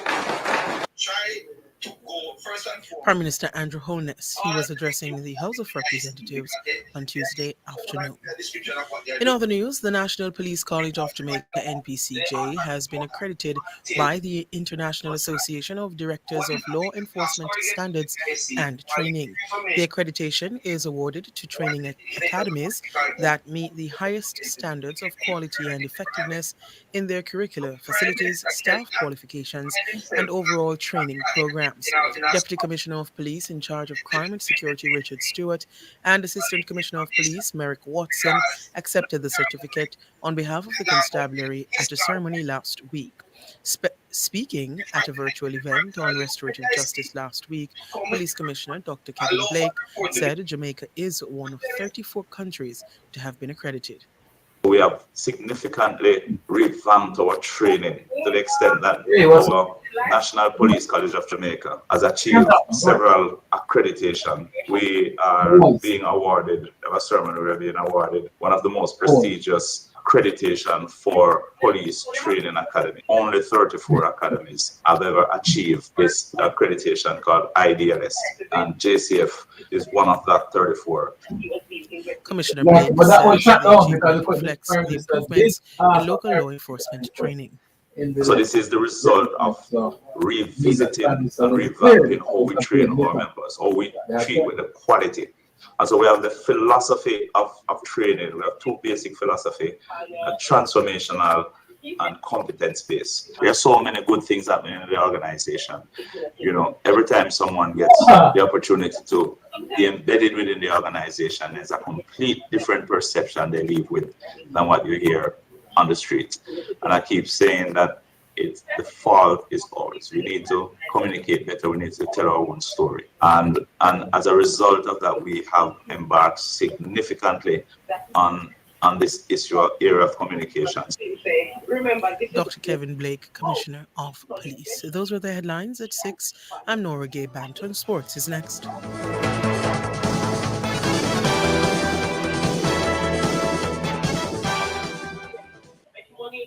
On Sunday, August 11th, in the quiet community of Cherry Tree Lane in Clarendon, our entire nation was shaken by a brutal act of violence. Gangsters mercilessly took the lives of 8 innocent Jamaicans, including a 7-year-old boy. These criminals will strike again, destroying more families and more communities, unless we stand together to stop them. If you have any information that can help bring these killers to justice, please share it with the The government has established a reward fund of $25 million for information leading to the arrest and charge of the perpetrators who committed this heinous act. The facilitators who supply them with the arms, intelligence, and the transportation. And those who harbor and protect these criminals after the crime. If you know something, say something. Call Crime Stop at 311 Boca at 888-6622-847, NIB at 811 or JDF at 837-8888. Together, we will defeat the gangs and develop a culture of peace in our country. The proceeding was brought to you by the Office of the Prime Minister. So if you have them the two there, one more you want. With so much to do in one location, make Megamart your one-stop shop. Pick up your groceries and household needs, grab a bite, and pay some bills. Fill your prescription and see the beauty products in our pharmacy. all-in-one That amazing should have been location. presented on London. My Megamart, the best value by far. Precisely. Precisely. You want to play all your favorite Supreme Ventures games like Because Cashback and if Lotto they in a release one that, place? they will Plus realize Bet that on if you Sports have with no Just beer, Bet then you and have Horse to Racing with decide. MBet? Come take a step in at the new Because the SV government Games app. decide All of the report. games you love in a one place. Step in and play all This your is what numbers, bad bet Andrew on is all saying. your You sports, and can't get come enough and chances to investigate win on in it. the only gaming app you need. So we have SV a Games from we have a Supreme Ventures. 57 person Visit comment. supremegames.com to download the SV Games app. You More can't ways go to back to bet, government, more I ways think. to win at your fingertips. Must be 18 years or older to play.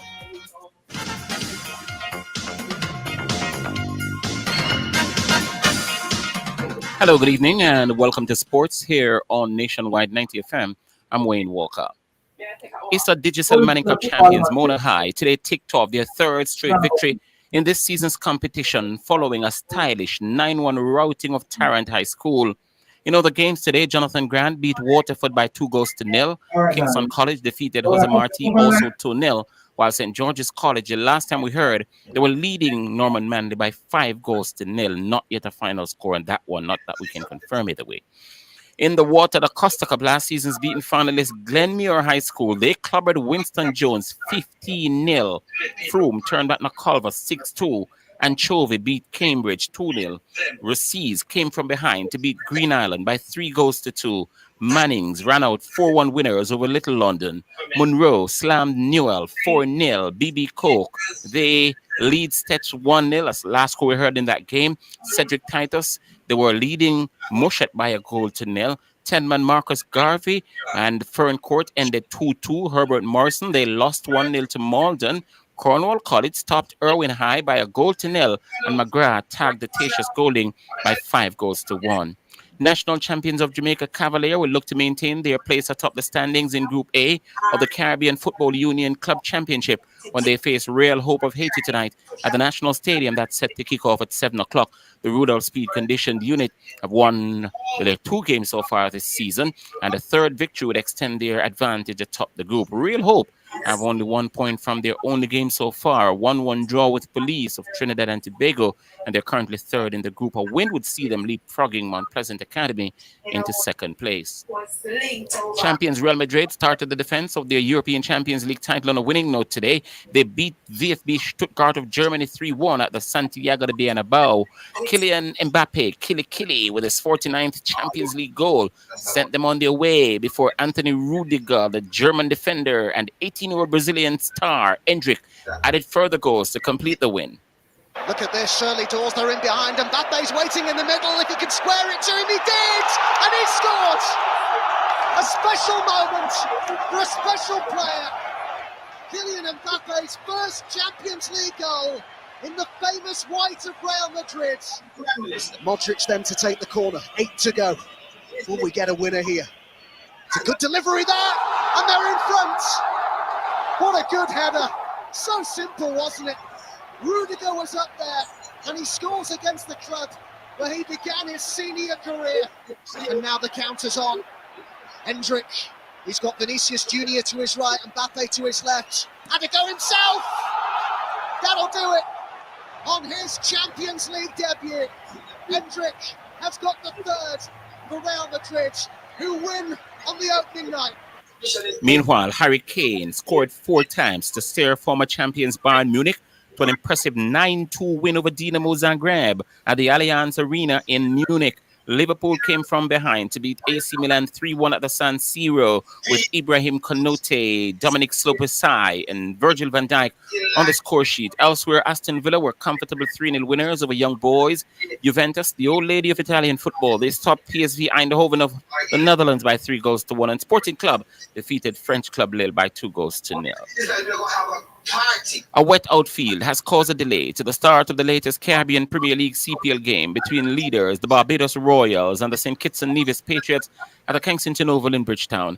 The Royals have only lost once this season and will virtually book a playoff spot with victory tonight.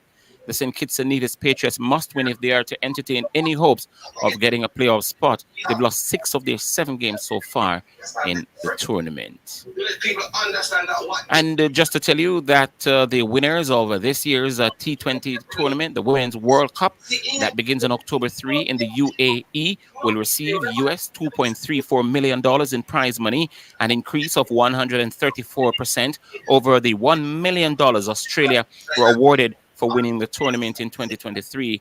The overall prize pot of US $7.95 million is also 225% more than the $2.45 million on offer in 2023. The upcoming event is the first in which the ICC will award women equal prize money as men for their respective events, a decision that was taken last June. The winners of the 2024 Men's T20 World Cup India were awarded US $2.45 million earlier this year. The difference between that amount and what the women champion will take home is down to the difference in the number of matches played by teams during the 2 events.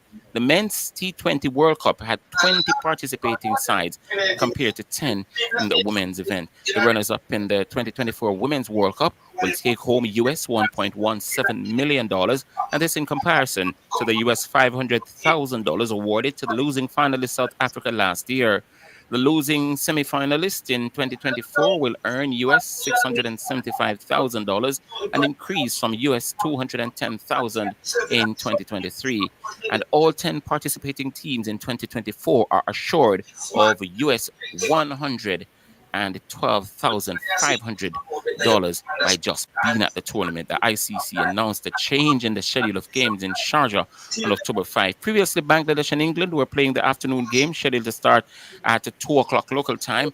Australia and Sri Lanka playing each other from 6 o'clock. In the revised schedule, Australia and Sri Lanka will play in the afternoon, and England will take on Bangladesh in the evening. The 2024 Women's T20 World Cup will begin in Sharjah on October 3 with Bangladesh playing Scotland and Pakistan taking on Sri Lanka. That's sports.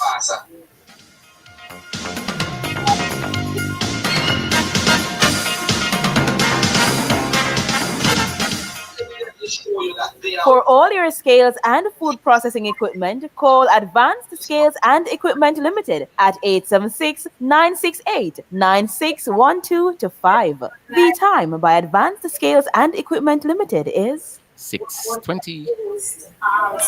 Are you burning up with this summer heat?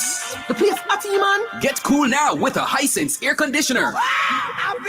With advanced energy-saving inverter technology and whisper quiet operation, beat this heat with Hisense. Available at Aliabra Brands Limited, 64 Hagley Park Road, or call 876-676-5951 now. So good. So good. I got you. Upgrade your HVAC system with Getty's Refrigeration Limited. They specialize in engineering, project design, and implementation of the perfect system tailored to your home or business. For top-notch service and unbeatable reliability, trust Getty's Refrigeration Limited. Email them at grljasocialmedia@gmail.com or call 876-923-652-123 or visit 226 Spanish Town Road, Kingston 11. Don't wait. Stay cool with Getty's Refrigeration Limited today. Your comfort is their priority. When I grow up, I'm going to be a famous gamer with viral videos all over the internet. I'm going to be rich. Good thing I'll already know how to take care of my money since Mommy got me this Sure Start account. Open a CIBC Caribbean Sure Start account for your kids and give them a head start on financial smarts with a $1,200 sign-up bonus from us. We believe in their dreams as much as you do, so let's get them going together. Start young, start strong with Sure Start from CIBC. You can have it all. Company events, birthday parties, or the wedding of your dreams. It's all possible at Grand Palladium Hotels and Resorts. We have magnificent event rooms and a dedicated team that will make your event the best experience that only Grand Palladium Hotels and Resorts can offer. Contact us at 876-619-0000 or call your favorite travel agency and ask about our promotion designed especially for you. Public Opinion is brought to you by Gleasing Industrial Supplies Limited, Industrial Automation and Control Solutions.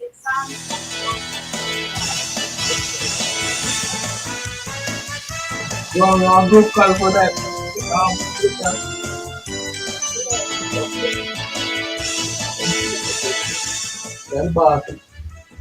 Good evening, and welcome to Public Opinion. I'm Robianne Williams. A special good evening to our friends on our YouTube platform. Thank you for tuning in. We invite you to weigh in live in the comment section on today's Public Opinion. Those of you who are in the hearing of my voice in Radio Land, good evening to you. Hope the evening is good so far. The day is almost coming to an end. We're almost there. But yes, in Public Opinion this evening, we're talking about bullying. The Child Protection and Family Services Agency CPFC says it has identified the school in the video where a bullying incident recently occurred. The video has been circulating on social media. We heard earlier that it is a school in Portland, a primary school in Portland. Now, in the video, two boys aged 10 and 12 are seen holding a 9-year-old boy against a wall while he cries. One of the older boys can be heard shouting, "You forget your conch, so just take it now." And what followed, for me, I know what followed after was difficult to watch. The 9-year-old repeatedly screamed "no," while a female student pleaded for the boys to leave him alone. Despite this, one of the older boys continued to punch and kick the younger boy until he fell on the ground.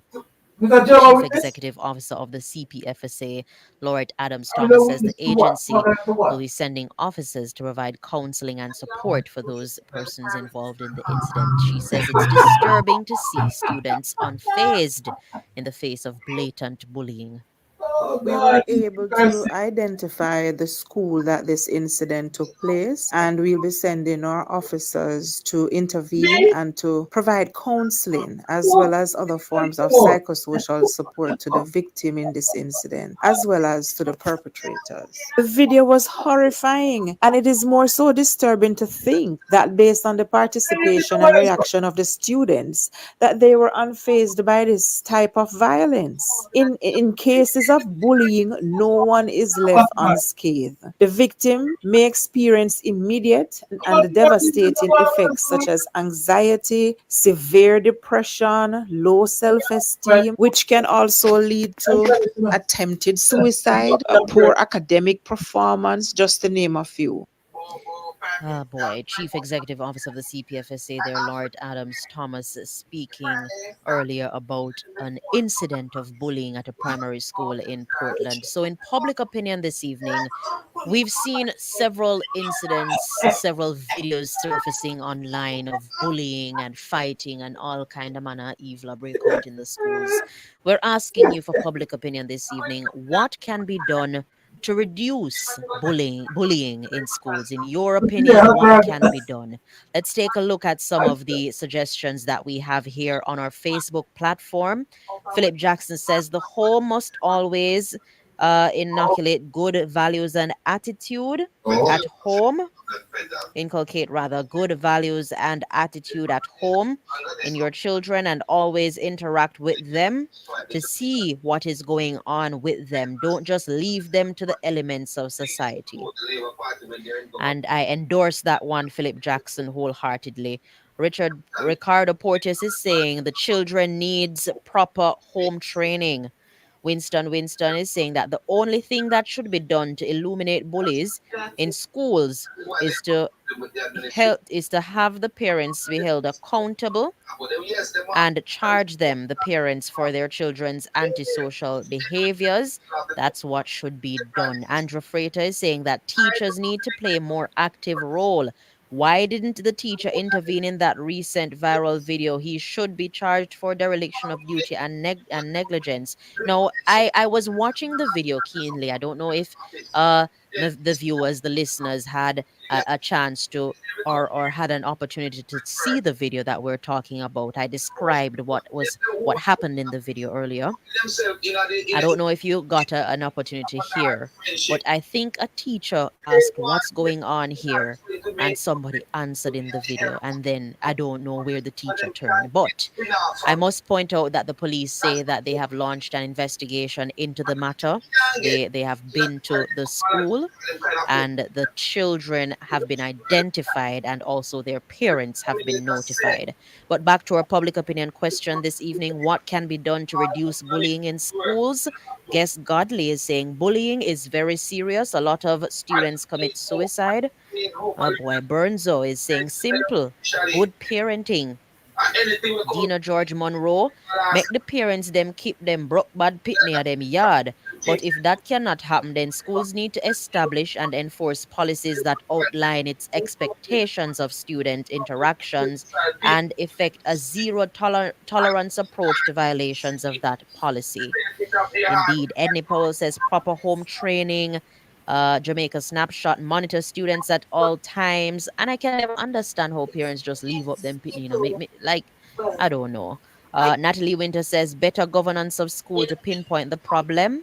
And Michelle Bernard believes that the ones that are known to be bullies should be enforced to wear a big, bold sign stamped in their foreheads. Bullies are monsters. Wow. Wow. Nelly is saying bullies are made from home, hence parents need to work on their parenting skills and stop tolerate every foolishness with them picnic do. Some parents laugh at everything with the picnic do, so them never wrong for them yet. Therefore, them go to school, go portray the same behavior and think it's cool.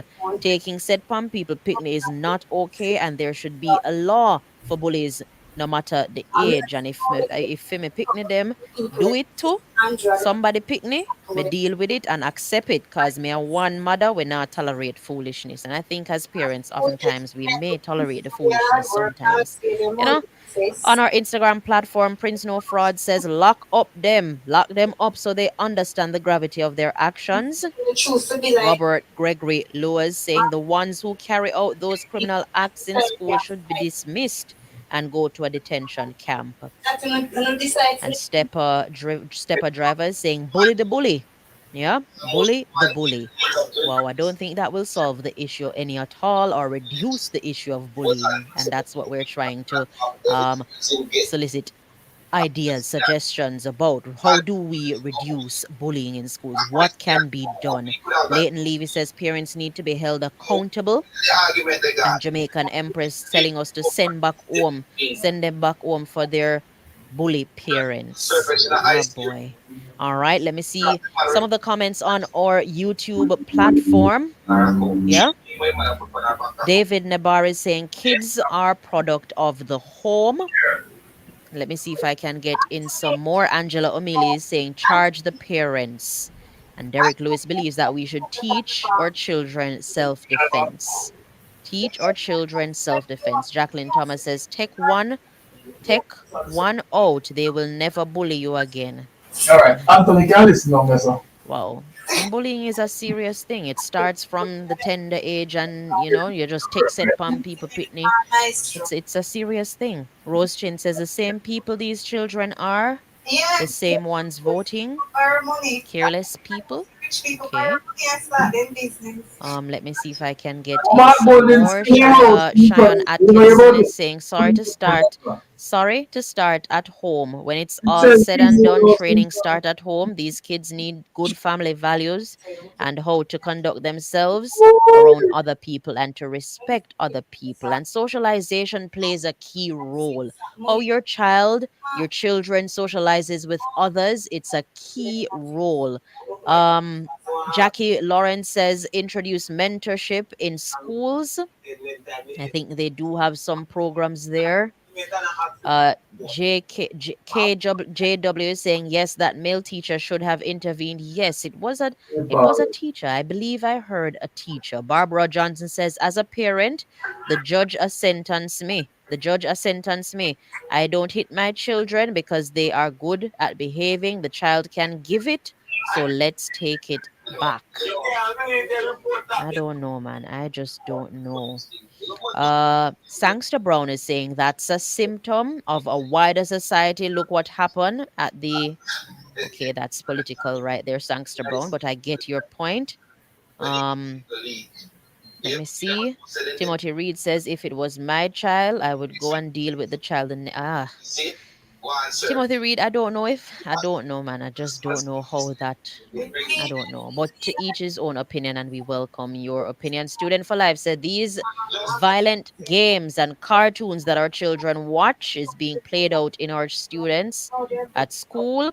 He should be suspended and referred to the child guidance clinic in the parish. Lee believes that children live what they learn. Yeah?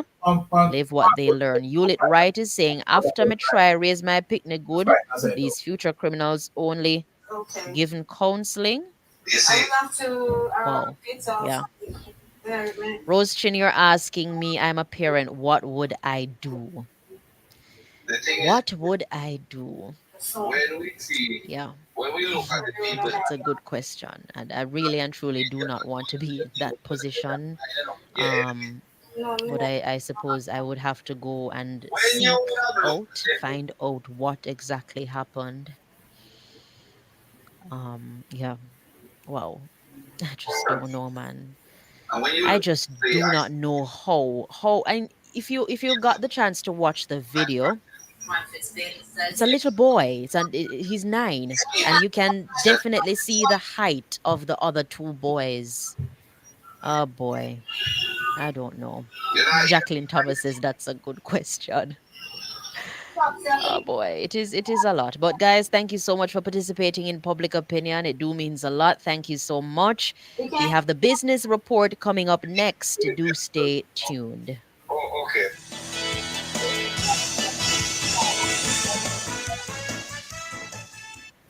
Public Opinion was brought to you by Cleasing Industrial Supplies Limited, industrial automation and control solutions. Drive the most exciting new vehicles in Jamaica. Schedule your 2024 Ford Ranger pickup or Ford Everest 7-seater SUV test drive now. Call or visit KIG today. The time by KIG is 6:33.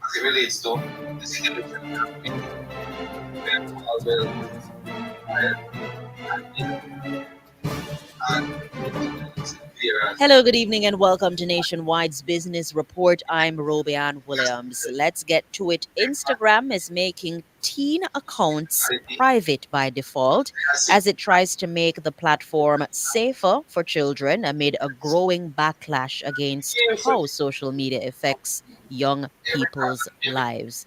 Now, beginning Tuesday in the US, UK, Canada, and Australia, anyone under 18 who signs up for Instagram will be placed into restrictive teen accounts, and those with existing accounts will be migrated over the next 60 days.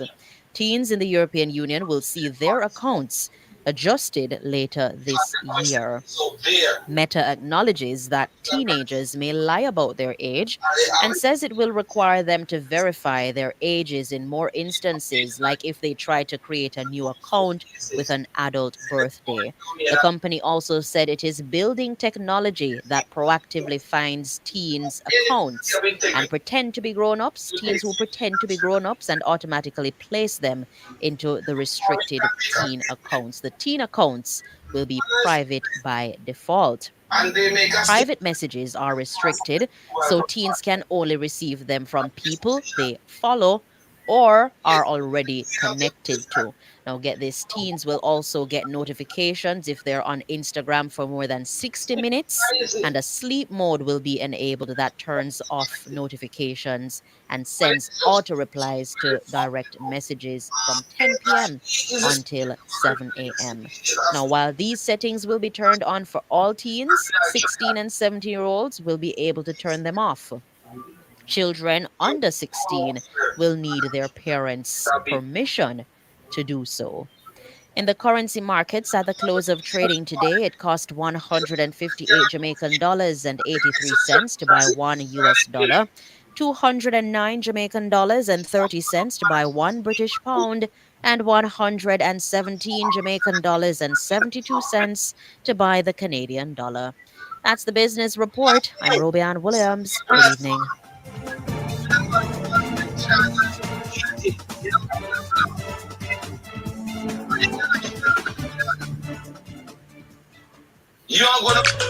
It's time for a new look and high time to get serious about protecting our home and investment. It's time to choose BH Paints with over 60 years experience in quality paint finishes. Their products are superior and long-lasting. Time to check them out. Ask about BH Paint's 100% acrylic Ultima Plus paint and primer in one. Experience rich colors with advanced UV and mildew-resistant technologies, independently tested by experts.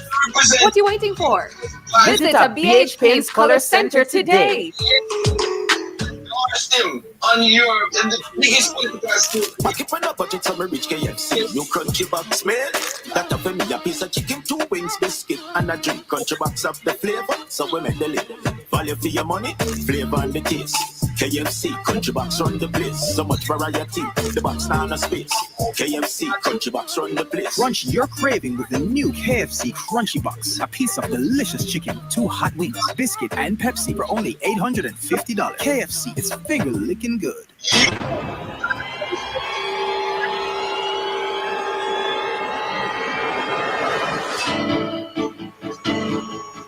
If it's in the public's interest, it's the nation's business during Nationwide at 5.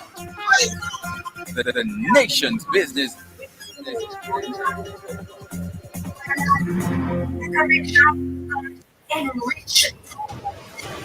Looking to rent a fully operational production studio? Then Nationwide 90 FM has got you covered. We have flexible options to meet your recording needs any day of the week. Monday to Fridays, 9 a.m. to 8 p.m. Saturdays and Sundays available upon request. Bookings must be made in advance. Call us today at 630-1210. Let us help you reach your production desires.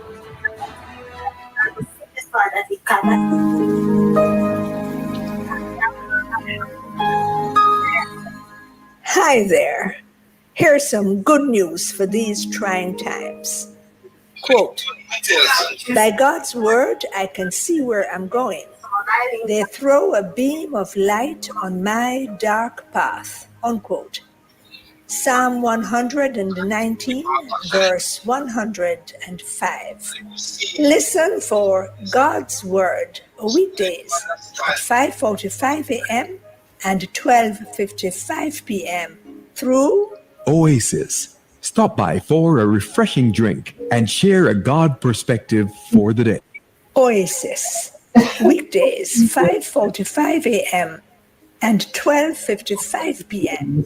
right here on Nationwide, a revolution in media. The rebroadcast of the Oasis can be heard weekdays at 5:45 a.m. I'm Dennis Brooks. I'm Alan Campbell. I'm Floyd Green. And I'm Garth Williams. Catch us on the Jamaican Dads podcast right here on Nationwide 90 FM, Thursdays at 8 p.m. with a repeat on Sundays at 6 p.m. The Jamaican Dads podcast is all about providing men with a healthy, safe, and functional forum to tackle many of the taboo topics that concern our masculinity. Like everyone else out there, we're dads of varying amounts of experience who come from different backgrounds and often view the world differently. We're definitely not perfect, but we are all brethren and we're all committed to this piece of rock called Jamaica. Too often, there are no safe spaces for men to explore the issues which are important to us. Plus, most of the content out there about parenthood is produced by women, for women. So we think it is important that we be the change we want to see. Follow us on YouTube, Facebook, Instagram, and Twitter at Jamaican Dads with a Z.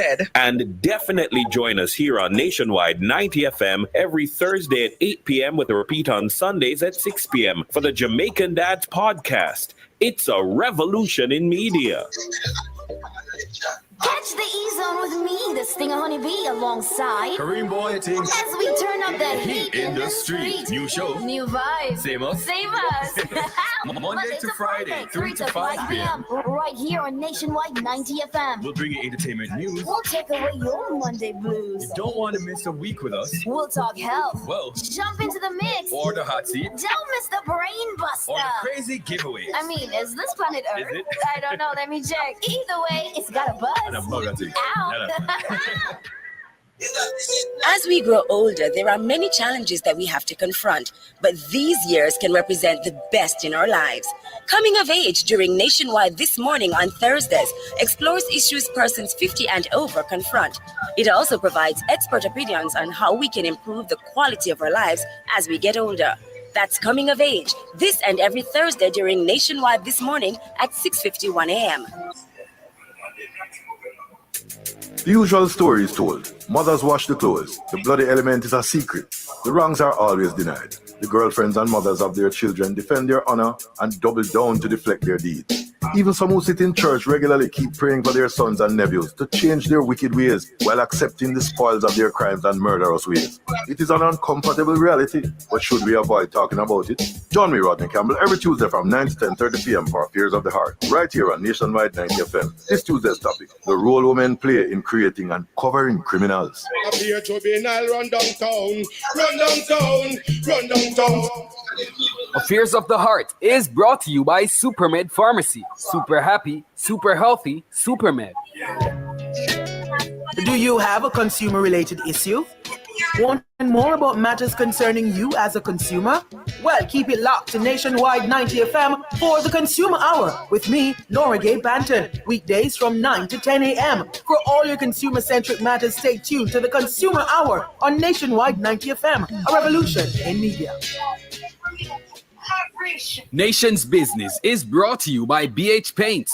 Paint it, love it with BH Paints.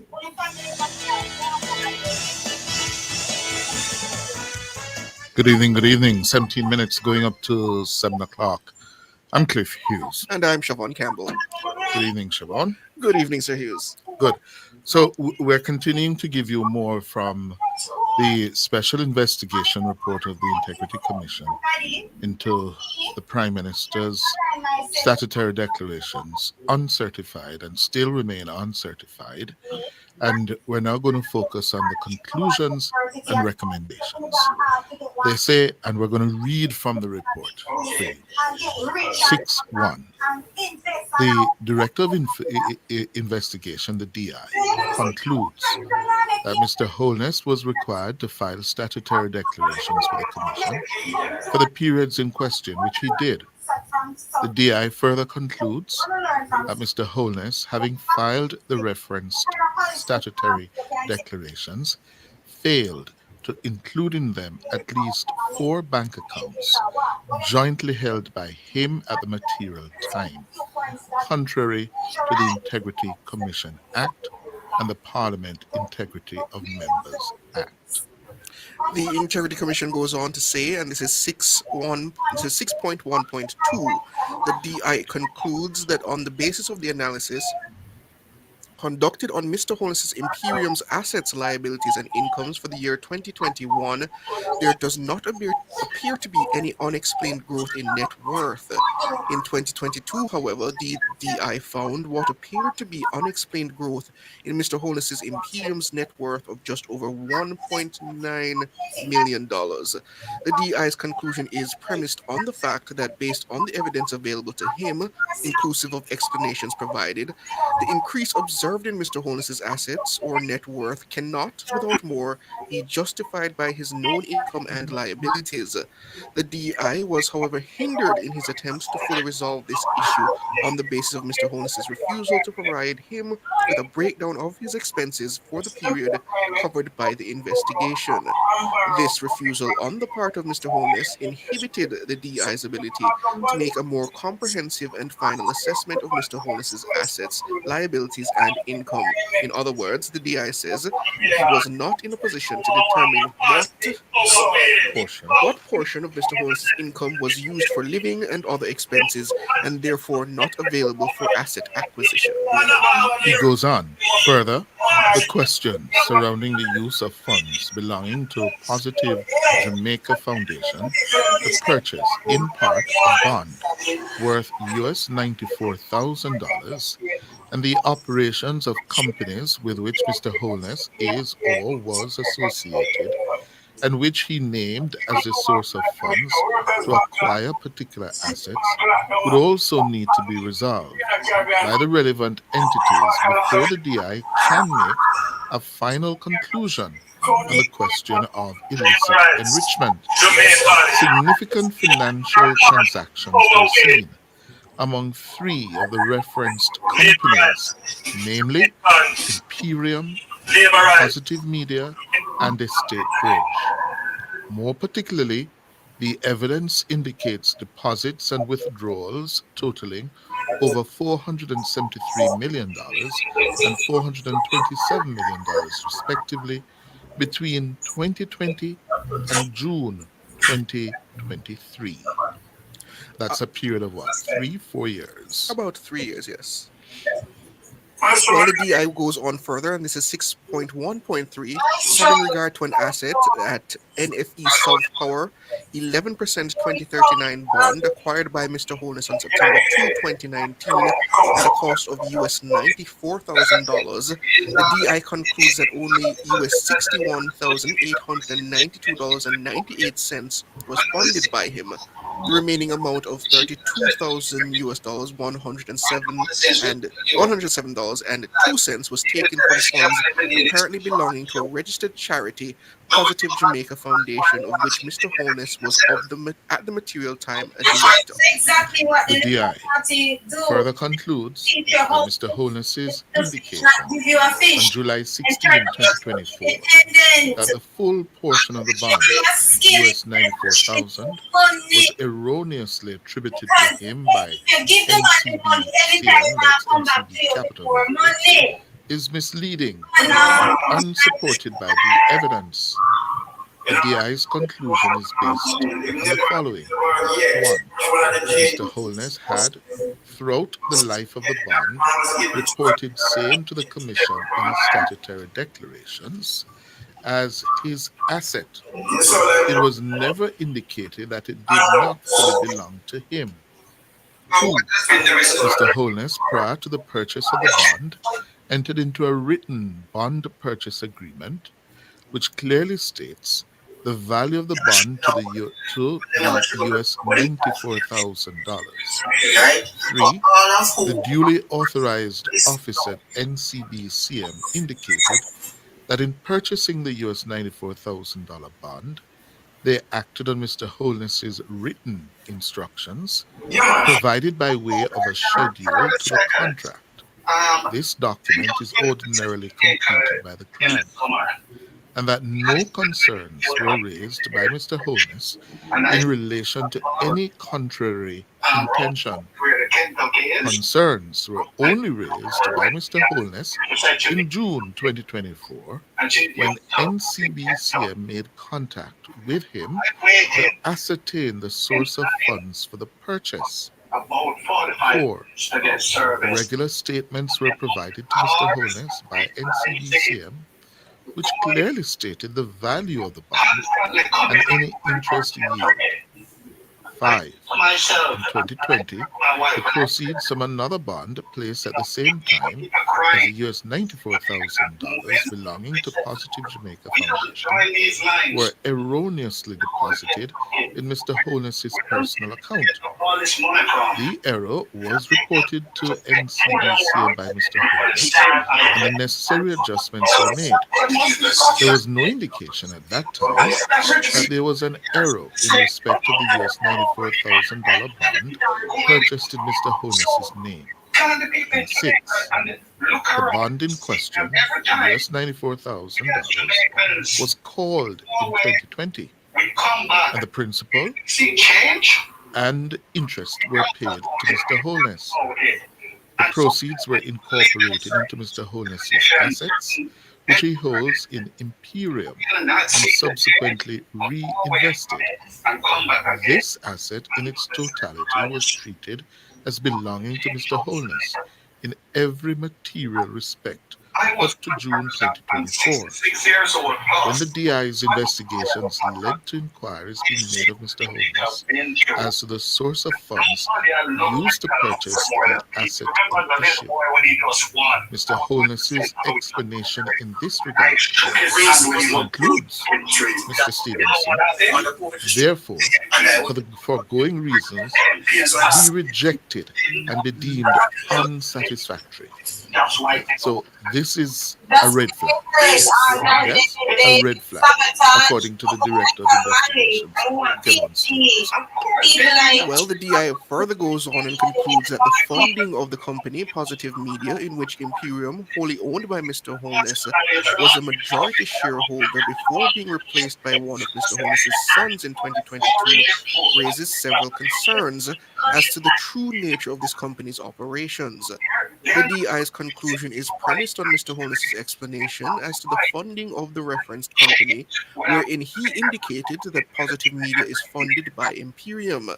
The evidence obtained by the DI suggests that Positive Media was funding Imperium rather than Imperium funding Positive Media. The amounts totaling over $70 million were transferred from Positive Media to Imperium and over $50 million from Imperium to Positive Media. During the relevant period, a surplus of approximately $20 million remained in Imperium's account. The foregoing will need to be ventilated by the relevant competent authority, which the DI has assessed should be the Tax Administration and Financial Investigation Division. Yes. The DI 615. The DI concludes that the filing of nil income tax returns for the years 2021 and 2022 on the part of Imperium, Estate Bridge, and Positive Media, in circumstances where those companies reported income and other business activities in their audited financial statements, poses significant tax compliance concerns. The DI further concludes that the filing of a nil income tax return, an income tax return with income of $355,100 by Green Emerald in 2021 and 22 respectively, in circumstances where this company had, over the referenced period, provided short-term loans to Positive Media of over $20 million, and more importantly, appeared to be in operation, also raises serious tax compliance concerns. It is accepted and understood that a company, though operating at a loss, may well be in a position to offer loans. The live issue here, however, is whether the named companies had any income and expenses over the relevant period, which were not disclosed in their returns to TAJ. The DI further concludes that the foregoing conduct on the part of the principals of Imperium, Estate Bridge, Positive Media, and Green Emerald prima facie constitutes a fundamental undermining of the tax laws, and more particularly a breach of Section 99(1) of the Income Tax Act. This breach deprived the government of the opportunity to make an assessment as to whether any taxes were due for the years 2021 and 2022 in respect of the named companies, and if so, the amount due and payable. The DI at 616 concludes that the appointment of Mr. Norman Brown, a business associate of Mr. Holness, as chairman of the Urban Development Corporation and the Housing Agency of Jamaica, poses significant conflict of interest concerns. These concerns emanate from the fact that both entities fall under Mr. Holness's portfolio as Minister of Economic Growth and Job Creation. As established above, Mr. Brown, who is a minority shareholder in the Estate Bridge, has made the single largest shareholder contribution as financial to this company since its incorporation. Notwithstanding the foregoing, there is no direct evidence to suggest that there were any improprieties on the part of Messrs. Holness and Brown. And in 6.1.7, the DI concludes that the conduct of Berita in its grant of a $50 million loan to the Imperium raises several prudential concerns. The DI's conclusion is grounded in the fact that the collateral said to have been provided for the loan either did not exist in the name of the borrower, that being Imperium, or did not exist at the material time. Also, a legal mortgage which should have been registered in favor of Berita was not so registered.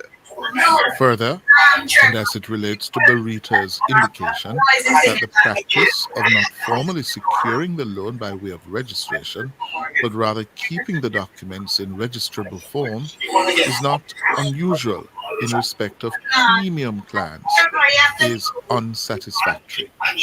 The DI's finding in this regard is premised on the fact that the documents contained certain fundamental errors which would almost certainly render the security unregistrable in the case of a mortgage. If the borrower, therefore, were to default on the loan, Barita would not be able, without the borrower's assistance, to register the mortgage against the property put up as collateral.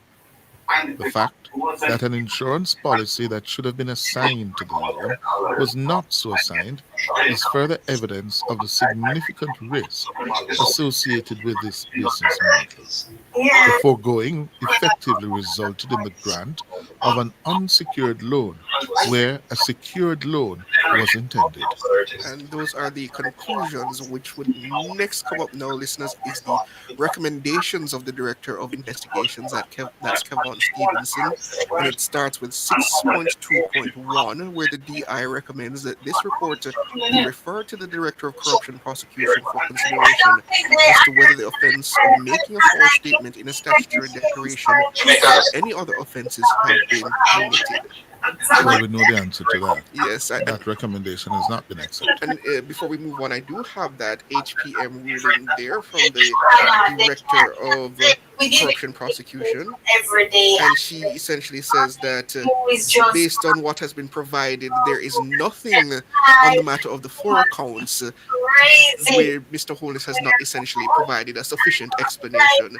And they find it very difficult that he would be able to mount an actual challenge to suggest that he intentionally misled the commission. Right. Next recommendation. Respecting the tax compliance concerns around the filing of nil income tax returns on the part of Imperium, Estate Bridge, Positive Media, and Green Emerald, in circumstances where these entities appeared to be engaged in business activities, the DI recommends that a copy of this report be referred to the Commissioner General, Tax Administration, Jamaica, for the necessary assessment to be made and, where required, for the appropriate penalties to be imposed. And at 6.2.3, having regard to the questions around the funding and operations of Positive Media, Positive Jamaica Foundation, and Green Emerald, the DI recommends that a copy of this report be referred to the FID for the necessary investigation to be conducted. The findings of the DI's investigation raise significant questions around the income-generating capacity of the referenced companies relative to the funds which have been identified in their accounts.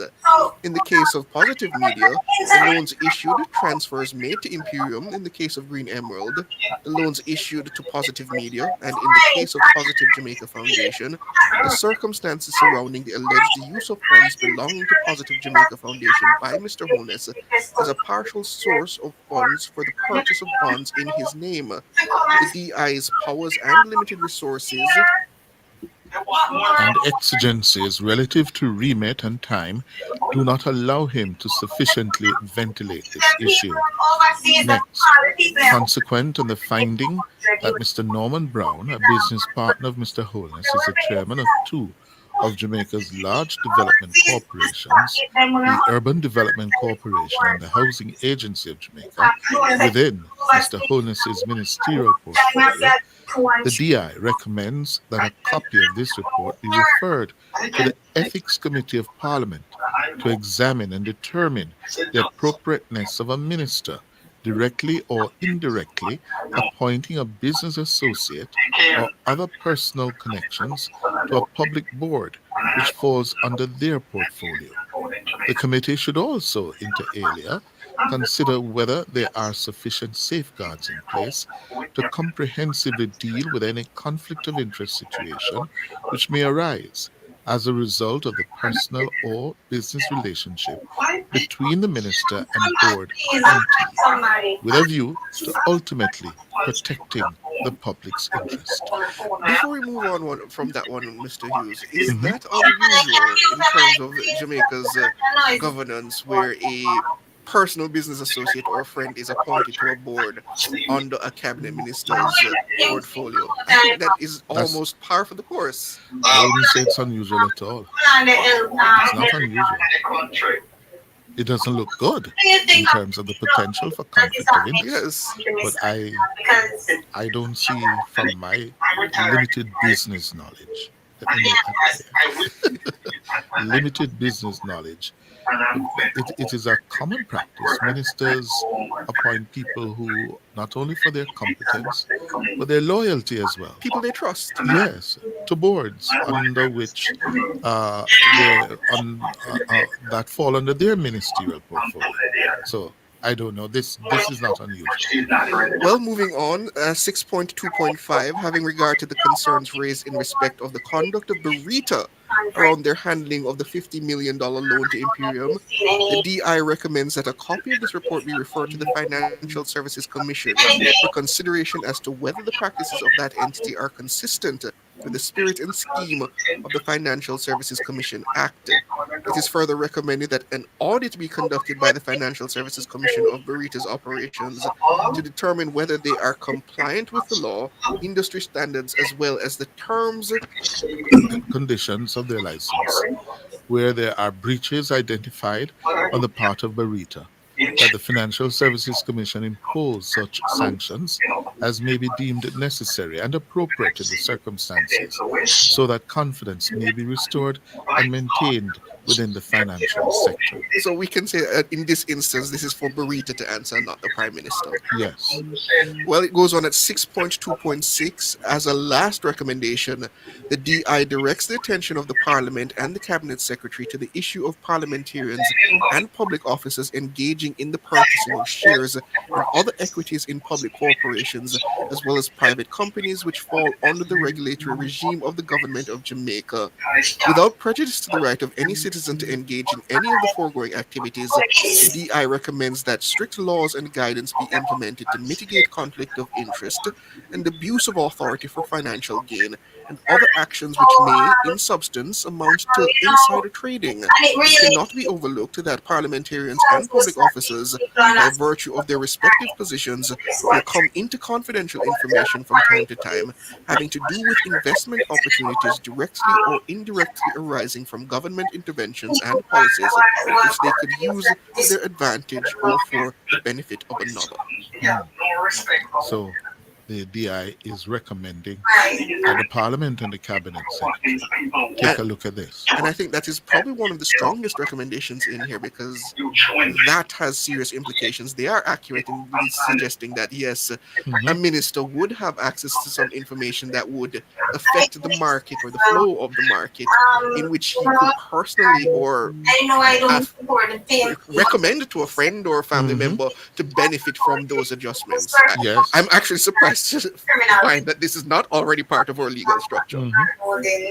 And finally, having regard to the above findings and recommendations of this report, Kevin Stevenson writes, it cannot be ignored that as Prime Minister and Head of Government, Mr. Holness has a higher duty to the public to ensure that the laws of Jamaica are maintained, and that he bears in mind and acts according to established public virtues which have been in existence since time immemorial, and which have been succinctly encapsulated in the Nolan principles of public life. The import of Nolan principles is that those who hold public office should embody the virtues of selflessness, integrity, objectivity, accountability, openness, honesty, and leadership. This, of course, is not to question Mr. Holness's commitment to the virtues aforementioned, except to say that a number of the findings of this report are antithetical to those virtues. Well, he tried to walk it back a little, but that was a reprimand. Yes, reprimand and scolding of the Prime Minister, that he's not living up to the higher duty required of his office. Yeah? Well, I mean, just to point out to listeners, to this, we have the letter or the indicative ruling from the Director of Corruption Prosecution, that's Keisha Prince Kimika. And one of the two interesting things about it, the first part is that this letter calls on Mrs. Holness as the Speaker of the House to recuse herself when this document is being tabled, which she did do, and it was actually the sitting of today's Parliament was actually presided over by the Deputy Speaker, Heroy Clark. I believe Mrs. Holness was not present at today's meeting of the House of Representatives in concurrence with this request by the Integrity Commission that she essentially recuse herself. And further into this letter, it simply states that the Commission's Director of Corruption Prosecution has, pursuant to the provisions of the Integrity Commission Act, inclusive of the aforementioned sections 53B and 54.4 of the Act, and sections 34.1A and 34.1B, thereof reviewed the subject investigation report and has ruled that upon careful consideration it was determined that no charges are to be laid. The matter was referred to the Director of Corruption Prosecution on the recommendation of the Director of Investigation following the conclusion of his investigation with respect to possible breaches of the Corruption Prevention Act 2001 and the Integrity Commission Act 2017 and committed offences. And all of these we'll have to put on our website because we don't have time to read through the report from the Corruption Prosecution Division. Yes, this is another 16 pages long. Yes, and it's entitled Investigation Report into the Statutory Declarations submitted by the Most Honorable Mr. for the years 2019-2022 in respect of concerns that he owns assets disproportionate to his lawful earnings and that he made false statements in statutory declarations by way of omissions contrary to and Mrs. Kimika outlines the background to the issues. She deals with each of the four bank accounts that were reported to the bank accounts where she said, in part, bank account number 21 opened January 27, 1989 by Holness's father, right? Status as at May 30, 2023, 40,606. Bank account 64 opened January 10, 1984. That time Holness was 12 years old. Yes, was active up to May 30, 2023, 149,000. Bank account 60 opened June 20 by his mother. Yeah, and that was opened June 20, 1975 when he was 3 years old. Yes, it's still active as of May 30, 2023 with 204,000. And bank account 42 opened July 2005. Yes. And this document essentially is the Director of Corruption Prosecution looking at the evidence provided by Mr. Stevenson in relation to those four accounts and coming to her conclusion that there really is nothing here, that she could potentially mount a case against Mr. Holness. Yes. And it outlines in every question that was asked to Mr. Holness and the responses that were provided. And to her knowledge, she suggests that those questions were sufficiently answered by Mr. Holness. And she concluded in her ruling, in light of the foregoing, there is insufficient evidence on file to establish that the Honorable Prime Minister, by way of omission, made a false statement in his statutory declaration for the period ending December 31, as it relates to bail savings account 60, 42, 21, and 64. Accordingly, no charges are to be laid. So, that's essentially it. We're going to post this on our website tomorrow, so you can go and read it at your leisure. All right? This is Nationwide at 5.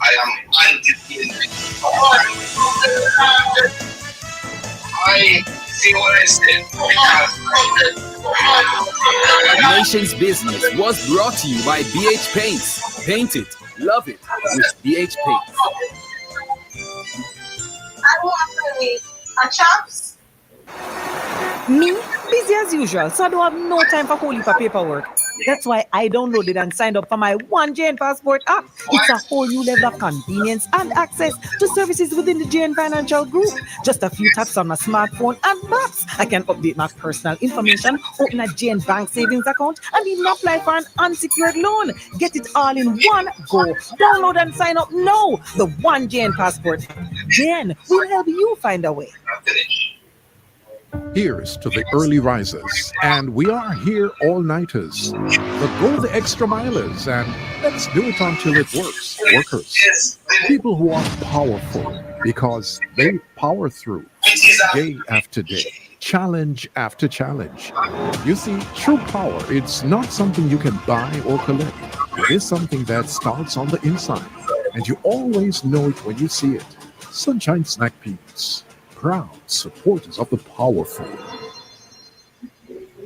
On Sunday, August 11th, the entire community of Territory Lane in Clarendon, our entire nation was shaken by a brutal act of violence. Gangsters mercilessly took the lives of 8 innocent Jamaicans, including a 7-year-old boy and several women. These criminals will strike again, destroying more families and more communities unless we stand together. If you have any information that can help bring these killers to justice, please share it with the security forces.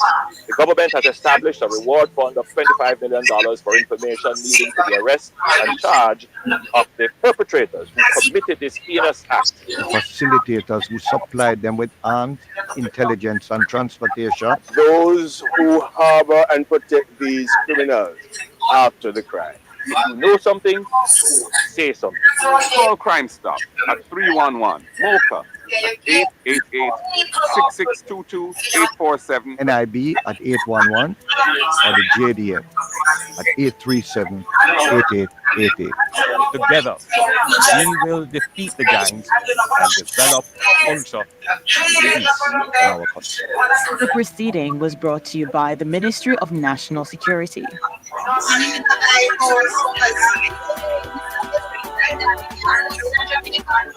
With so much to do in one location, make Megamart your one-stop shop. Pick up your groceries and houseware needs, grab a bite and pay some bills, fill your prescriptions and see the beauty products in our pharmacy, all in one amazing location. My Megamart, the best value by...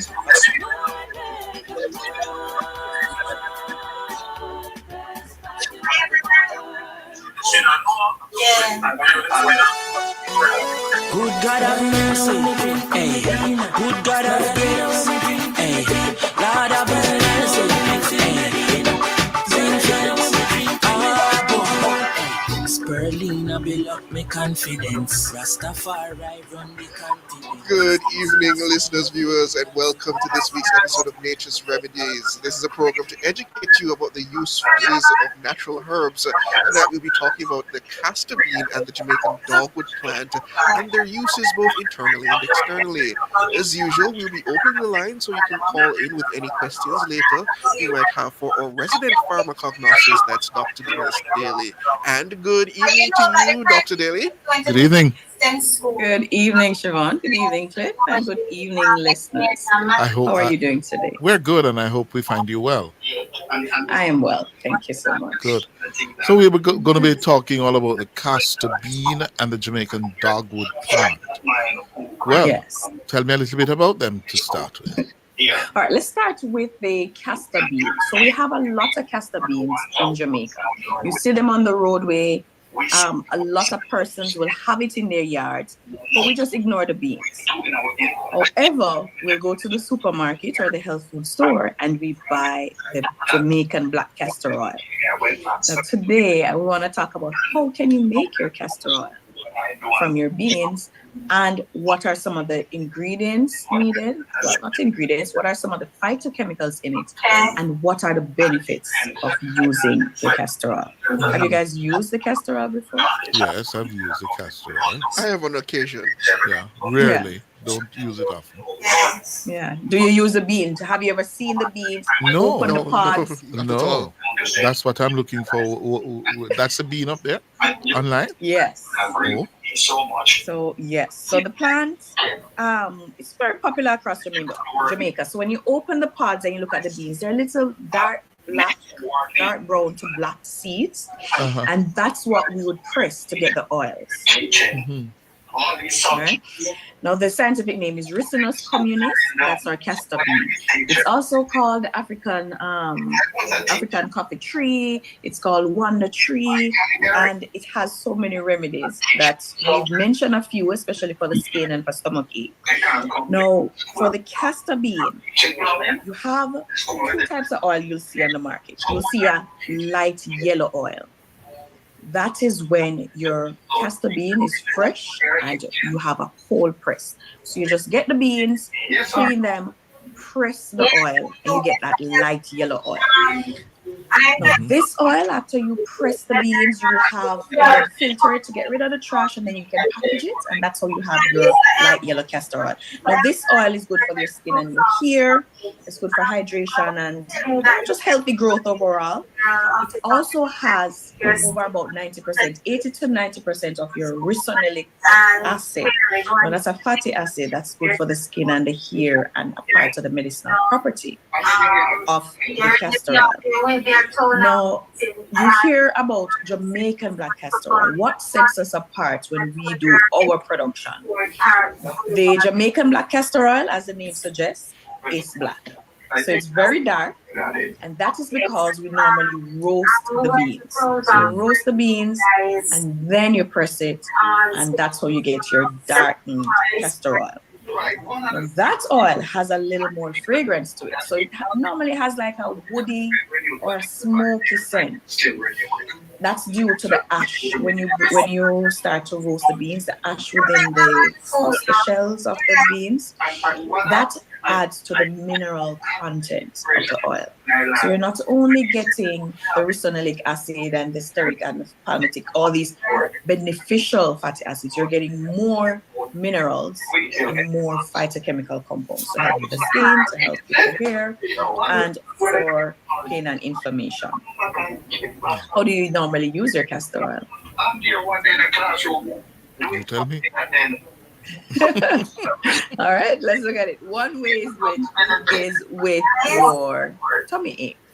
So if you have a stomach ache, if you have menstrual pain or cramps or arthritic pain, one way you can use your castor oil is by you can have it just fresh, pour it in your hand, warm it in between your hands, and use it to massage the area. If it's around the navel, for stomach ache, around the navel in circular motion, and that helps to soothe the stomach.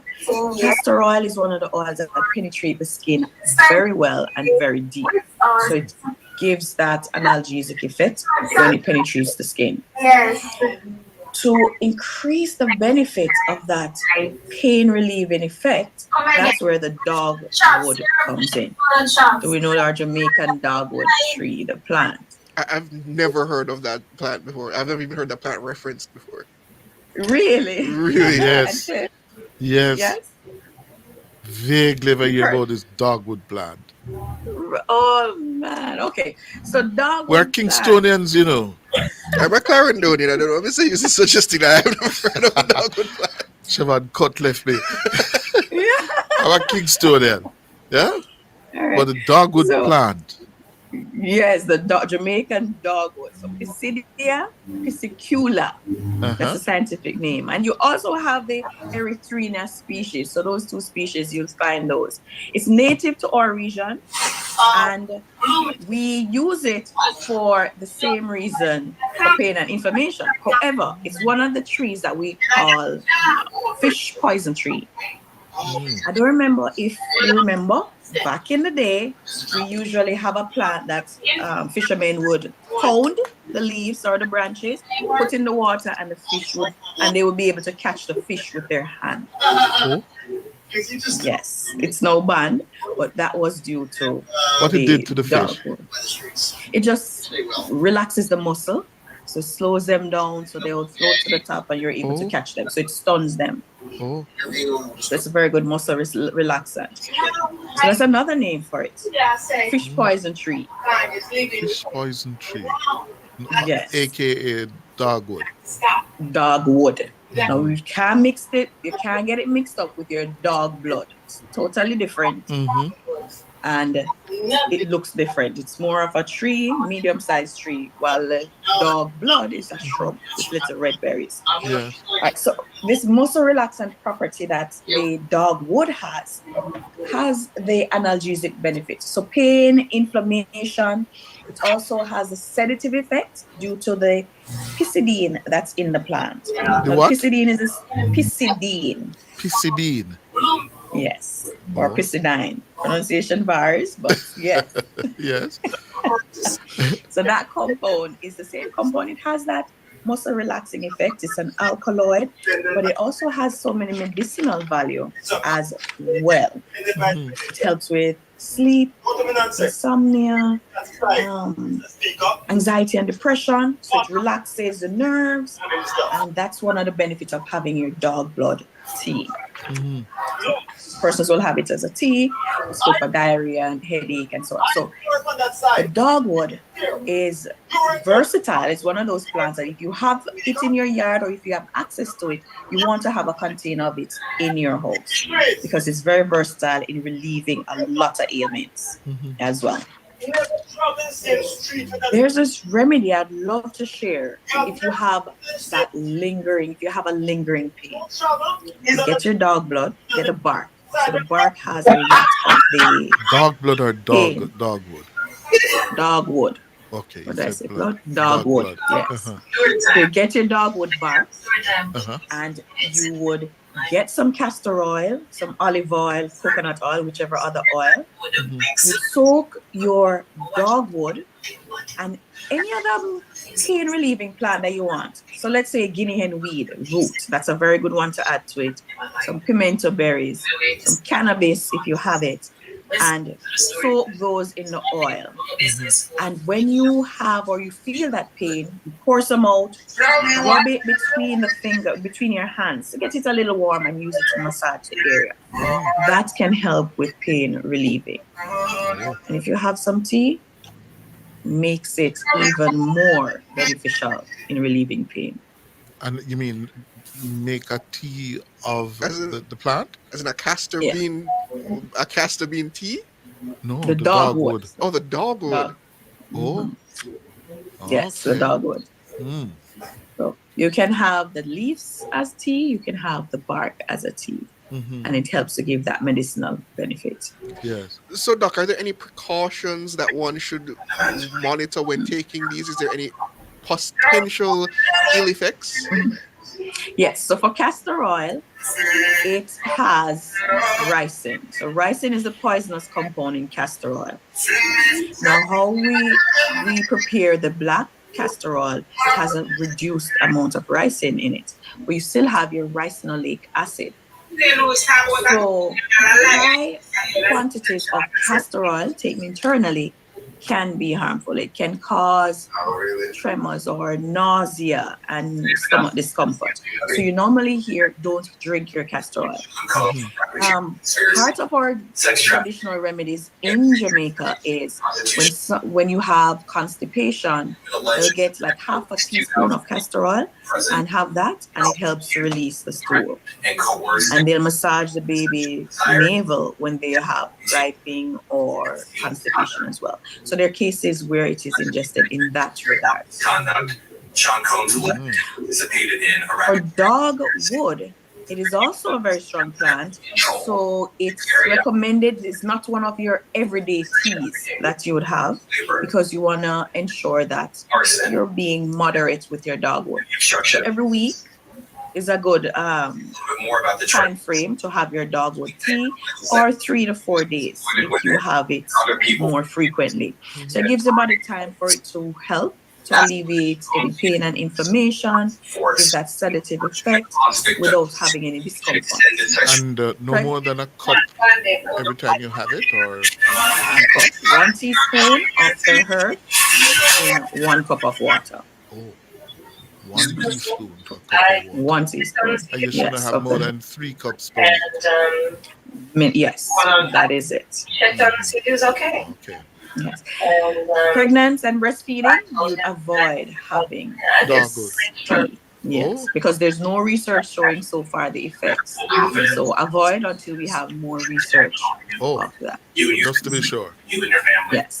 You hear that, mothers? Expectant mothers? I No mean, dogwood tea for you. there are far too many people. Yes. All right, who do we have? 2025. Ludlow, good evening. You know, Good evening, Shava. How are you doing, Ludlow? Not too bad. I hear some nice argument which I want to get make a little participation. All right, you have a question for the doc? Dr. Daly is listening, Ludlow. Go ahead. Yes. Good evening. Hello? Hi, good evening, Cliff. Good evening. Dr. Daly. No, she's a pharmacognosist.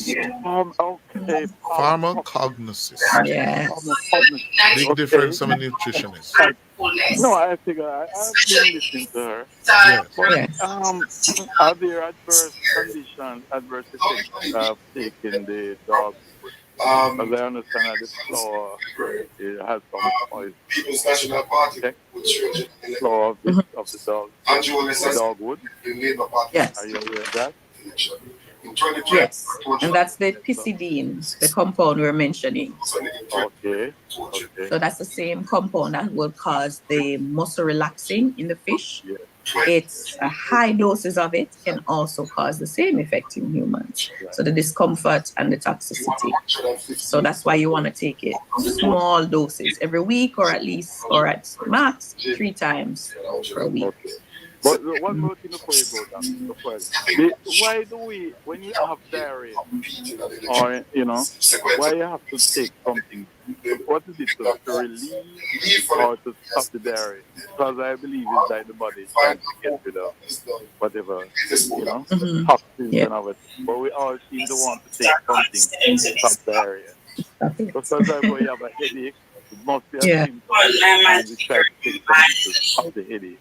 Or sinusitis, you take something, a chemical, whatever. Why do we have to do this? Why we don't let it flow and release the toxins? Could you answer that a minute?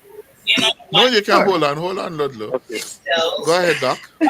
Yeah, sure. That's a good question because, as you said, when you have diarrhea, the body is getting rid of something that is or will cause harm.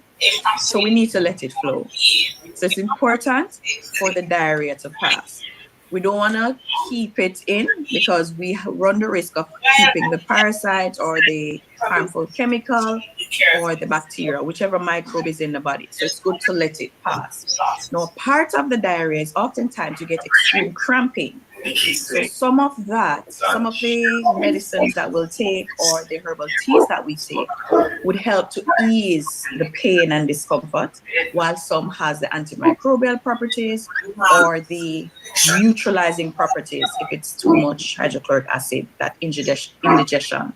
So diarrhea is the body's natural defense of getting rid of harmful substances or parasites or microbes before it actually passes the blood-brain barrier.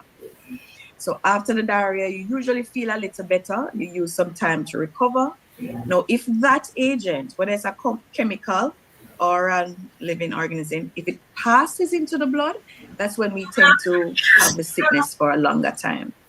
And we need a stronger medication or more herbs, and you continue. So if you have a diarrhea and you drink some ginger tea, it helps to flush the system as well and to prevent the harmful substance or organism to cross over into our blood. Wow. It's very interesting, because I do a lot of research, Doc, and I realize that the system toxins build up and then you need to eliminate. People feel to eliminate, you go toilet talk, but they don't realize they're trying to eliminate waste. If not, you have something called it's inflammation. So it means that the Yeah. body needs to be relieved of all its inflammatory, stuff. Yes. So, but a lot of people don't seem to understand it. Yes, they might be knowledgeable in many other areas, but in terms of your body, they're not so, knowledgeable about like the endocrine, pushing the endocrine, the cardiovascular and all of these things. But yeah, it's interesting. It's important. All right, Ludlow. Thank you. Thank you so much. Good. Noel, for Dr. Dennis Daly. Good evening, Noel. Good evening to you, Cliff, Siobhan, and Dr. Daly. Good evening. Yes. Good evening. Thanks. Two things I want to talk to you about quickly. One, I called in last week. You may recall about my friend and colleague who was with his sight problem, and you had given some remedies. I think it was marijuana and something else. But it wasn't so clear, so I decided I would listen to the replay. But unfortunately, it never went to that far. It just cut off partway into the nationwide news network, partway into your discussions. So I wonder if you could reiterate that for me, please. It's where the retina, he's having retina problems, so he's on. The vision is really, really poor. I remember you mentioned about that kind of plant that he could get the fluid from it that has an orange bud, but I didn't really get the full context of what you were saying. And the second point I want to talk about... Well, hold on now. Make sure you answer that. All right. Thank you. All right. All right, no problem. Yes, so while you were talking, I remember the conversation. Yes. So the cannabis, and we're saying you could get the eye drop. Eye drop is on the market. That will help. And two, if you have the cannabis, you create an infusion of water. Get it cool. So if you boil it and make the tea, it's cool, right to room temperature. With a clean dropper, you can help to rinse the eyes. You can use it to wash the eyes. You can use it to rinse the eye. You can also soak the cannabis in oil, coconut oil or the castor oil. And when you close your eyes, you apply it on the outside of the eyelids, right? And that will help to penetrate. The other plant I mentioned was the king of the forest. And it was the inflorescence portion that has a sterile water in the middle. We usually play with it as kids as like a water gun, nature's water gun. So that was the other plant we had mentioned last week. That's the one with the orange bud? Orange, yes. So it's bright orange. Okay. In terms of the marijuana, is there any particular portion that you should boil at so the amount of water and the amount of marijuana? And secondly, can you get is it just the marijuana eye drop? Can you get that over the counter from maybe the CBD stores, CBD oil stores? I'm not sure which pharmacy or health food store has it, but usually, yes. Okay. All right. The other very important thing I wanted to talk to you about is in regards to my son, who has rheumatoid arthritis. It's very, so he's in pain 24/7. He is also on medication from the clinic. I wondered, but he's saying that most of the medications they don't seem to be helping. Even today, he was saying it to his mother. So I was wondering if there's any particular kind of remedy that you could, in terms of the herbal stuff, that you could recommend for him, please. Sure, you can send me an email at drdenisdaily@gmail.com. At so Gmail. That's yes. So DRDENISEDALEY@gmail.com. Thank you. And we can go through what type of medication, how can we have an integrative approach. You can have herbal teas, you can have medicinal rubs, but all that have to be done safely, and we have to look at contraindications and so on. So in terms of pain and inflammation, your ginger, your moringa, the same dogwood we were mentioning, and having that guinea hen weed oil soak to help to massage the area. So these are some things that we can do, and you always try to separate your herbs from medication at least 2 hours apart. Right. All right, but those would have to be boiled separately, not all combined as one herb. For the oil soak, it's as one. So you can send me an email and we can design that wellness plan. Yes. Thank you very much. Thanks, Nation. You're welcome. You're welcome, sir. Good. Dr. Daly, I have a question from the YouTube channel. Yes. Loyal Chems is asking, are there any liver spot remedies that you can suggest? Yes. So for liver spot, you want neem. Neem is my go-to for liver spot because it has that antifungal effect and all the other antimicrobial effects. So with your neem, it's very good. You can either use a neem oil, apply to the area, and drink some of the neem tea. So that's one way. Try to have a neem bath at least 3 times a week, if not every day. So if it's very bad, try to have neem bath. So get your neem leaves, tamarind leaves, and quaco. Remember quaco bush? Yes, I remember the quaco Yes, bush. yes. So quaco bush and your tamarind leaf, add them to some water. I know we don't have the metal bath pans anymore. You know, remember those metal bath pans? Wash tubs? Sounds like Cliff's. Oh, yes. Sounds like Cliff's time, not mine. Go ahead. But those are also very medicinal. Those zinc wash tubs, you get the water, put it in the sun, you soak the herbs in it. You have the release of the chemicals, the medicinal compounds, and the zinc also adds to the therapeutic properties. But you can still have it in your regular bath and just scrub the skin, wash the skin, and then you can add the neem oils and drink the tea because you want to get rid of it, put out the blood as well. And that's where the antifungal medications usually come in with your liver spots. Okay. Richie, good evening. Yes, Daddy. Dr. My Dennis, Stefan as well. Dr. Yes, man. Dennis Dr. Daly Richie. is listening. Daly. I'm listening. Hi, I'm good listening. evening. Good evening. I'm listening to you. You talk about the dogwood plant. It is one of, I don't know if there's another plant on earth that is good for peanut butter. That's extremely good. It's a plant that I use that tree. The bark of it. It is very good.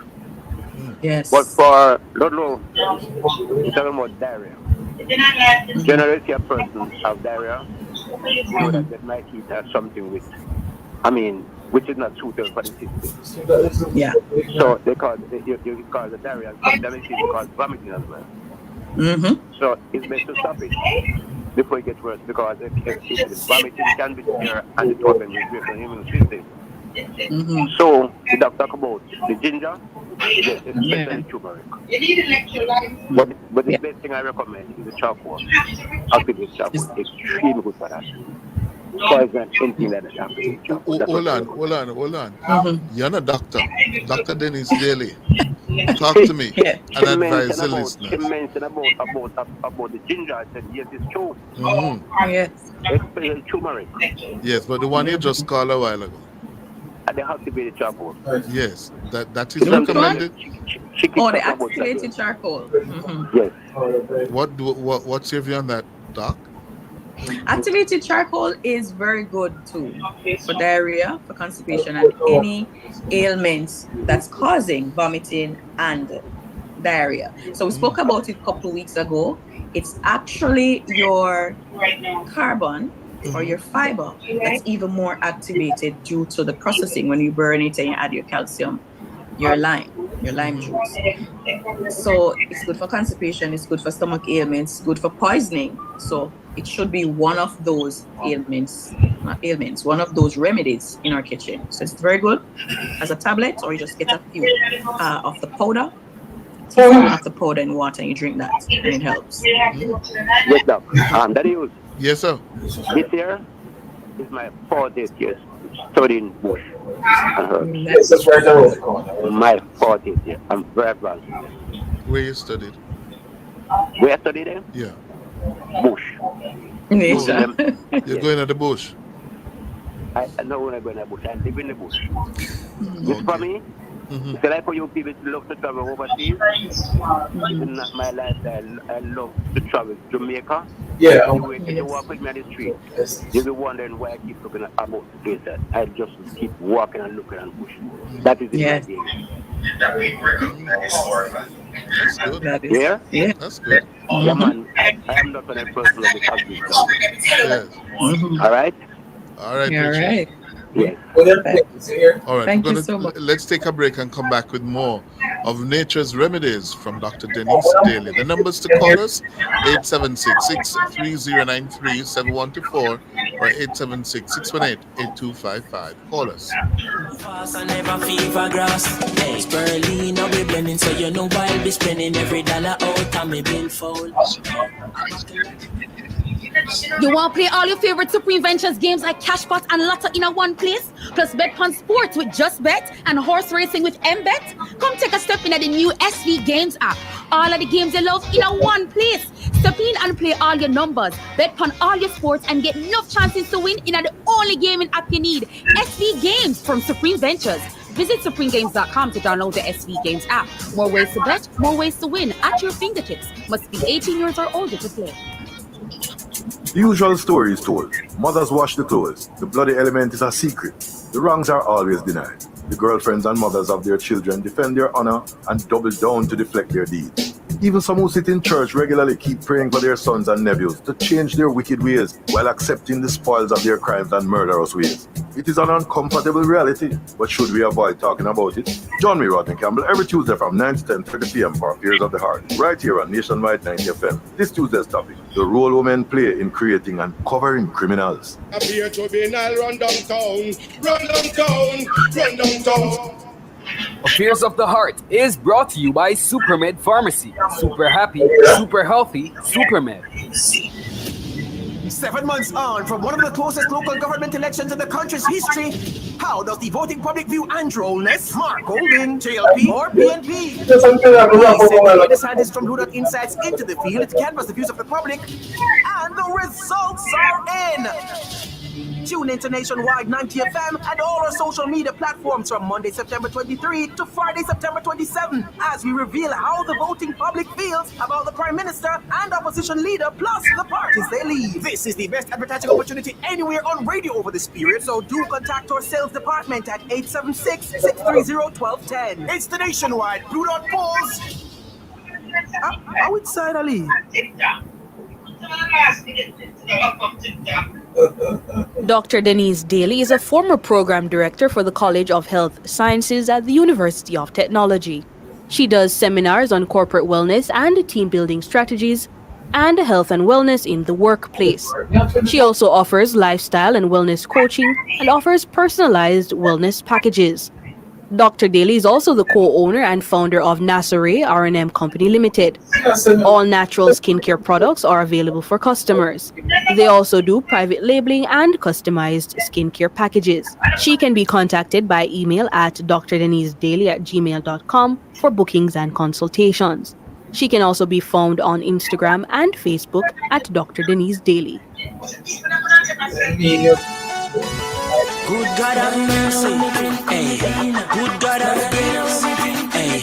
Lord have mercy, hey. Welcome back to Nature's Remedies as we discuss this week the castor bean and the Jamaican dogwood plant. As they said, we're taking your calls. The numbers are 630-937-124 and 618-8255. And we do have Doc. More question to you, folks, from Cindy Lynch. She's asking you to put up the picture of the dogwood again so she can identify it. And we have another call, another question asking for said if a friend of mine was diagnosed with lupus and they're asking if there are any suggestions of a natural remedy to assist with that diagnosis. For lupus, we want to talk directly, because it's autoimmune, it has different levels, so we'll have to look at that. When in terms of adaptogenic herbs that you can add as a part of your nutrition plan would be like your noni, your moringa. So have some noni juice, your soursop juice, soursop leaf, and your moringa leaf. So those are some of the regular herbs. Turmeric, ginger, with a little black pepper. Add those as a part of your smoothies and a part of your drink. And always, if you're on medication, the span should be at least 2 hours. Or we can talk more directly for a wellness plan. So you hear that, Cindy Lynch? You'll have your numbers out for them at the end of this, correct, Doc? Yes. So email drdenisedaily@gmail.com. And yes, we can further go into herbal and nutrition wellness plan. And we also have another question from Errol Lindo. He's asking, what would be a good remedy for neuropathy in the feet? Okay. That's where your soursop comes in, and the same dogwood.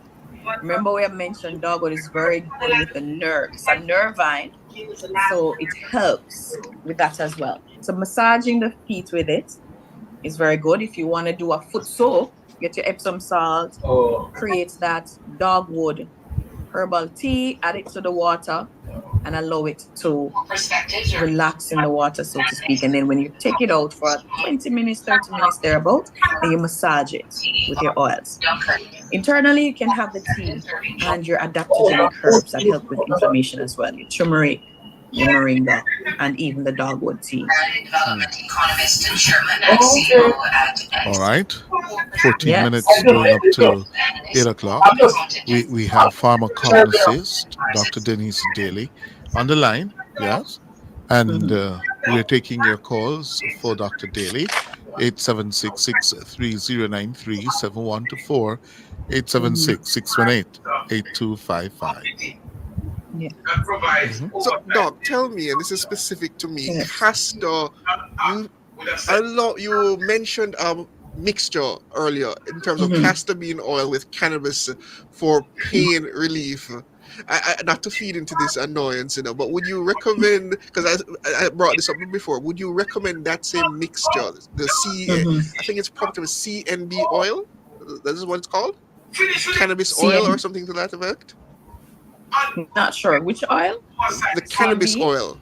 That has the credibility. No, not sure which oil that is. But for the cannabis oil, you have different brands and different way of extracting it. So if you want to make it at home, you can just get your coconut oil and soak cannabis in it. Okay. So would you And recommend mixing that now with the castor oil for additional pain relief, or should you keep them separate and not use them together? You mix them. Okay. So if you have the herbs, get all the raw ingredients of the herbs, put them in a pot or in a glass jar, add your oils, and if you're, let's say you want to leave it for a week for it to seep and the color of the oil to change, you shake it every now and then that's your pain massage remedy. You can also buy the extracted oils. So you could buy your cannabis oil, buy your dogwood oil, and add it to castor oil, and you have a smaller massage remedy oil. So either one, it pulls out the medicinal properties of plants. So Rose Chin gave me the proper term. It's CBD oil. CBD oil. CBD. Yes. Yes. So CBD is one of the active set of compounds in the cannabis. You can use the entire plant though to get the pain portion. There's some of the THC, some of the CBD in that particular ratio also helps with pain management. Cannabinoid. So, Doc, I have a question here for you.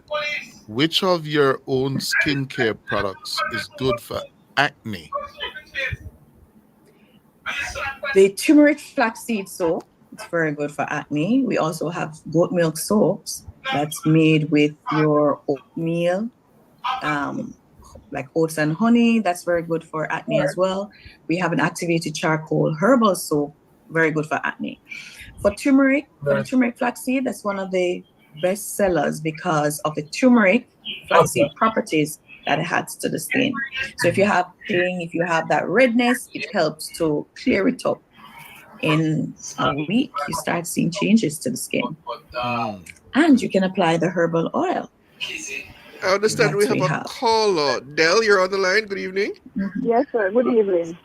Good evening, Del. Good evening, Del. Yes, good evening, Doc. How are you? Yes, ma'am. I'm asking advice from my friend. She's been bothered with menopause. So she's asking if you have anything to recommend for her. Menopause.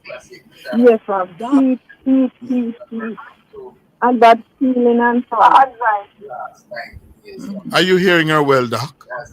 I'm hearing some part. I hear advice for her friend who has menopause. She's going through that period. Yeah. I would say try to get some of the dog blood. Dog blood is I know we're talking about two different herbs, but both are good for female reproductive health. And sarsaparilla.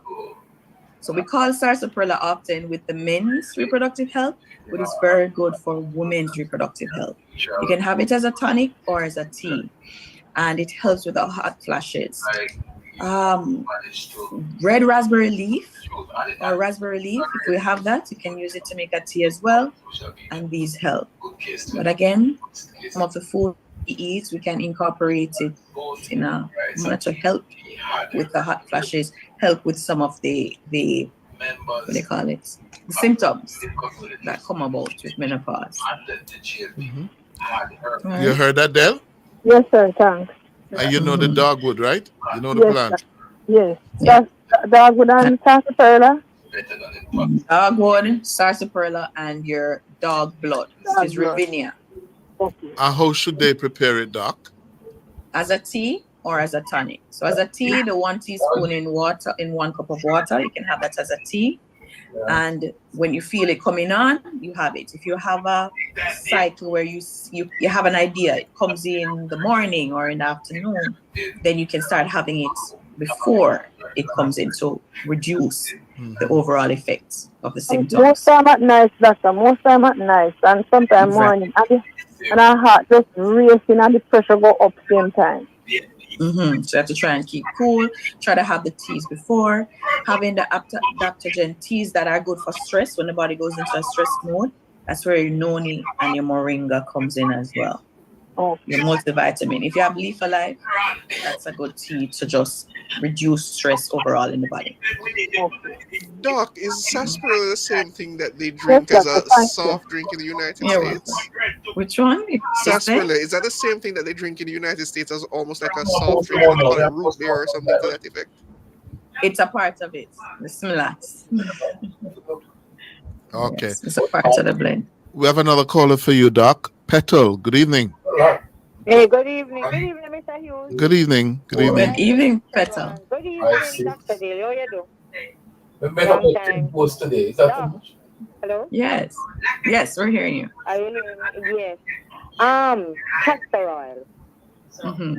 Well, first, dog wood is the same as dog blood? No. Oh, it's two different things. Yes. Two different Dog plants. wood is Pisidia and dog blood is Ravinia. Okay. You have not given us the things that dog blood can do though. Yeah, man, we spoke about dog blood when we spoke about women reproductive health a couple weeks ago. Okay, I promise. Yeah. Okay, let me see. Castor oil. Thank you. Castor, I noticed a lot of my friends have been introducing castor oil for pain. It can be used for pain? Yes, man. You can add it externally. You can soak a cloth in castor oil, apply it to the area that's having pain or wrap it, and then you get a warm bag or warm cloth to put around it as well. And it helps to penetrate into the skin and reduce the pain. Tell me something. Does it really, somebody said to me that it can even help with the breast. With the? The breast. With the breast. The castor oil? Yes. In what way? To massage and to rub if it's hurting. Oh, the breast. Yes. I heard breath. The breast. Something, what effect? Like, the No. oil pulling. Okay. Yes. Castor oil, when it penetrates the skin, it's good for lumps. It breaks up lumps and any aggregation in the body. So that's one of the research shown, reducing the size of aggregation, whether it's tumors or cysts or cancer, etc. So massaging the breast with it helps to reduce any lumps and has shown beneficial properties of the castor oil. Okay. And even for the back, for kidney stones and so on. I missed that, I can't know the time going. What did you just say? Which one? And also for the back, if you massage the back area for the kidney stones. Okay. So because you have the dark color ones, you have light color ones. Which one would you suggest is the better one to use for things like that? All right, so that's what we were mentioning earlier. The light color one is the fresh beans that you press, just regular castor oil. The dark color one is the Jamaican black castor oil because we roast the seed and then we press it. That one has less of your fatty acid, but it has more minerals that will also penetrate the skin and help the properties. More minerals, more medicinal properties from your black castor oil. Okay. So that would be the better one then. Because that would be one of them that I know that they say you can't use it in your hair because it's not good for your hair. Why would you say that? Which one? Both good for the hair. All of them good for the hair? Both good for the hair, yeah. Okay, okay. It's packed with your fatty acids and medicinal oils. You're welcome. Yeah. Cliff, long time in a cut, me can't call you Cliff. Too much things are going in upon this evening. I understand, Peter. But I'm listening. Good, Thank good. you, Doc. Great job. Good. Good evening, Crystal. Petal, have a good evening. All right, so Doc, that's where we have to leave it. We're out of time. Thank you very much, pharmacognosist Dr. Denise Daly. Yes, and tell them again, Dr. Daly, how they can reach you. Sure, at drDeniseDaly@gmail.com. So that's DRDENISEDALEY @gmail.com. You can send me an email. I'm also on Instagram at Dr. Denise Daly and Facebook at Dr. Denise Daly. All right, so make contact with Dr. Denise Daly for all your nature's remedies. Thank you so much to our producer, Dana Davey, our technical operator, Andrew Anderson, our callers, our YouTubers, our WhatsAppers, and our tweets. Thank you so much to Ricardo Brooks. Yes, Kunuko can manage. Thank you so much, Siobhan. At least he made it through the day. He did? Yes. Thanks to members of the news and production team. Kimon Thompson. Thank you. Yes. Good. Have a good night.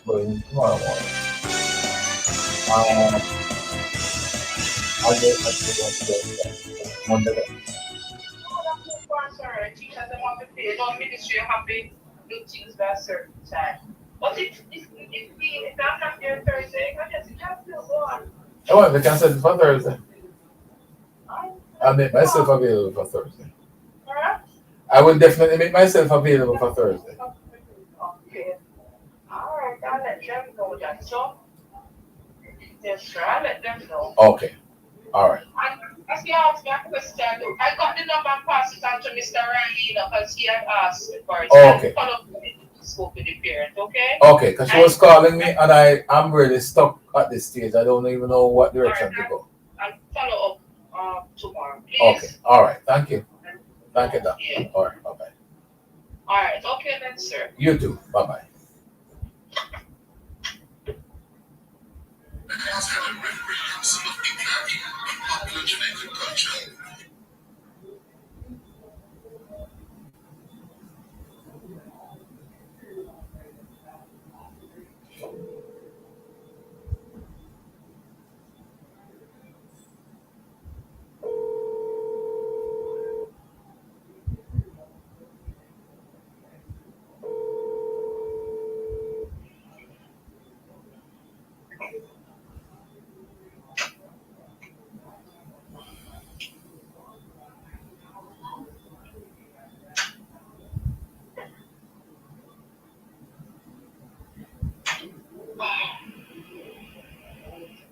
That's all.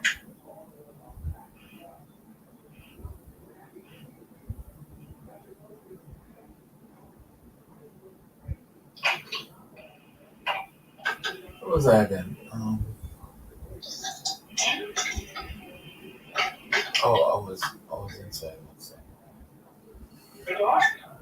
I was trying to figure out where I was. You was gonna post your draft video? It was supposed to be posted. If it's drafted, it's not It's posted, man. This one, see here, I said, Okay, so I'll shoot the screen again.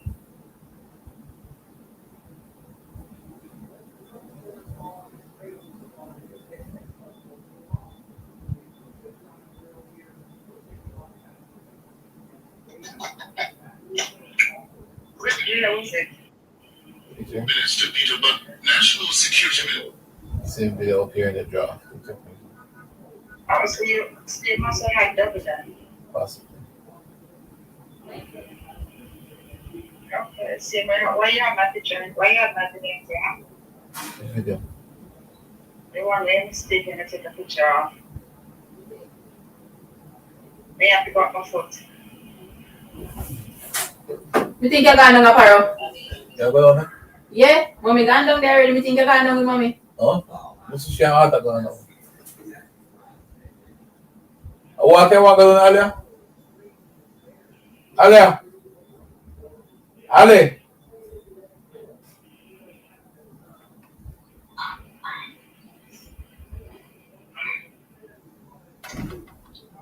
Ali?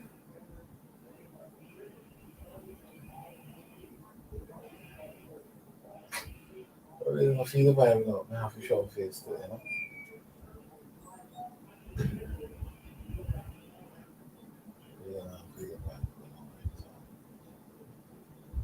Kingston to go tomorrow morning. Kingston? Oh, For what? let me get Kingston tomorrow. Dr. Leela just called me about interview over school tomorrow for teachers. But they're not going to pay them. They don't pay them. 15 teachers hired in summer. Me, that wasn't a part of the process. The principal never feel it fit to call the board chairman to tell him say, I'm have interview. Because he say, my God, something about argue with him. When it come time to sign off, them pay me no sign none. So the documents went into Kingston. The teachers are not paid because they did not follow the process. Right, exactly. Yeah. Exactly. You did the right thing. The man that feels so it's not going to go back over him. You have to go through the process. Every single teacher have to go through the process. Yeah. Oh. You did the right thing. Yeah. Oh wow. That's what time is your meeting? Let me just message Dr. Leda because any meeting that is to be scheduled for these teachers, I must get a copy of all the applications and resumes before the interview schedule. Just message her right now. Hello, Dr. Following.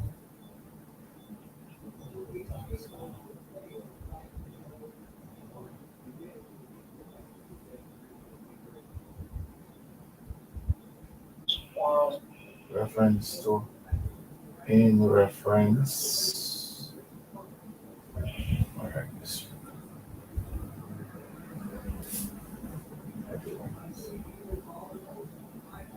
reference to our telephone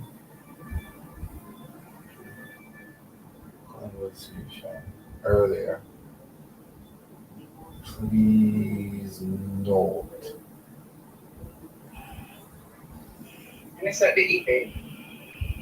that all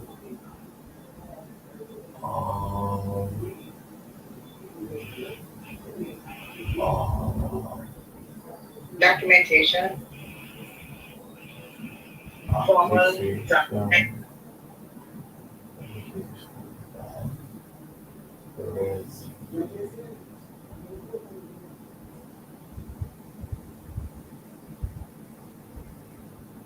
Must be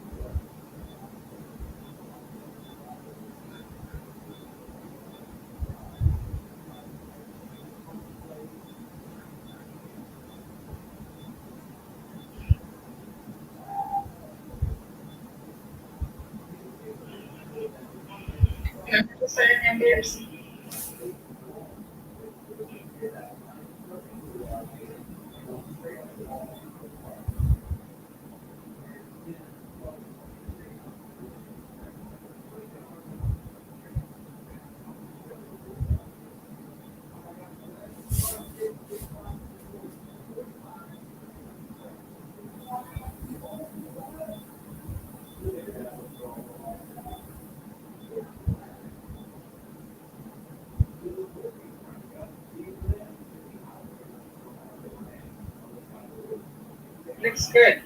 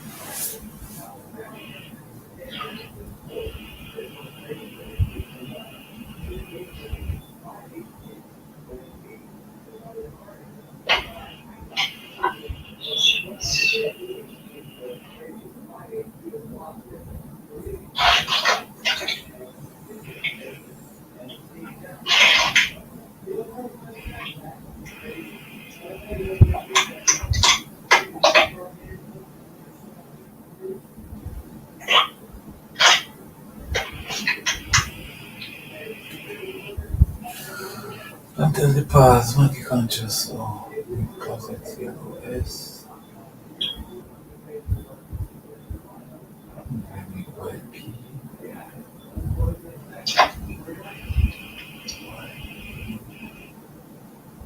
She's like 1, 2, 1, 2, 3, 5, 6, 7, 8. Who's missing on this?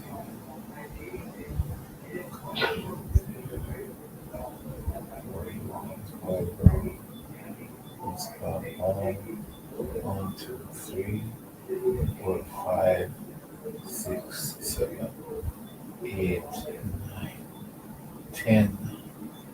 Who's missing? Who's missing?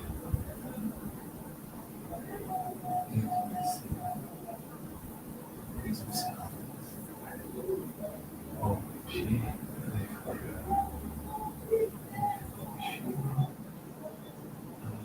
Oh, my Caribbean.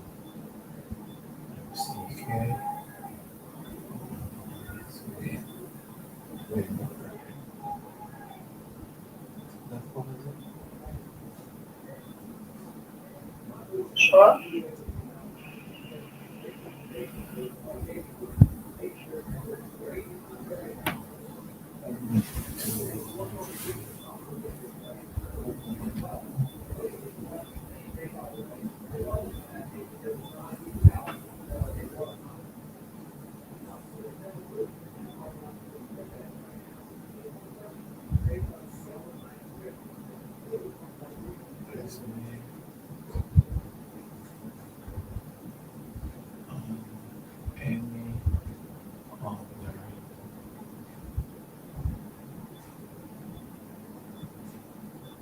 Important documents.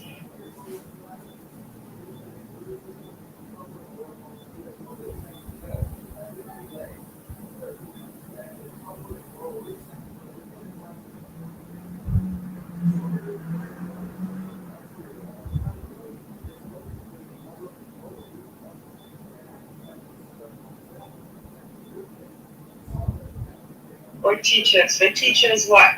For teachers hiring or is for teachers what? For teachers, just for teachers? Yeah? Huh? Hold on a second. Hold on a second.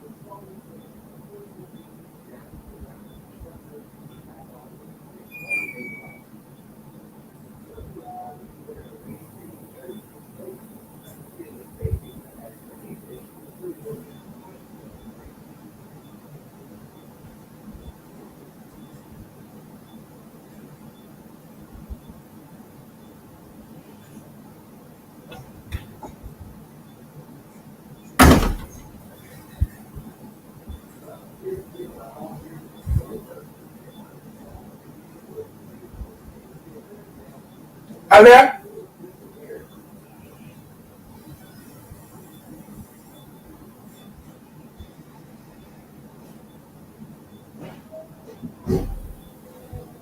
You got the restaurants?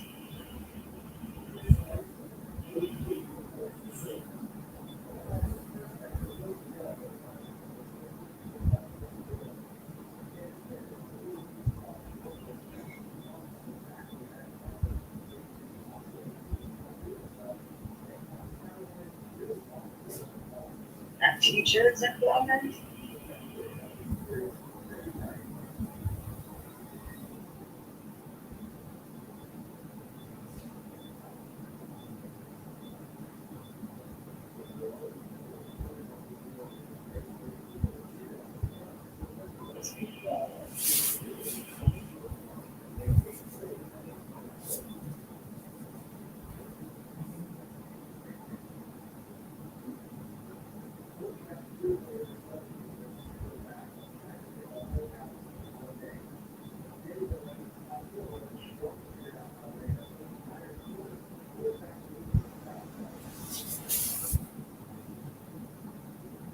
Change my mind because I have to be taking care of the vocals. And of course, when I abuse my vocals to the point where I can't sing because I not think black people worth it. Yeah. I don't think you want any good for yourselves, and I just keep doing the little much, see? Because it is evident that majority of you do not want, anything good. See? I say that to say this. Mark Golding, yeah, PNP Mark Golding, or Rise as Mark Golding, is a dangerous man, very dangerous man, and sooner you see, I hope you don't see too late.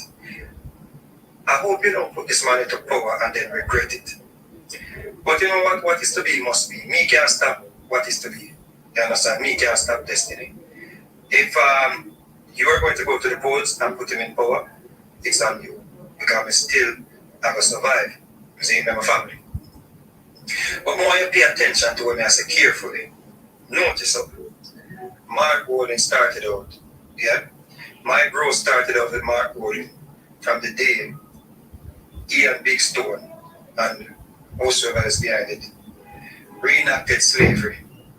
So he actually used the slavery to score political points. You see? As a white man, as a British, I was 7 years old when I realized that I'm not emotionally mature enough to have a child. Because if me give birth to my nice clean picnic and decide to send my picnic to school, and one of the little gremlin picnic decide to put in the hands of my child, me I go drop on a picnic straight through the school compound, and then I go fight them, and I go fight you as a parent because why you are raised like a terrorist and send them to school. Of course, in there, Peter King said. That's the foolish man. Let's chat off for everybody live, man. That's one dead man. Alright? The liar, fire, Peter King, and that's him I tell you. What can... Billie Eilish, at 22 years old, she has 9 Grammys already. She makes music with her talented producer-musician brother, Phineas. They came out today endorsing Harris, posting a joint video to Eilish's over 110 million Instagram followers.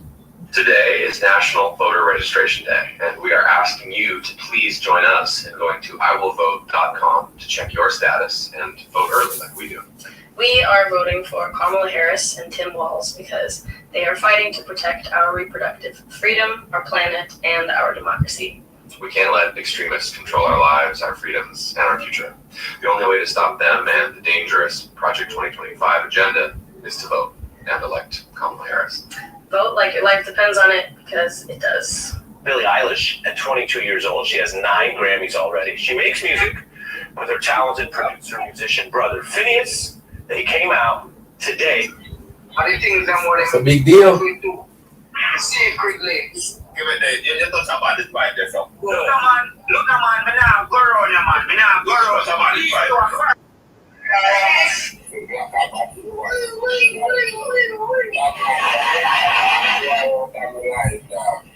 think my take over when I'm slower man on a blackout of my life. It just makes that we catch up on him, so my take over.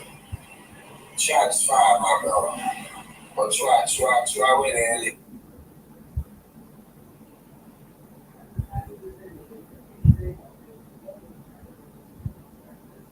Who takes you notes today when I fuck you today?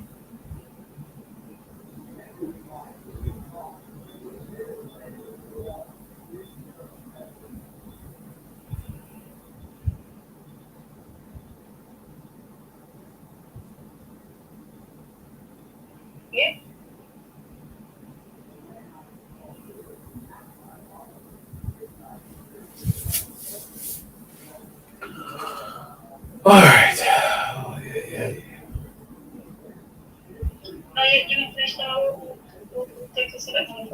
That's interest. Where is interest in that? I'm not. I want to know who's still on Take the skin out. Skin out. Naked breast. Oh, pussy out. Everything. I want you. If a woman takes my mind, I'm in a document from that work. I can document my sister want to fuck him. You don't think I want to know? So that's how you skin out, son?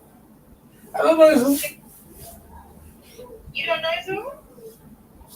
Let me get the number. I don't text. I want to see. I want to messenger this. So either Facebook or TikTok. I want to messenger this.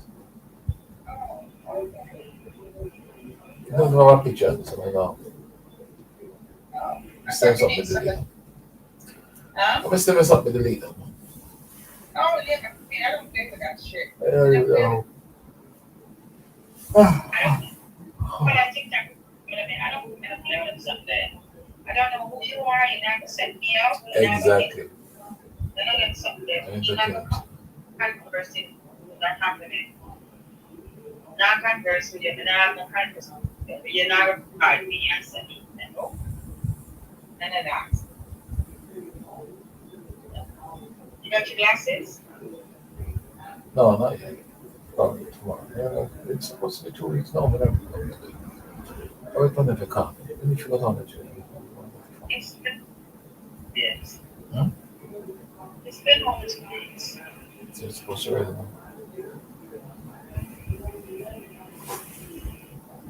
Yes, I did in the conversation. Huh? That within the angel stop. I took them. Well, come on, the angel. It's not like this.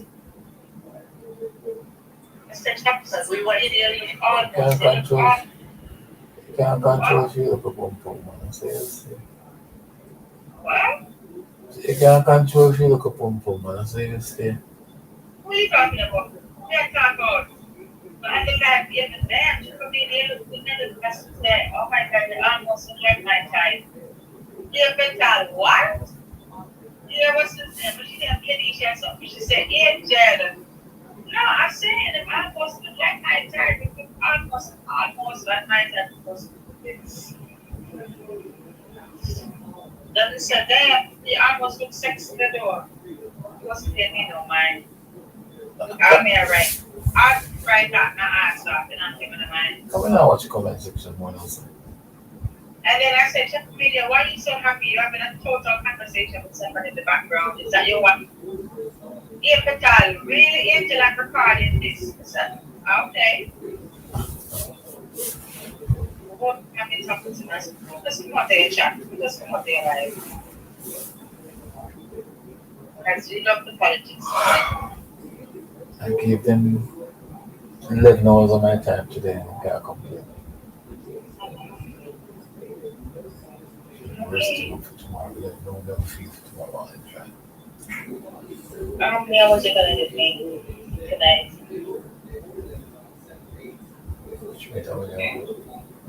What you mean by that? How many hours are you going to fuck me tonight? So it's a bit of 11 hours. Yeah. Fuck every night, what you want? That's a lie, I didn't fuck the last night. Okay, night before. I never fucked the night before either. Before the night before. Oh, you fucked me? The night before the night before. Oh, you fucked the night before the night before? That's what I said. Okay. Oh! Okay. You got that? Huh? You got that? Yeah, I guess. I don't remember it's been so long. Huh? I don't remember it's been so long. Oh.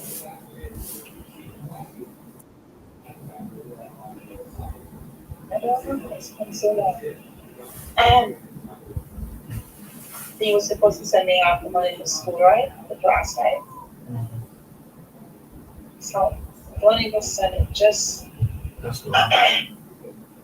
they want yours, right? And so, you see how the place goes? I want a back door. I and the middle door to go in the living room. I need 3 doors. But he's telling me that the hardware doors are no. I don't know what that means. What does that mean? That's it was of the hardware would never go. Door for 25,000. One door for 25,000? Okay. Regular steel door. You need a steel door for the inside door? Inside door, actually. Yes, I need 2 outside, the back door and the front door, and then an inside door. So 3 doors. I need 2 outside doors, 25,000 each. You got 2 outside doors. Okay. The ones the 2 outside doors, I'm fine with the 2 outside doors. Because the inside door is where it's going to come up the wall of the window. You know, when I show you where the wall is, where it's going to come out to make a opening. Yeah. You know? Yeah. I know where it's at. I know where it's at. Yeah, so we're supposed to come out so you can make a house. That just means everything else.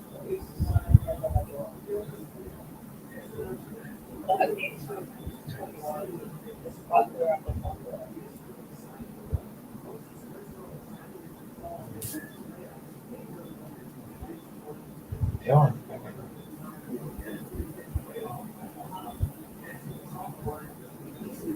Steel door for the outside. Steel door for the outside. Yeah, but the regular the inside. Because you have to put out that door inside. I think you don't know why you put the tile on the door. Otherwise, break it all. There's a tile, right? Yeah. Well, yeah. That's it.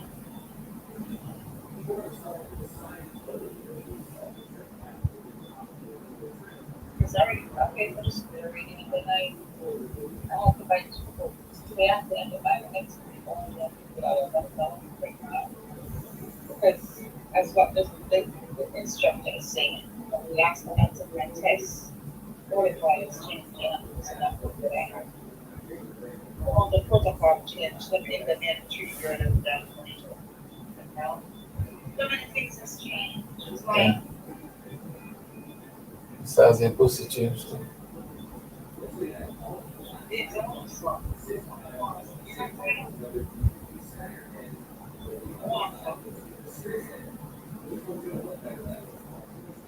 promise you I'll throw it in.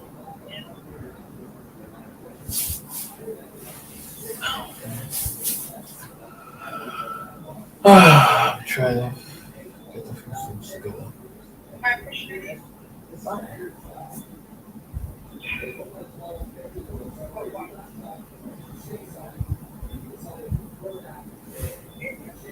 Send this money to Nick and I did. I should respond.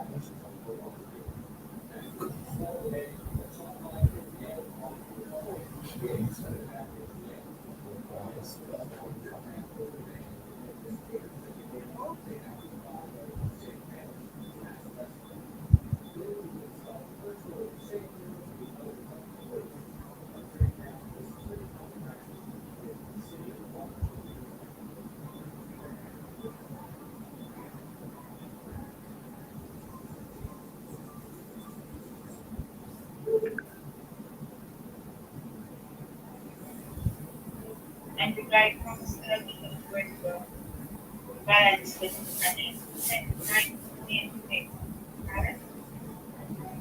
so he's going to predict this and he's going to fix it again.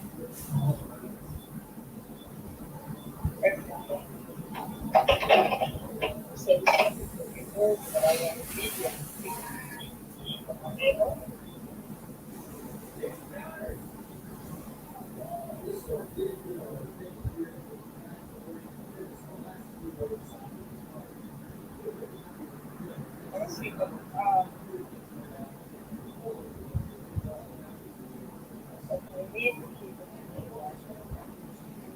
Then Saturday I'll put the picture out.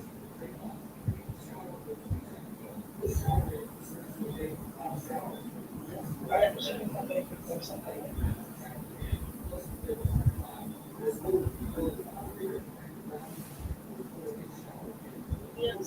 know, come out the package to the shipping company. So you know, come out the package to the shipping company. Yeah. That's what I'm saying. So if the guy did it for the parents, then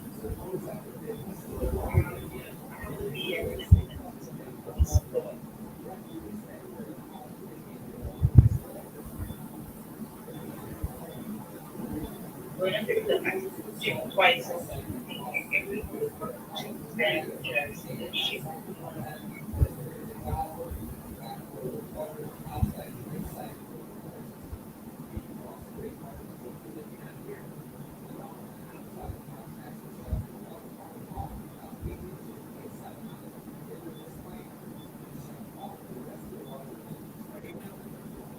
Oh, I can.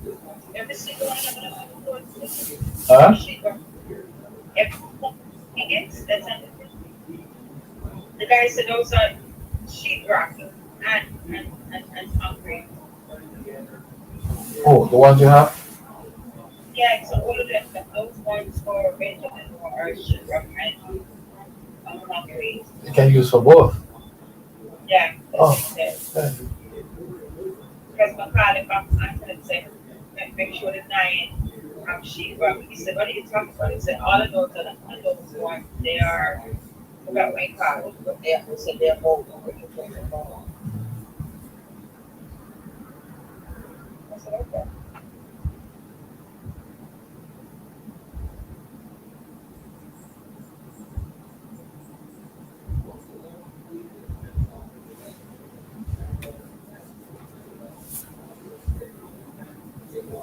So you want how much now for the pallet? 9. Okay. I was gonna, I mean, I just couldn't wait for it to we get to 9. The business is was 5, 6. And when you get that one pallet, you can get more still? Yeah, but we're getting the whole trip. We're gonna get yeah, take that. That's what the guy said to me. Hey. I'm not doing that truck. I need to get before this one. Yeah, it don't look commercial. Yes. So that I can, you know, take off 9 or take off 10. Yeah, and it look like 2 trips. You put your money trolley and put it down and load it down. You know, that's the trolley comes. But when I had to go down, I booked it because the business is going to get money on. Because I did ask them have Homeland Security, they have Bank of America, they have what do you call American Express have a whole site for themselves. And a huge place going to walk up to that Google. It's called Google Place. So, you imagine, and they are looking at about the report, they are going to go up short one of them. So, I have to wait to that next stage. Yeah. So, I can do the same process again, but I can't have somebody in here, so then we're going to ship one first. Yeah, so she bought this pallet first and then you can do the other one. Yeah. And then do the other one. You can't how much on just want to tell you. Yeah, the guy that was doing the same day, we made the hooker in the house. We're not going to send them company to sell that for the company, but I'll below something on. I want to get You do buy them. One baby baby ones, that one. I don't want to be still. So, this has been from early this year, from the guy getting them asked to go on the phone. I know what. Drive my foot. I never knew that. You work out how much you want to pay house, sir? And the one. He told me how much I needed. Some of the people pay. So you market. You can mark that? I don't have to mark it. They have. Tell me where you come in Canada and one for doing them. I must have text some of the for me. In business now, what I'm saying. I don't want you to choose ones you want, whatever is left, we work with it. I don't have no preference. Yeah, it's put in for PN. So, like I said, 10 of the capital 10 to Portland, and then you go have the rest. Because this is not the 10 we're going to bring to Portland there, so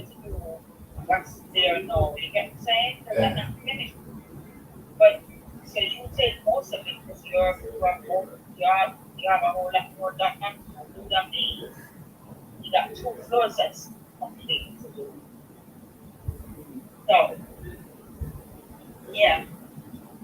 And then afterwards, we send the rest.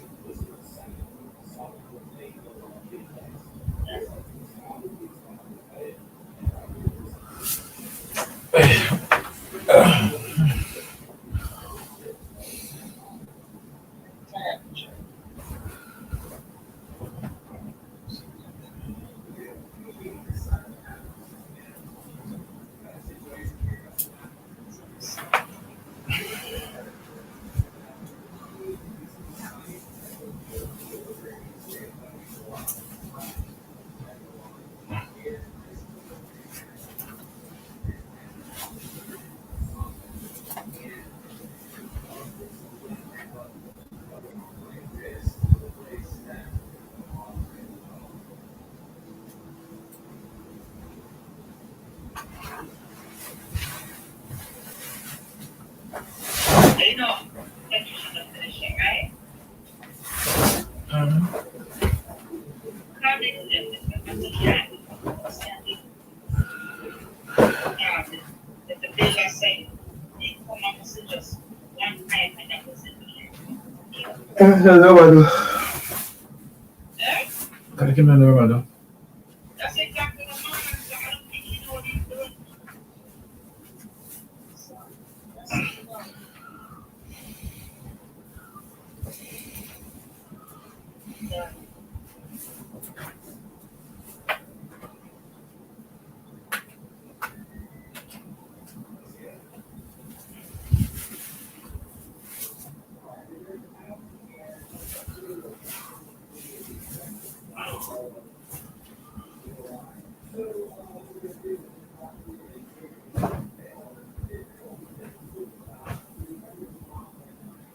That shirt's too big. Like a green apple myself. I like that green hat. Thank you.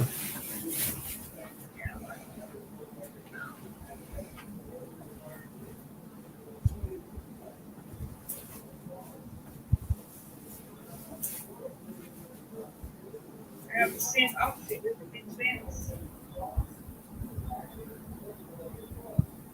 Is it cold outside this? Cool inside.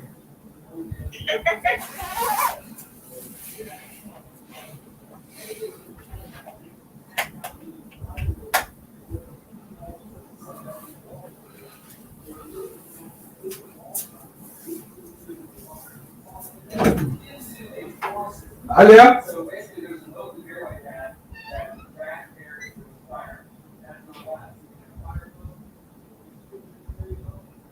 Ali?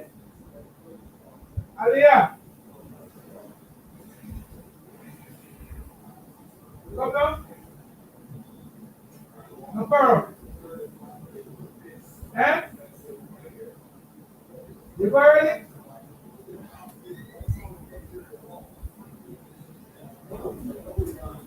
What do you say on there?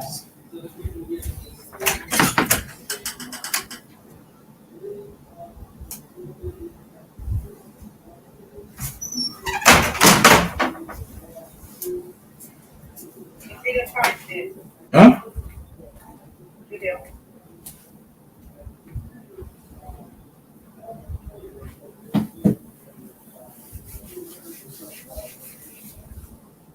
Oh. Oh. No.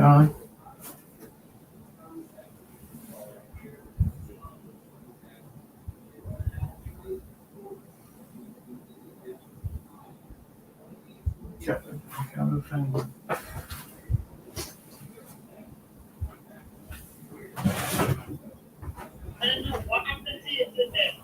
There's somebody live on the side with my friends.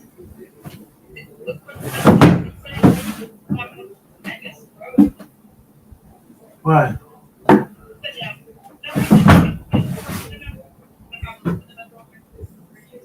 What happened? Yeah, I'm post that one. Move that boy, man. Somebody piss me off, man. Like, what the hell is going on? I call the phone.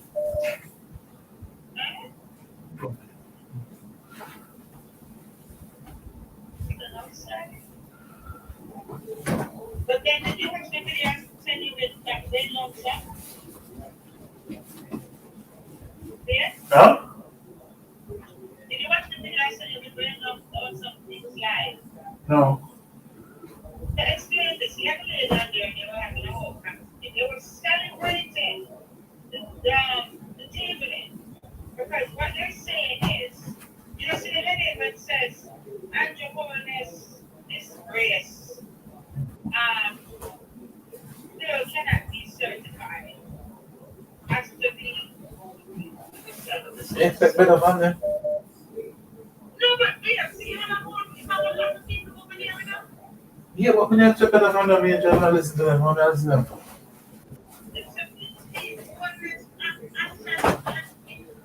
Expect not better.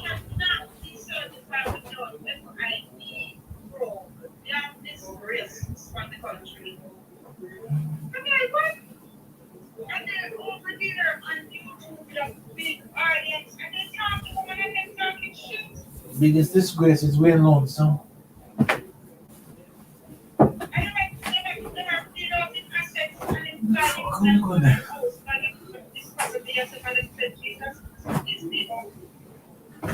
Look for me gun and careful. You try me gun there.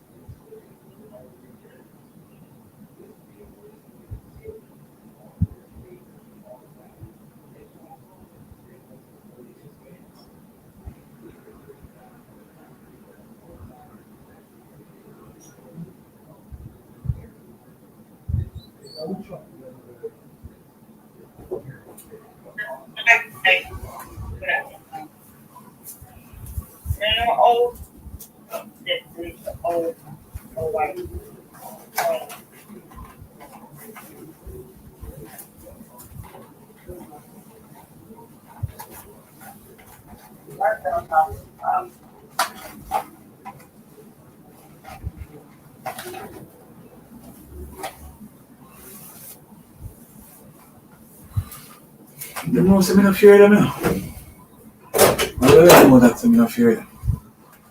And can't accept me. They didn't know.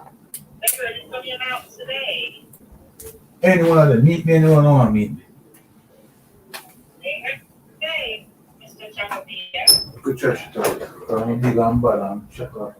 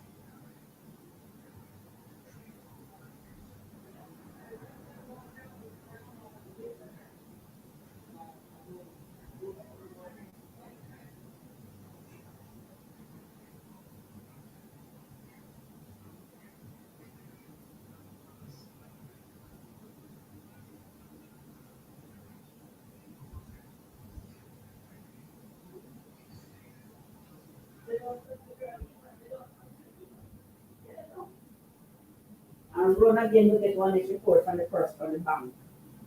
You know.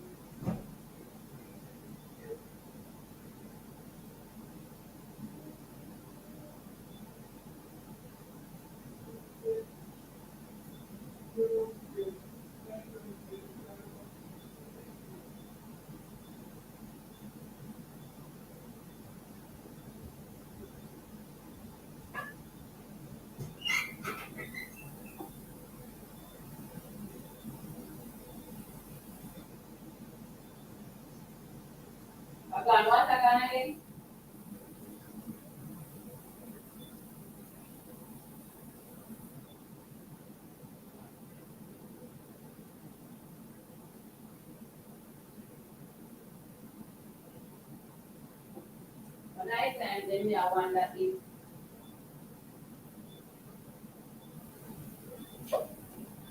night time, me I want that if I take that.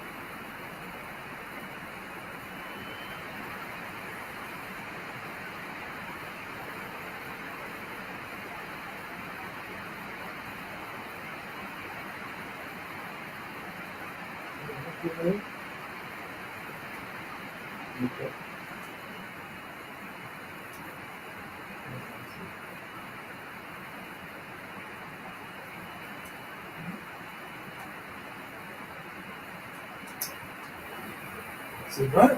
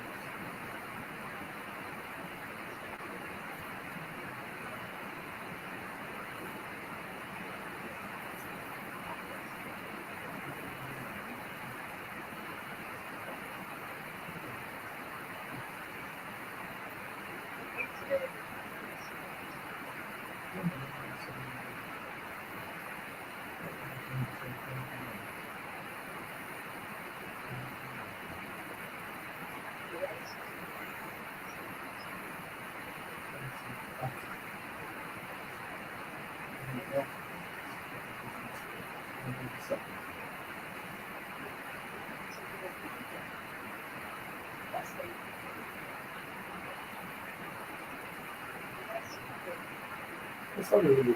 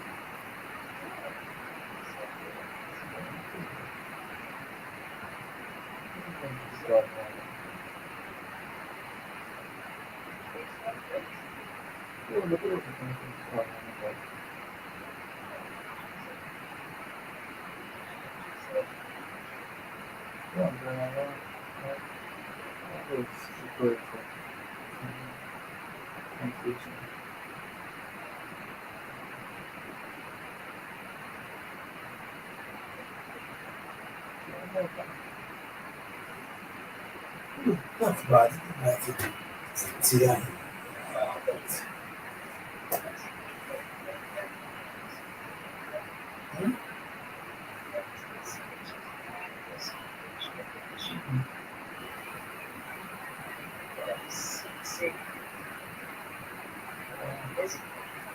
This is your class. She says, just like that.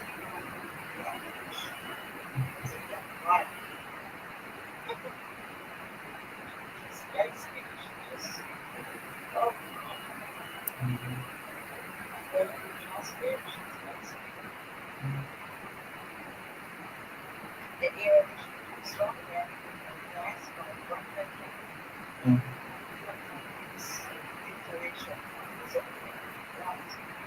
She would be so she's one of them.